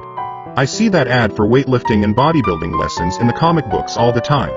Well, most people let the bullies kick sand in their faces. I decided to use the fear of the bully to make me stronger. Others get weaker. Forcing myself to think about how to make extra money is like going to the gym and working out with weights. The more I work my mental money muscles out, the stronger I get. Now I'm not afraid of those bullies. I liked what Rich Dad was saying. So if I pay myself first, I get financially stronger, mentally and fiscally. Rich Dad nodded. And if I pay myself last, or not at all, I get weaker. So people like bosses, managers, tax collectors, bill collectors, and landlords push me around all my life just because I don't have good money habits. Rich Dad nodded. Just like the 98-pound weakling. Overcoming arrogance, what I know makes me money. What I don't know loses me money. Every time I have been arrogant, I have lost money. Because when I'm arrogant, I truly believe that what I don't know is not important, Rich Dad would often tell me. I have found that many people use arrogance to try to hide their own ignorance. It often happens when I am discussing financial statements with accountants or even other investors. They try to bluster their way through the discussion. It is clear to me that they don't know what they're talking about. They're not lying, but they are not telling the truth. There are many people in the world of money, finances, and investments who have absolutely no idea what they're talking about. Most people in the money industry are just spouting off sales pitches like used car salesmen. When you know you are ignorant in a subject, start educating yourself by finding an expert in the field or a book on the subject. Chapter 8, Getting Started, There is gold everywhere. Most people are not trained to see it. I wish I could say acquiring wealth was easy for me, but it wasn't. So in response to the question, how do I start? I offer the thought process I go through on a day-to-day basis. It really is easy to find great deals. I promise you that. It's just like riding a bike. After a little wobbling, it's a piece of cake. But when it comes to money, it takes determination to get through the wobbling. That's a personal thing. To find $1 million deals of a lifetime requires us to call on our financial genius. I believe that each of us has a financial genius within us. The problem is that our financial genius lies asleep, waiting to be called upon. It lies asleep because our culture has educated us into believing that the love of money is the root of all evil. It has encouraged us to learn a profession so we can work for money, but failed to teach us how to have money work for us. It taught us not to worry about our financial future because our company or the government would take care of us when our working days are over. However, it is our children, educated in the same school system, who will end up paying for this absence of financial education. The message is still to work hard, earn money, and spend it, and when we run short, we can always borrow more. Unfortunately, 90% of the Western world subscribes to the above dogma, simply because it's easier to find a job and work for money. If you are not one of the masses, I offer you the following 10 steps to awaken your financial genius. I simply offer you the steps I have personally followed. If you want to follow some of them, great. If you don't, make up your own. Your financial genius is smart enough to develop its own list. While in Peru, I asked a gold miner of 45 years how he was so confident about finding a gold mine. He replied, "There is gold everywhere. Most people are not trained to see it." And I would say that is true. In real estate, I can go out and in a day come up with 4 or 5 great potential deals, while the average person will go out and find nothing, even looking in the same neighborhood. The reason is that they have not taken the time to develop their financial genius. I offer you the following 10 steps as a process to develop your God-given powers over which only you have control. 1. Find a reason greater than reality. The power of spirit. If you ask most people if they would like to be rich or financially free, they would say yes. But then reality sets in. The road seems too long with too many hills to climb. It's easier to just work for money and hand the excess over to your broker. I once met a young woman who had dreams of swimming for the US Olympic team. The reality was that she had to get up every morning at 4 o'clock to swim for 3 hours before going to school. She did not party with her friends on Saturday night. She had to study and keep her grades up, just like everyone else. When I asked her what fueled her superhuman ambition and sacrifice, she simply said, "I do it for myself and the people I love. It's love that gets me over the hurdles and sacrifices." A reason or a purpose is a combination of wants and don't wants. When people ask me what my reason for wanting to be rich is, I tell them that it is a combination of deep emotional wants and don't wants. I will list a few. First, the don't wants, for they create the wants. I don't want to work all my life. I don't want what my parents aspired for, which was job security in a house in the suburbs. I don't like being an employee. I hated that my dad always missed my football games because he was so busy working on his career. I hated it when my dad worked hard all his life and the government took most of what he worked for at his death. He could not even pass on what he worked so hard for when he died. The rich don't do that. They work hard and pass it on to their children. Now that wants. I want to be free to travel the world and live in the lifestyle I love. I want to be young when I do this. I want to simply be free. I want control over my time and my life. I want money to work for me. Those are my deep-seated emotional reasons. What are yours? If they are not strong enough, then the reality of the road ahead may be greater than your reasons.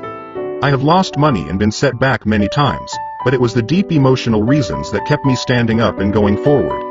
I wanted to be free by age 40, but it took me until I was 47, with many learning experiences along the way. As I said, I wish I could say it was easy. It wasn't, but it wasn't that hard either. I've learned that, without a strong reason or purpose, anything in life is hard. If you do not have a strong reason, there is no sense reading further. It will sound like too much work. 2. Make daily choices. The power of choice is the main reason people want to live in a free country. We want the power to choose. Financially, with every dollar we get in our hands, we hold the power to choose our future. To be rich, poor, or middle class. Our spending habits reflect who we are. Poor people simply have poor spending habits. The benefit I had as a boy was that I loved playing Monopoly constantly. Nobody told me Monopoly was only for kids, so I just kept playing the game as an adult. I also had a rich dad who pointed out to me the difference between an asset and a liability. So a long time ago, as a little boy, I chose to be rich, and I knew that all I had to do was learn to acquire assets, real assets. My best friend, Mike, had an asset column handed to him, but he still had to choose to learn to keep it. Many rich families lose their assets in the next generation simply because there was no one trained to be a good steward over their assets. Most people choose not to be rich. For 90% of the population, being rich is too much of a hassle. So they invent sayings that go, "I'm not interested in money. I'll never be rich. I don't have to worry. I'm still young. When I make some money, then I'll think about my future. My husband-wife handles the finances."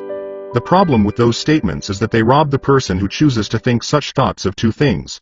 One is time, which is your most precious asset. The second is learning. Having no money should not be an excuse to not learn. But that is a choice we all make daily. The choice of what we do with our time, our money, and what we put in our heads. That is the power of choice. All of us have choice. I just choose to be rich, and I make that choice every day. Invest first in education. In reality, the only real asset you have is your mind, the most powerful tool we have dominion over. Each of us has the choice of what we put in our brain once we're old enough. You can watch TV, read golf magazines, or go to ceramics class or class on financial planning. You choose. Most people simply buy investments rather than first investing and learning about investing. A friend of mine recently had her apartment burglarized. The thieves took her electronics and left all the books. And we all have that same choice. 90% of the population buys TV sets, and only about 10% buy business books. So what do? I go to seminars. I like it when they are at least 2 days long because I like to immerse myself in a subject. In 1973, I was watching this guy on TV who was advertising a 3-day seminar on how to buy real estate for nothing down. I spent $385 and that course has made me at least $2 million, if not more. But more importantly, it bought me life. I don't have to work for the rest of my life because of that one course. I go to at least 2 such courses every year. I love CDs and audiobooks. The reason? I can easily review what I just heard. I was listening to an investor say something I completely disagreed with. Instead of becoming arrogant and critical, I simply listened to that 5-minute stretch at least 20 times, maybe more. But suddenly, by keeping my mind open, I understood why he said what he said. It was like magic. I felt like I had a window into the mind of one of the greatest investors of our time. I gained tremendous insight into the vast resources of his education and experience. The net result. I still have the old way I used to think, and I now have a new way of looking at the same problem or situation. I have 2 ways to analyze a problem or trend, and that is priceless. Today, I often say, how would Donald Trump do this, or Warren Buffett or George Soros? The only way I can access their vast mental power is to be humble enough to read or listen to what they have to say. Arrogant or critical people are often people with low self-esteem who are afraid of taking risks. That's because, if you learn something new, you are then required to make mistakes in order to fully understand what you have learned. If you have read this far, arrogance is not one of your problems. Arrogant people rarely read or listen to experts. Why should they? They are the center of the universe. There are so many intelligent people who argue or defend when a new idea clashes with the way they think. In this case, their so-called intelligence combined with arrogance equals ignorance. Each of us knows people who are highly educated, or believe they are smart, but their balance sheet paints a different picture. A truly intelligent person welcomes new ideas, for new ideas can add to the synergy of other accumulated ideas.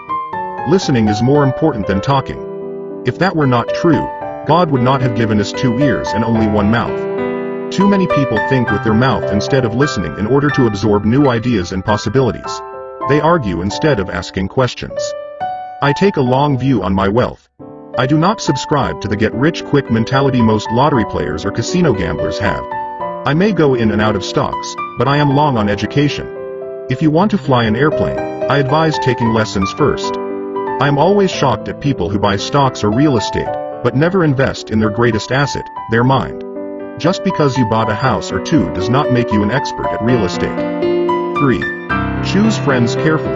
The power of association. First of all, I do not choose my friends by their financial statements. I have friends who have actually taken a vow of poverty as well as friends who earn millions every year.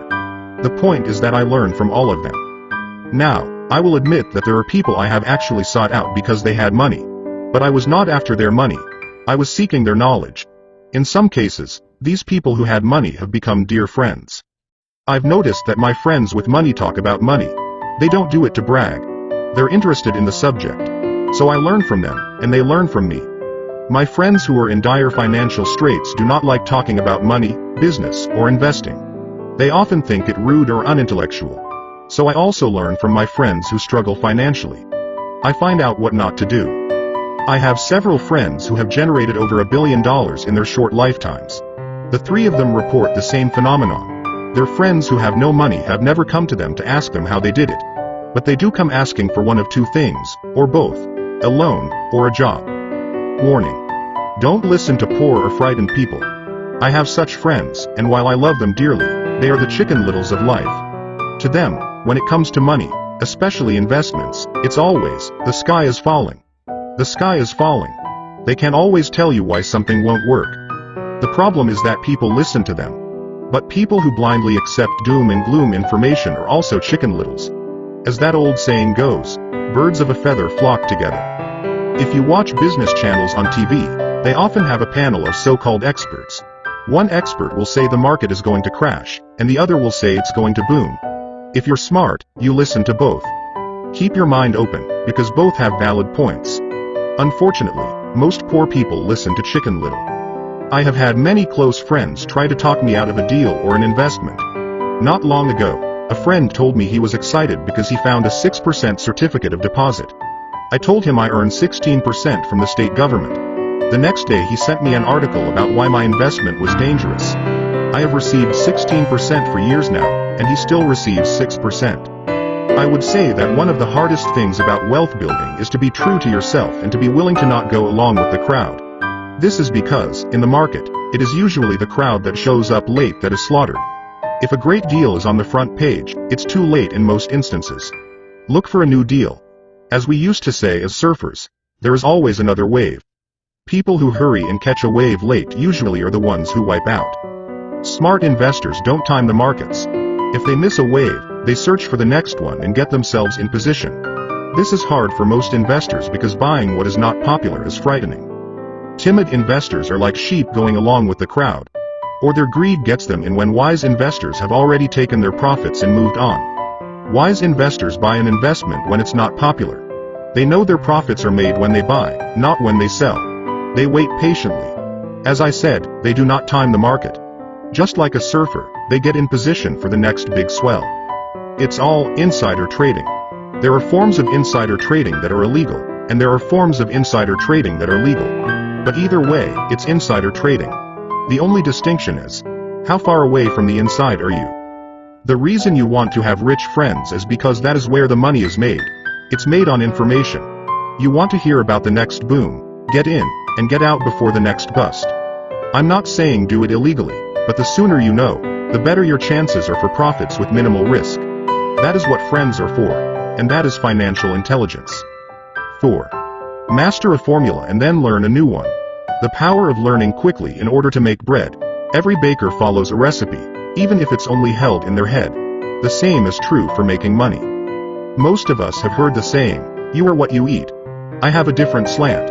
I say, you become what you study. In other words, be careful what you learn, because your mind is so powerful that you become what you put in your head. For example, if you study cooking, you then tend to cook. If you don't want to be a cook anymore, then you need to study something else. When it comes to money, the masses generally have one basic formula they learned in school, and it's this: work for money. The predominant formula I see in the world is that every day millions of people get up, go to work, earn money, pay bills, balance checkbooks, buy some mutual funds, and go back to work. That is the basic formula, or recipe. If you're tired of what you're doing, or you're not making enough, it's simply a case of changing the formula via which you make money. Years ago, when I was 26, I took a weekend class called How to Buy Real Estate Foreclosures. I learned a formula. The next trick was to have the discipline to actually put into action what I had learned. That is where most people stop. For 3 years, while working for Xerox, I spent my spare time learning to master the art of buying foreclosures. I've made several $million using that formula. So after I mastered that formula, I went in search of other formulas. For many of the classes, I did not directly use the information I learned, but I always learned something new.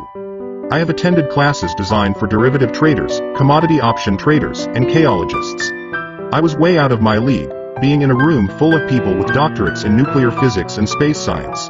Yet, I learned a lot that made my stock and real estate investing more meaningful and lucrative. Most junior colleges and community colleges have classes on financial planning and buying traditional investments. They are good places to start, but I always search for a faster formula. That is why, on a fairly regular basis, I make more in a day than many people will make in their lifetime. Another side note. In today's fast-changing world, it's not so much what you know anymore that counts, because often what you know is old. It is how fast you learn. That skill is priceless. It's priceless in finding faster formulas, recipes, if you will, for making dough. Working hard for money is an old formula born in the day of cavemen. 5. Pay yourself first. The power of self-discipline. If you cannot get control of yourself, Do not try to get rich. It makes no sense to invest, make money, and blow it. It is the lack of self-discipline that causes most lottery winners to go broke soon after winning millions. It is the lack of self-discipline that causes people who get a raise to immediately go out and buy a new car or take a cruise. It is difficult to say which of the 10 steps is the most important. But of all the steps, this step is probably the most difficult to master if it is not already a part of your makeup. I would venture to say that personal self-discipline is the #1 delineating factor between the rich, the poor, and the middle class. Simply put, people who have low self-esteem and low tolerance for financial pressure can never be rich. As I have said, a lesson learned from my rich dad was that the world will push you around. The world pushes people around, not because other people are bullies, but because the individual lacks internal control and discipline. People who lack internal fortitude often become victims of those who have self-discipline. In the entrepreneur classes I teach, I constantly remind people to not focus on their product, service, or widget, but to focus on developing management skills. The 3 most important management skills necessary to start your own business are management of 1. Cash flow. 2. People. 3. Personal time. I would say the skills to manage these 3 apply to anything, not just entrepreneurs. The 3 matter in the way you live your life as an individual, or as part of a family, a business, a charitable organization, a city, or a nation. Each of these skills is enhanced by the mastery of self-discipline. I do not take the saying, "Pay yourself first," lightly. The statement, "Pay yourself first," comes from George Clayson's book, The Richest Man in Babylon. Millions of copies have been sold. But while millions of people freely repeat that powerful statement, few follow the advice. As I said, financial literacy allows one to read numbers, and numbers tell the story. By looking at a person's income statement and balance sheet, I can readily see if people who spout the words, "Pay yourself first," actually practice what they preach. A picture is worth 1,000 words. So let's review the financial statements of people who pay themselves first against someone who doesn't. Study the diagrams and see if you can pick up some distinctions. Again, it has to do with understanding cash flow, which tells the story. Most people look at the numbers and miss the story. Do you see it? The diagram reflects the actions of individuals who choose to pay themselves first. Each month, they allocate money to their asset column before they pay their monthly expenses. Although millions of people have read Clayson's book and understand the words, "Pay yourself first," in reality they pay themselves last. Now I can hear the howls from those of you who sincerely believe in paying your bills first. And I can hear all the responsible people who pay their bills on time. I am not saying be irresponsible and not pay your bills. All I am saying is do what the book says, which is, pay yourself first. And the previous diagram is the correct accounting picture of that action. If you can truly begin to understand the power of cash flow, you will soon realize what is wrong with the previous diagram, or why 90% of people work hard all their lives and need government support like Social Security when they are no longer able to work. Kim and I have had many bookkeepers, accountants, and bankers who have had a major problem with this way of looking at pay yourself first. The reason is that these financial professionals actually do what the masses do. They pay themselves last. There have been times in my life when, for whatever reason, cash flow was far less than my bills. I still paid myself first. My accountant and bookkeeper screamed in panic, "They're going to come after you. The IRS is going to put you in jail. You're going to ruin your credit rating. They'll cut off the electricity." I still paid myself first. Why? You ask.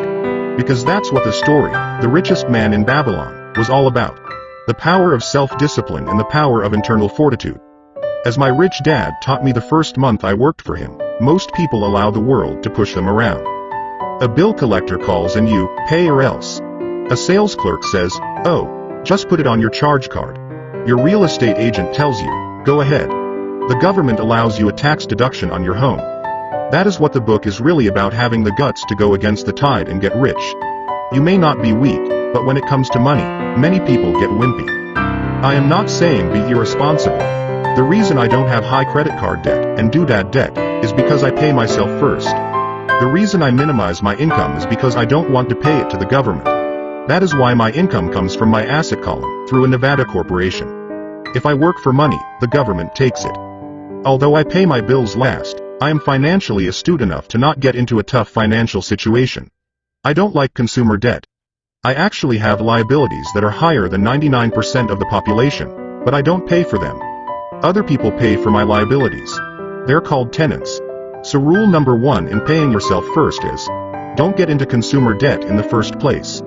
Although I pay my bills last, I set it up to have only small unimportant bills that are due.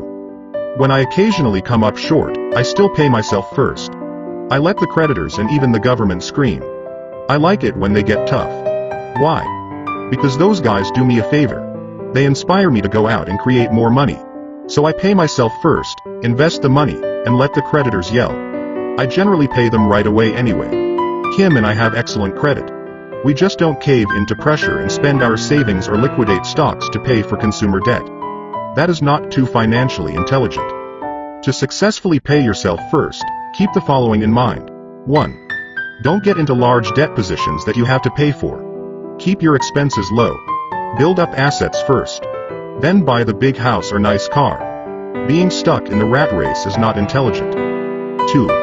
When you come up short, let the pressure build and don't dip into your savings or investments.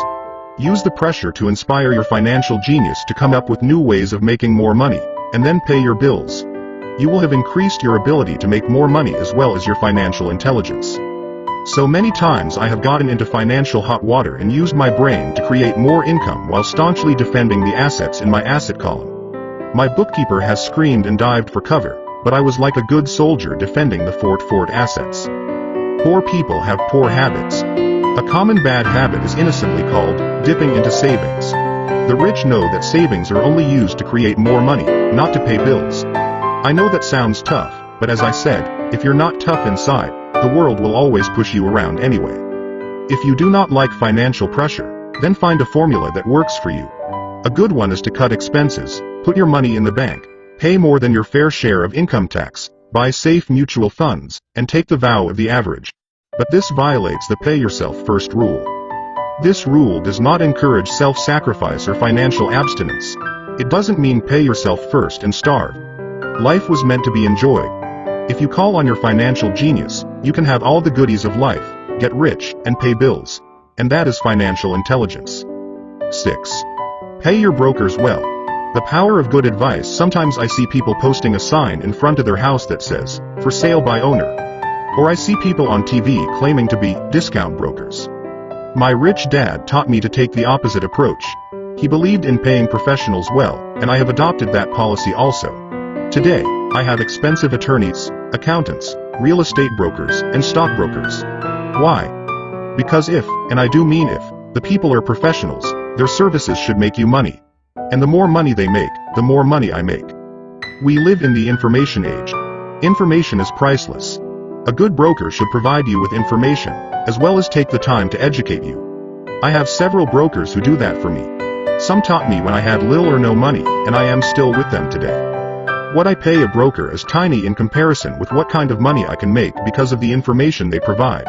I love it when my real estate broker or stockbroker makes a lot of money because that usually means I made a lot of money. A good broker saves me time, in addition to making me money, like when I bought the vacant land for $9,000 and sold it immediately for over $25,000 so I could buy my Porsche quicker. A broker is my eyes and ears in the market. They're there every day so I do not have to be. I'd rather play golf. People who sell their house on their own must not value their time much. Why would I want to save a few bucks when I could use that time to make more money or spend it with those I love? What I find funny is that so many poor and middle-class people insist on tipping restaurant help 15 to 20%, even for bad service, but complain about paying a broker 3 to 7%. They enjoy tipping people in the expense column and stiffing people in the asset column. That is not financially intelligent. Keep in mind that not all brokers are created equal. Unfortunately, most brokers are only salespeople. They sell, but they themselves own little or no real estate. There is a tremendous difference between a broker who sells houses and a broker who sells investments. The same is true for stock, bond, mutual fund, and insurance, brokers who call themselves financial planners. When I interview any paid professional, I first find out how much property or stocks they personally own and what percentage they pay in taxes. And that applies to my tax attorney as well as my accountant. I have an accountant who minds his own business. His profession is accounting, but his business is real estate. I used to have an accountant who was a small business accountant, but he had no real estate. I switched because we did not love the same business. Find a broker who has your best interests at heart. Many brokers will spend the time educating you, and they could be the best asset you find. Just be fair, and most of them will be fair to you. If all you can think about is cutting their commissions, then why should they want to help you? It's just simple logic. As I said earlier, one of the management skills is the management of people. Many people only manage people they feel smarter than and they have power over. Many middle managers remain middle managers, failing to get promoted, because they know how to work with people below them, but not with people above them. The real skill is to manage and reward the people who are smarter than you in some technical area. That is why companies have a board of directors. You should have one too. That is financial intelligence. 7. Be an Indian giver. The power of getting something for nothing. When the first European settlers came to America, they were taken aback by a cultural practice some American Indians had. For example, if a settler was cold, the Indian would give the person a blanket. Mistaking it for a gift, the settler was often offended when the Indian asked for it back. The Indians also got upset when they realized the settlers did not want to give it back. That is where the term Indian giver came from, a simple cultural misunderstanding. In the world of the asset column, being an Indian giver is vital to wealth. The sophisticated investor's first question is, how fast do I get my money back? They also want to know what they get for free, also called a piece of the action. That is why the ROI, or return on investment, is so important. For example, I found a small condominium that was in foreclosure a few blocks from where I lived. The bank wanted $60,000, and I submitted a bid for $50,000, which they took, simply because, along with my bid, was a cashier's check for $50,000. They realized I was serious. Most investors would say, aren't you tying up a lot of cash? Would it not be better to get a loan on it? The answer is, not in this case. My investment company uses this condominium as a vacation rental in the winter months when the snowbirds come to Arizona. It rents for $2,500 a month for 4 months out of the year. For rental during the off-season, it rents for only $1,000 a month. I had my money back in about 3 years. Now I own this asset, which pumps money out for me, month in and month out. The sophisticated investor's first question is, how fast do I get my money back? The same is done with stocks. Frequently, my broker calls and recommends I move a sizable amount of money into the stock of a company that he feels is just about to make a move that will add value to the stock, like announcing a new product. I will move my money in for a week to a month while the stock moves up. Then I pull my initial dollar amount out, and stop worrying about the fluctuations of the market, because my initial money is back and ready to work on another asset. So my money goes in, and then it comes out, and I own an asset that was technically free. True, I have lost money on many occasions, but I only play with money I can afford to lose. I would say, on an average 10 investments, I hit home runs on 2 or 3, while 5 or 6 do nothing, and I lose on 2 or 3. But I limit my losses to only the money I have in at that time. People who hate risk put their money in the bank. In the long run, safe savings are better than no savings. But it takes a long time to get your money back and, in most instances, you don't get anything for free with it. On every one of my investments, there must be an upside, something for free like a condominium, a mini storage, a piece of free land, a house, stock shares, or an office building. And there must be limited risk, or a low-risk idea. There are books devoted entirely to this subject, so I will not talk about it here. Ray Kroc, of McDonald's fame, sold hamburger franchises, not because he loved hamburgers, but because he wanted the real estate under the franchise for free. So wise investors must look at more than ROI. They look at the assets they get for free once they get their money back. That is financial intelligence. 8. Use assets to buy luxuries. The power of focus. A friend's child has been developing a nasty habit of burning a hole in his pocket. Just 16, he wanted his own car. The excuse: all his friends' parents gave their kids cars. The child wanted to go into his savings and use it for a down payment. That was when his father called me and then came to see me. Do you think I should let him do it, or should I just buy him a car?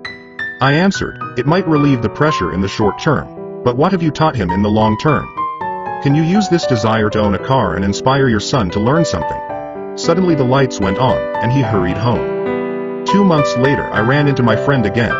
Does your son have his new car? I asked. No, he doesn't, but I gave him $3,000 for the car.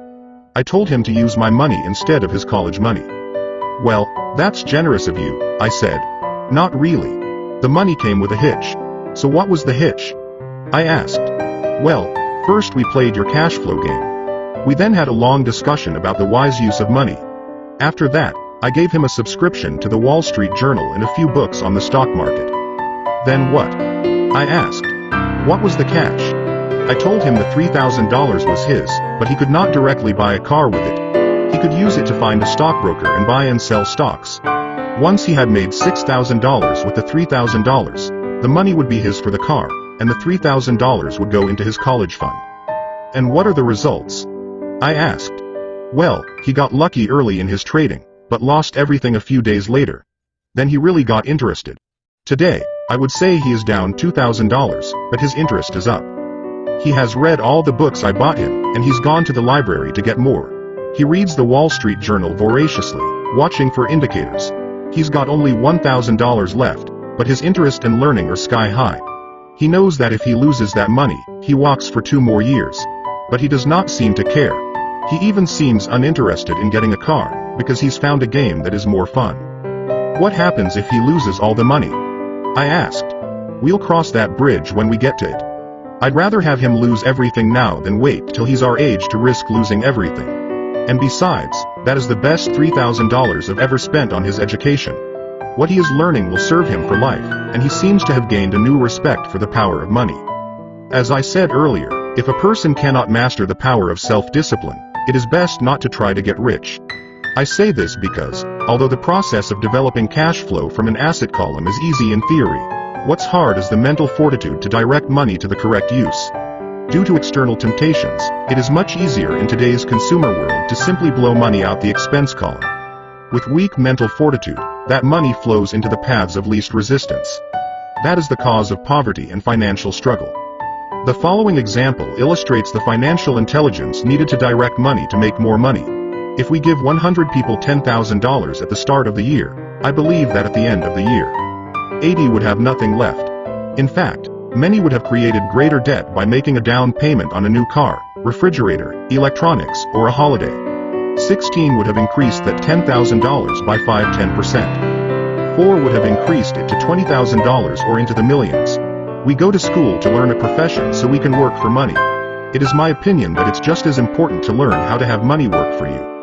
I love my luxuries as much as anyone else. The difference is I don't buy them on credit.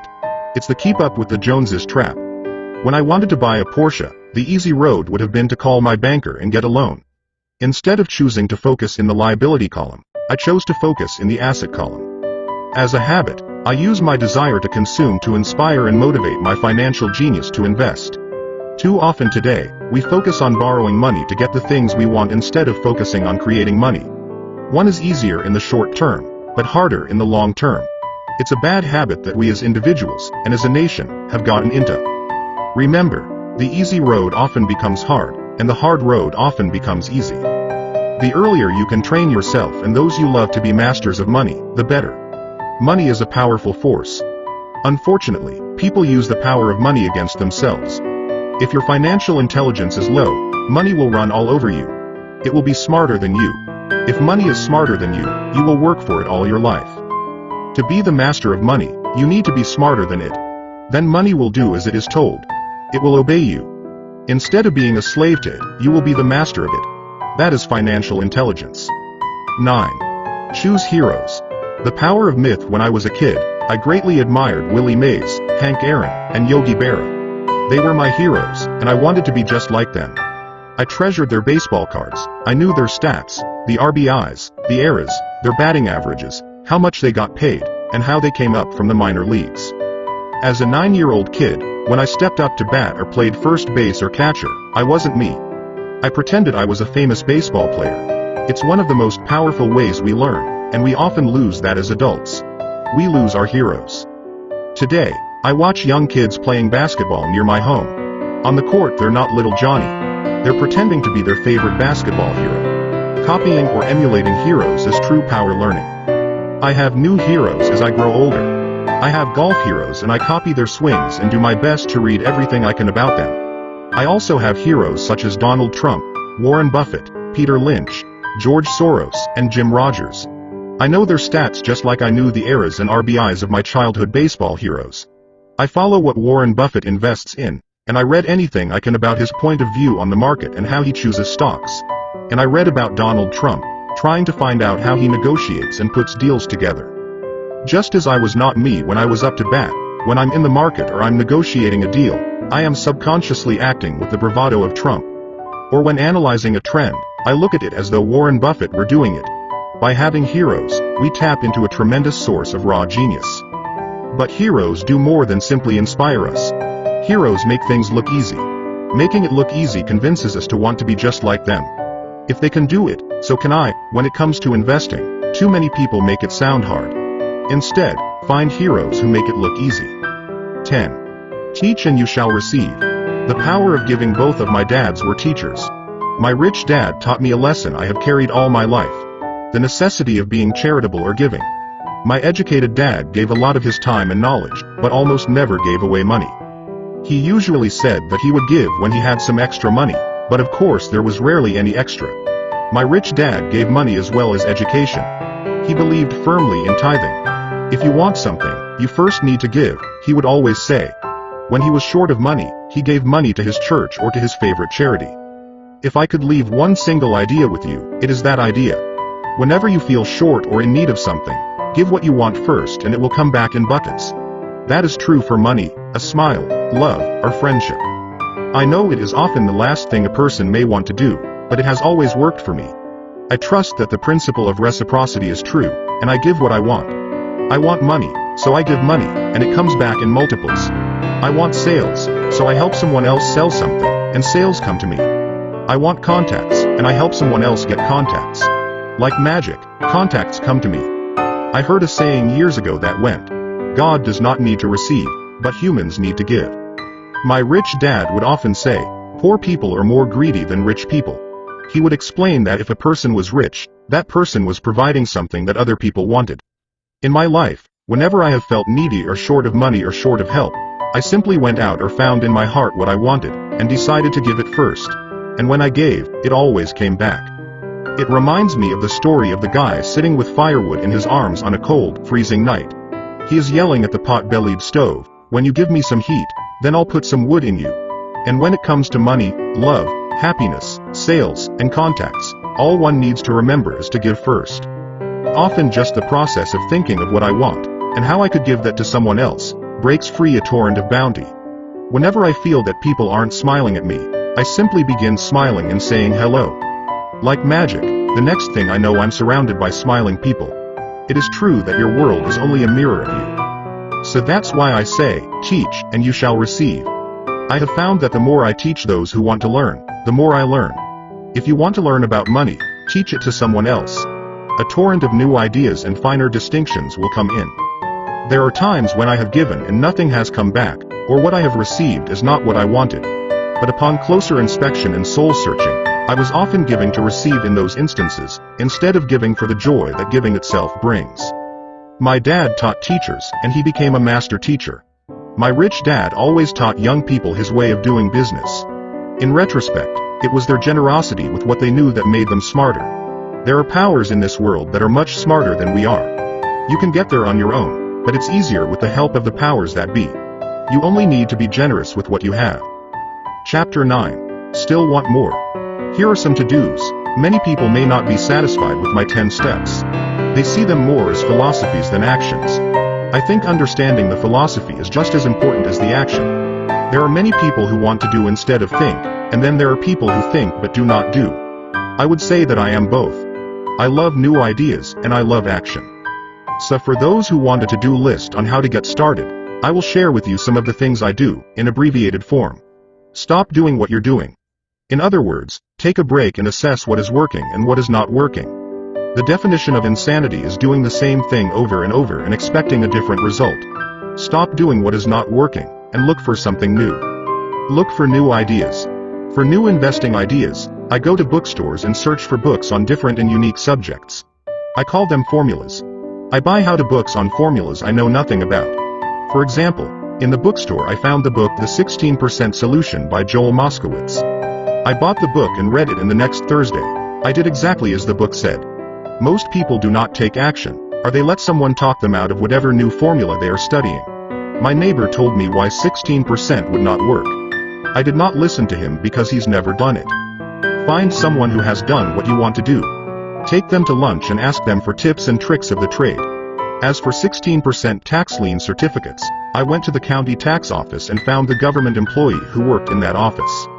I found out that she, too, invested in the tax liens. Immediately, I invited her to lunch.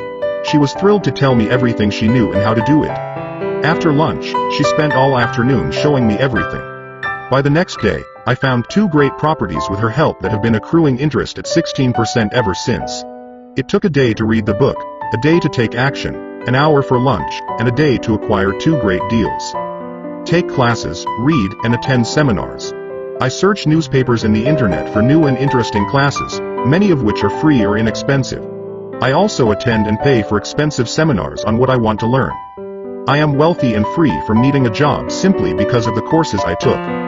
I have friends who did not take those classes who told me I was wasting my money, and yet they're still at the same job. Make lots of offers.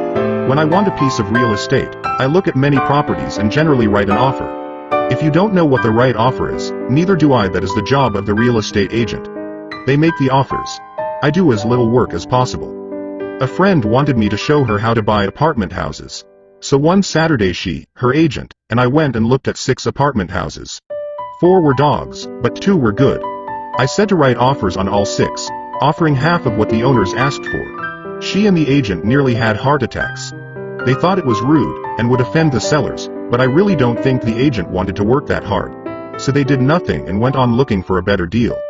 No offers were ever made, and that person is still looking for the right deal at the right price. Well, you don't know what the right price is until you have a second party who wants to deal. Most sellers ask too much. It is rare that a seller asks a price that is less than something is worth. Moral of the story. Make offers. People who are not investors have no idea what it feels like to try to sell something. I have had a piece of real estate that I wanted to sell for months. I would have welcomed any offer. They could have offered me 10 pigs, and I would have been happy not at the offer, but just because someone was interested. I would have countered, maybe for a pig farm in exchange. But that's how the game works. The game of buying and selling is fun. Keep that in mind. It's fun and only a game. Make offers. Someone might say yes. I always make offers with escape clauses. In real estate, I make an offer with language that details, subject to contingencies, such as the approval of a business partner. Never specify who the business partner is. Most people don't know that my partner is my cat. If they accept the offer, and I don't want the deal, I call home and speak to my cat. I make this ridiculous statement to illustrate how absurdly easy and simple the game is. So many people make things too difficult and take it too seriously. Finding a good deal, the right business, the right people, the right investors, or whatever is just like dating. You must go to the market and talk to a lot of people, make a lot of offers, counter offers, negotiate, reject, and accept. I know single people who sit at home and wait for the phone to ring, but it's better to go to the market, even if it's only the supermarket. Search, offer, reject, negotiate, and accept are all parts of the process of almost everything in life.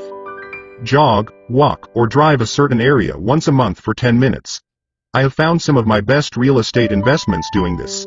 I will jog a certain neighborhood for a year and look for change. For there to be profit in a deal, there must be 2 elements, a bargain and change. There are lots of bargains, but it's change that turns a bargain into a profitable opportunity. So when I jog a neighborhood I might like to invest in. It is the repetition that causes me to notice slight differences. I notice real estate signs that are up for a long time. That means the seller might be more agreeable to deal. I watch for moving trucks going in or out. I stop and talk to the drivers. I talk to the postal carriers. It's amazing how much information they acquire about an area. I find a bad area, especially an area that the news has scared everyone away from. I drive it for sometimes a year waiting for signs of something changing for the better. I talk to retailers, especially new ones, and find out why they're moving in. It takes only a few minutes a month, and I do it while doing something else, like exercising, or going to and from the store. Shop for bargains in all markets. Consumers will always be poor. When the supermarket has a sale, say on toilet paper, the consumer runs in and stocks up. But when the housing or stock market has a sale, most often called a crash or correction, the same consumer often runs away from it. When the supermarket raises its prices, the consumer shops somewhere else. But when housing or the stock market raise their prices, the same consumer often rushes in and starts buying. Always remember, profits are made in the buying, not in the selling. Look in the right places. A neighbor bought a condominium for $100,000. I bought the identical condo next door for $50,000. He told me he's waiting for the price to go up. I told him that profit is made when you buy, not when you sell. He shopped with a real estate broker who owns no property of her own. I shopped at the foreclosure auction. I paid $500 for a class on how to do this. My neighbor thought that the $500 for a real estate investment class was too expensive. He said he could not afford the money or the time. So he waits for the price to go up. Look for people who want to buy first. Then look for someone who wants to sell. A friend was looking for a certain piece of land. He had the money but did not have the time. I found a large piece of land, larger than what my friend wanted to buy, tied it up with an option, called my friend, and he said he wanted a piece of it. So I sold the piece to him and then bought the land. I kept the remaining land as mine for free. Moral of the story: buy the pie and cut it in pieces. Most people look for what they can afford, so they look too small. They buy only a piece of the pie, so they end up paying more for less. Small thinkers don't get the big breaks. If you want to get richer, think big. Think big. Retailers love giving volume discounts, simply because most business people love big spenders. So even if you're small, you can always think big. When my company was in the market for computers, I called several friends and asked them if they were ready to buy also. We then went to different dealers and negotiated a great deal because we wanted to buy so many. I have done the same with stocks. Small people remain small because they think small, act alone, or don't act all. Learn from history. All the big companies on the stock exchange started out as small companies. Colonel Sanders did not get rich until after he lost everything in his 60s. Bill Gates was one of the richest men in the world before he was 30. Action always beats inaction. These are just a few of the things I have done and continue to do to recognize opportunities. The important words are have done and do. As repeated many times throughout the book, you must take action before you can receive the financial rewards. Act now. About the author, Robert Kiyosaki, best known as the author of Rich Dad, Poor Dad, the #1 personal finance book of all time. Robert Kiyosaki has challenged and changed the way tens of millions of people around the world think about money. He is an entrepreneur, educator, and investor who believes the world needs more entrepreneurs who will create jobs. With perspectives on money and investing that often contradict conventional wisdom, Robert has earned an international reputation for straight talk, irreverence, and courage, and has become a passionate and outspoken advocate for financial education. Robert and Kim Kiyosaki are founders of the Rich Dad Company, a financial education company, and creators of the cash flow games. In 2014, the company will leverage the global success of the Rich Dad games in the launch of a new and breakthrough offering in mobile and online gaming. Robert has been heralded as a visionary who has a gift for simplifying complex concepts, ideas related to money, investing, finance, and economics, and has shared his personal journey to financial freedom in ways that resonate with audiences of all ages and backgrounds. His core principles and messages like, "Your house is not an asset," and "Invest for cash flow," and "Savers or losers," have ignited a firestorm of criticism and ridicule, only to have played out on the world economic stage over the past decade in ways that were both unsettling and prophetic. His point of view is that old advice, go to college, get a good job, save money, get out of debt, invest for the long term, and diversify has become obsolete advice in today's fast-paced information age. His Rich Dad philosophies and messages challenge the status quo. His teachings encourage people to become financially educated and to take an active role in investing for their future. The author of 19 books, including the international blockbuster Rich Dad, Poor Dad, Robert has been a featured guest with media outlets in every corner of the world, from CNN, the BBC, Fox News, Al Jazeera, GBTV and PBS, to Larry King Live, Oprah, People's Daily, Sydney Morning Herald, The Doctors, Straits Times, Bloomberg, NPR, USA Today, and hundreds of others, and his books have topped international bestsellers lists for more than a decade. He continues to teach and inspire audiences around the world.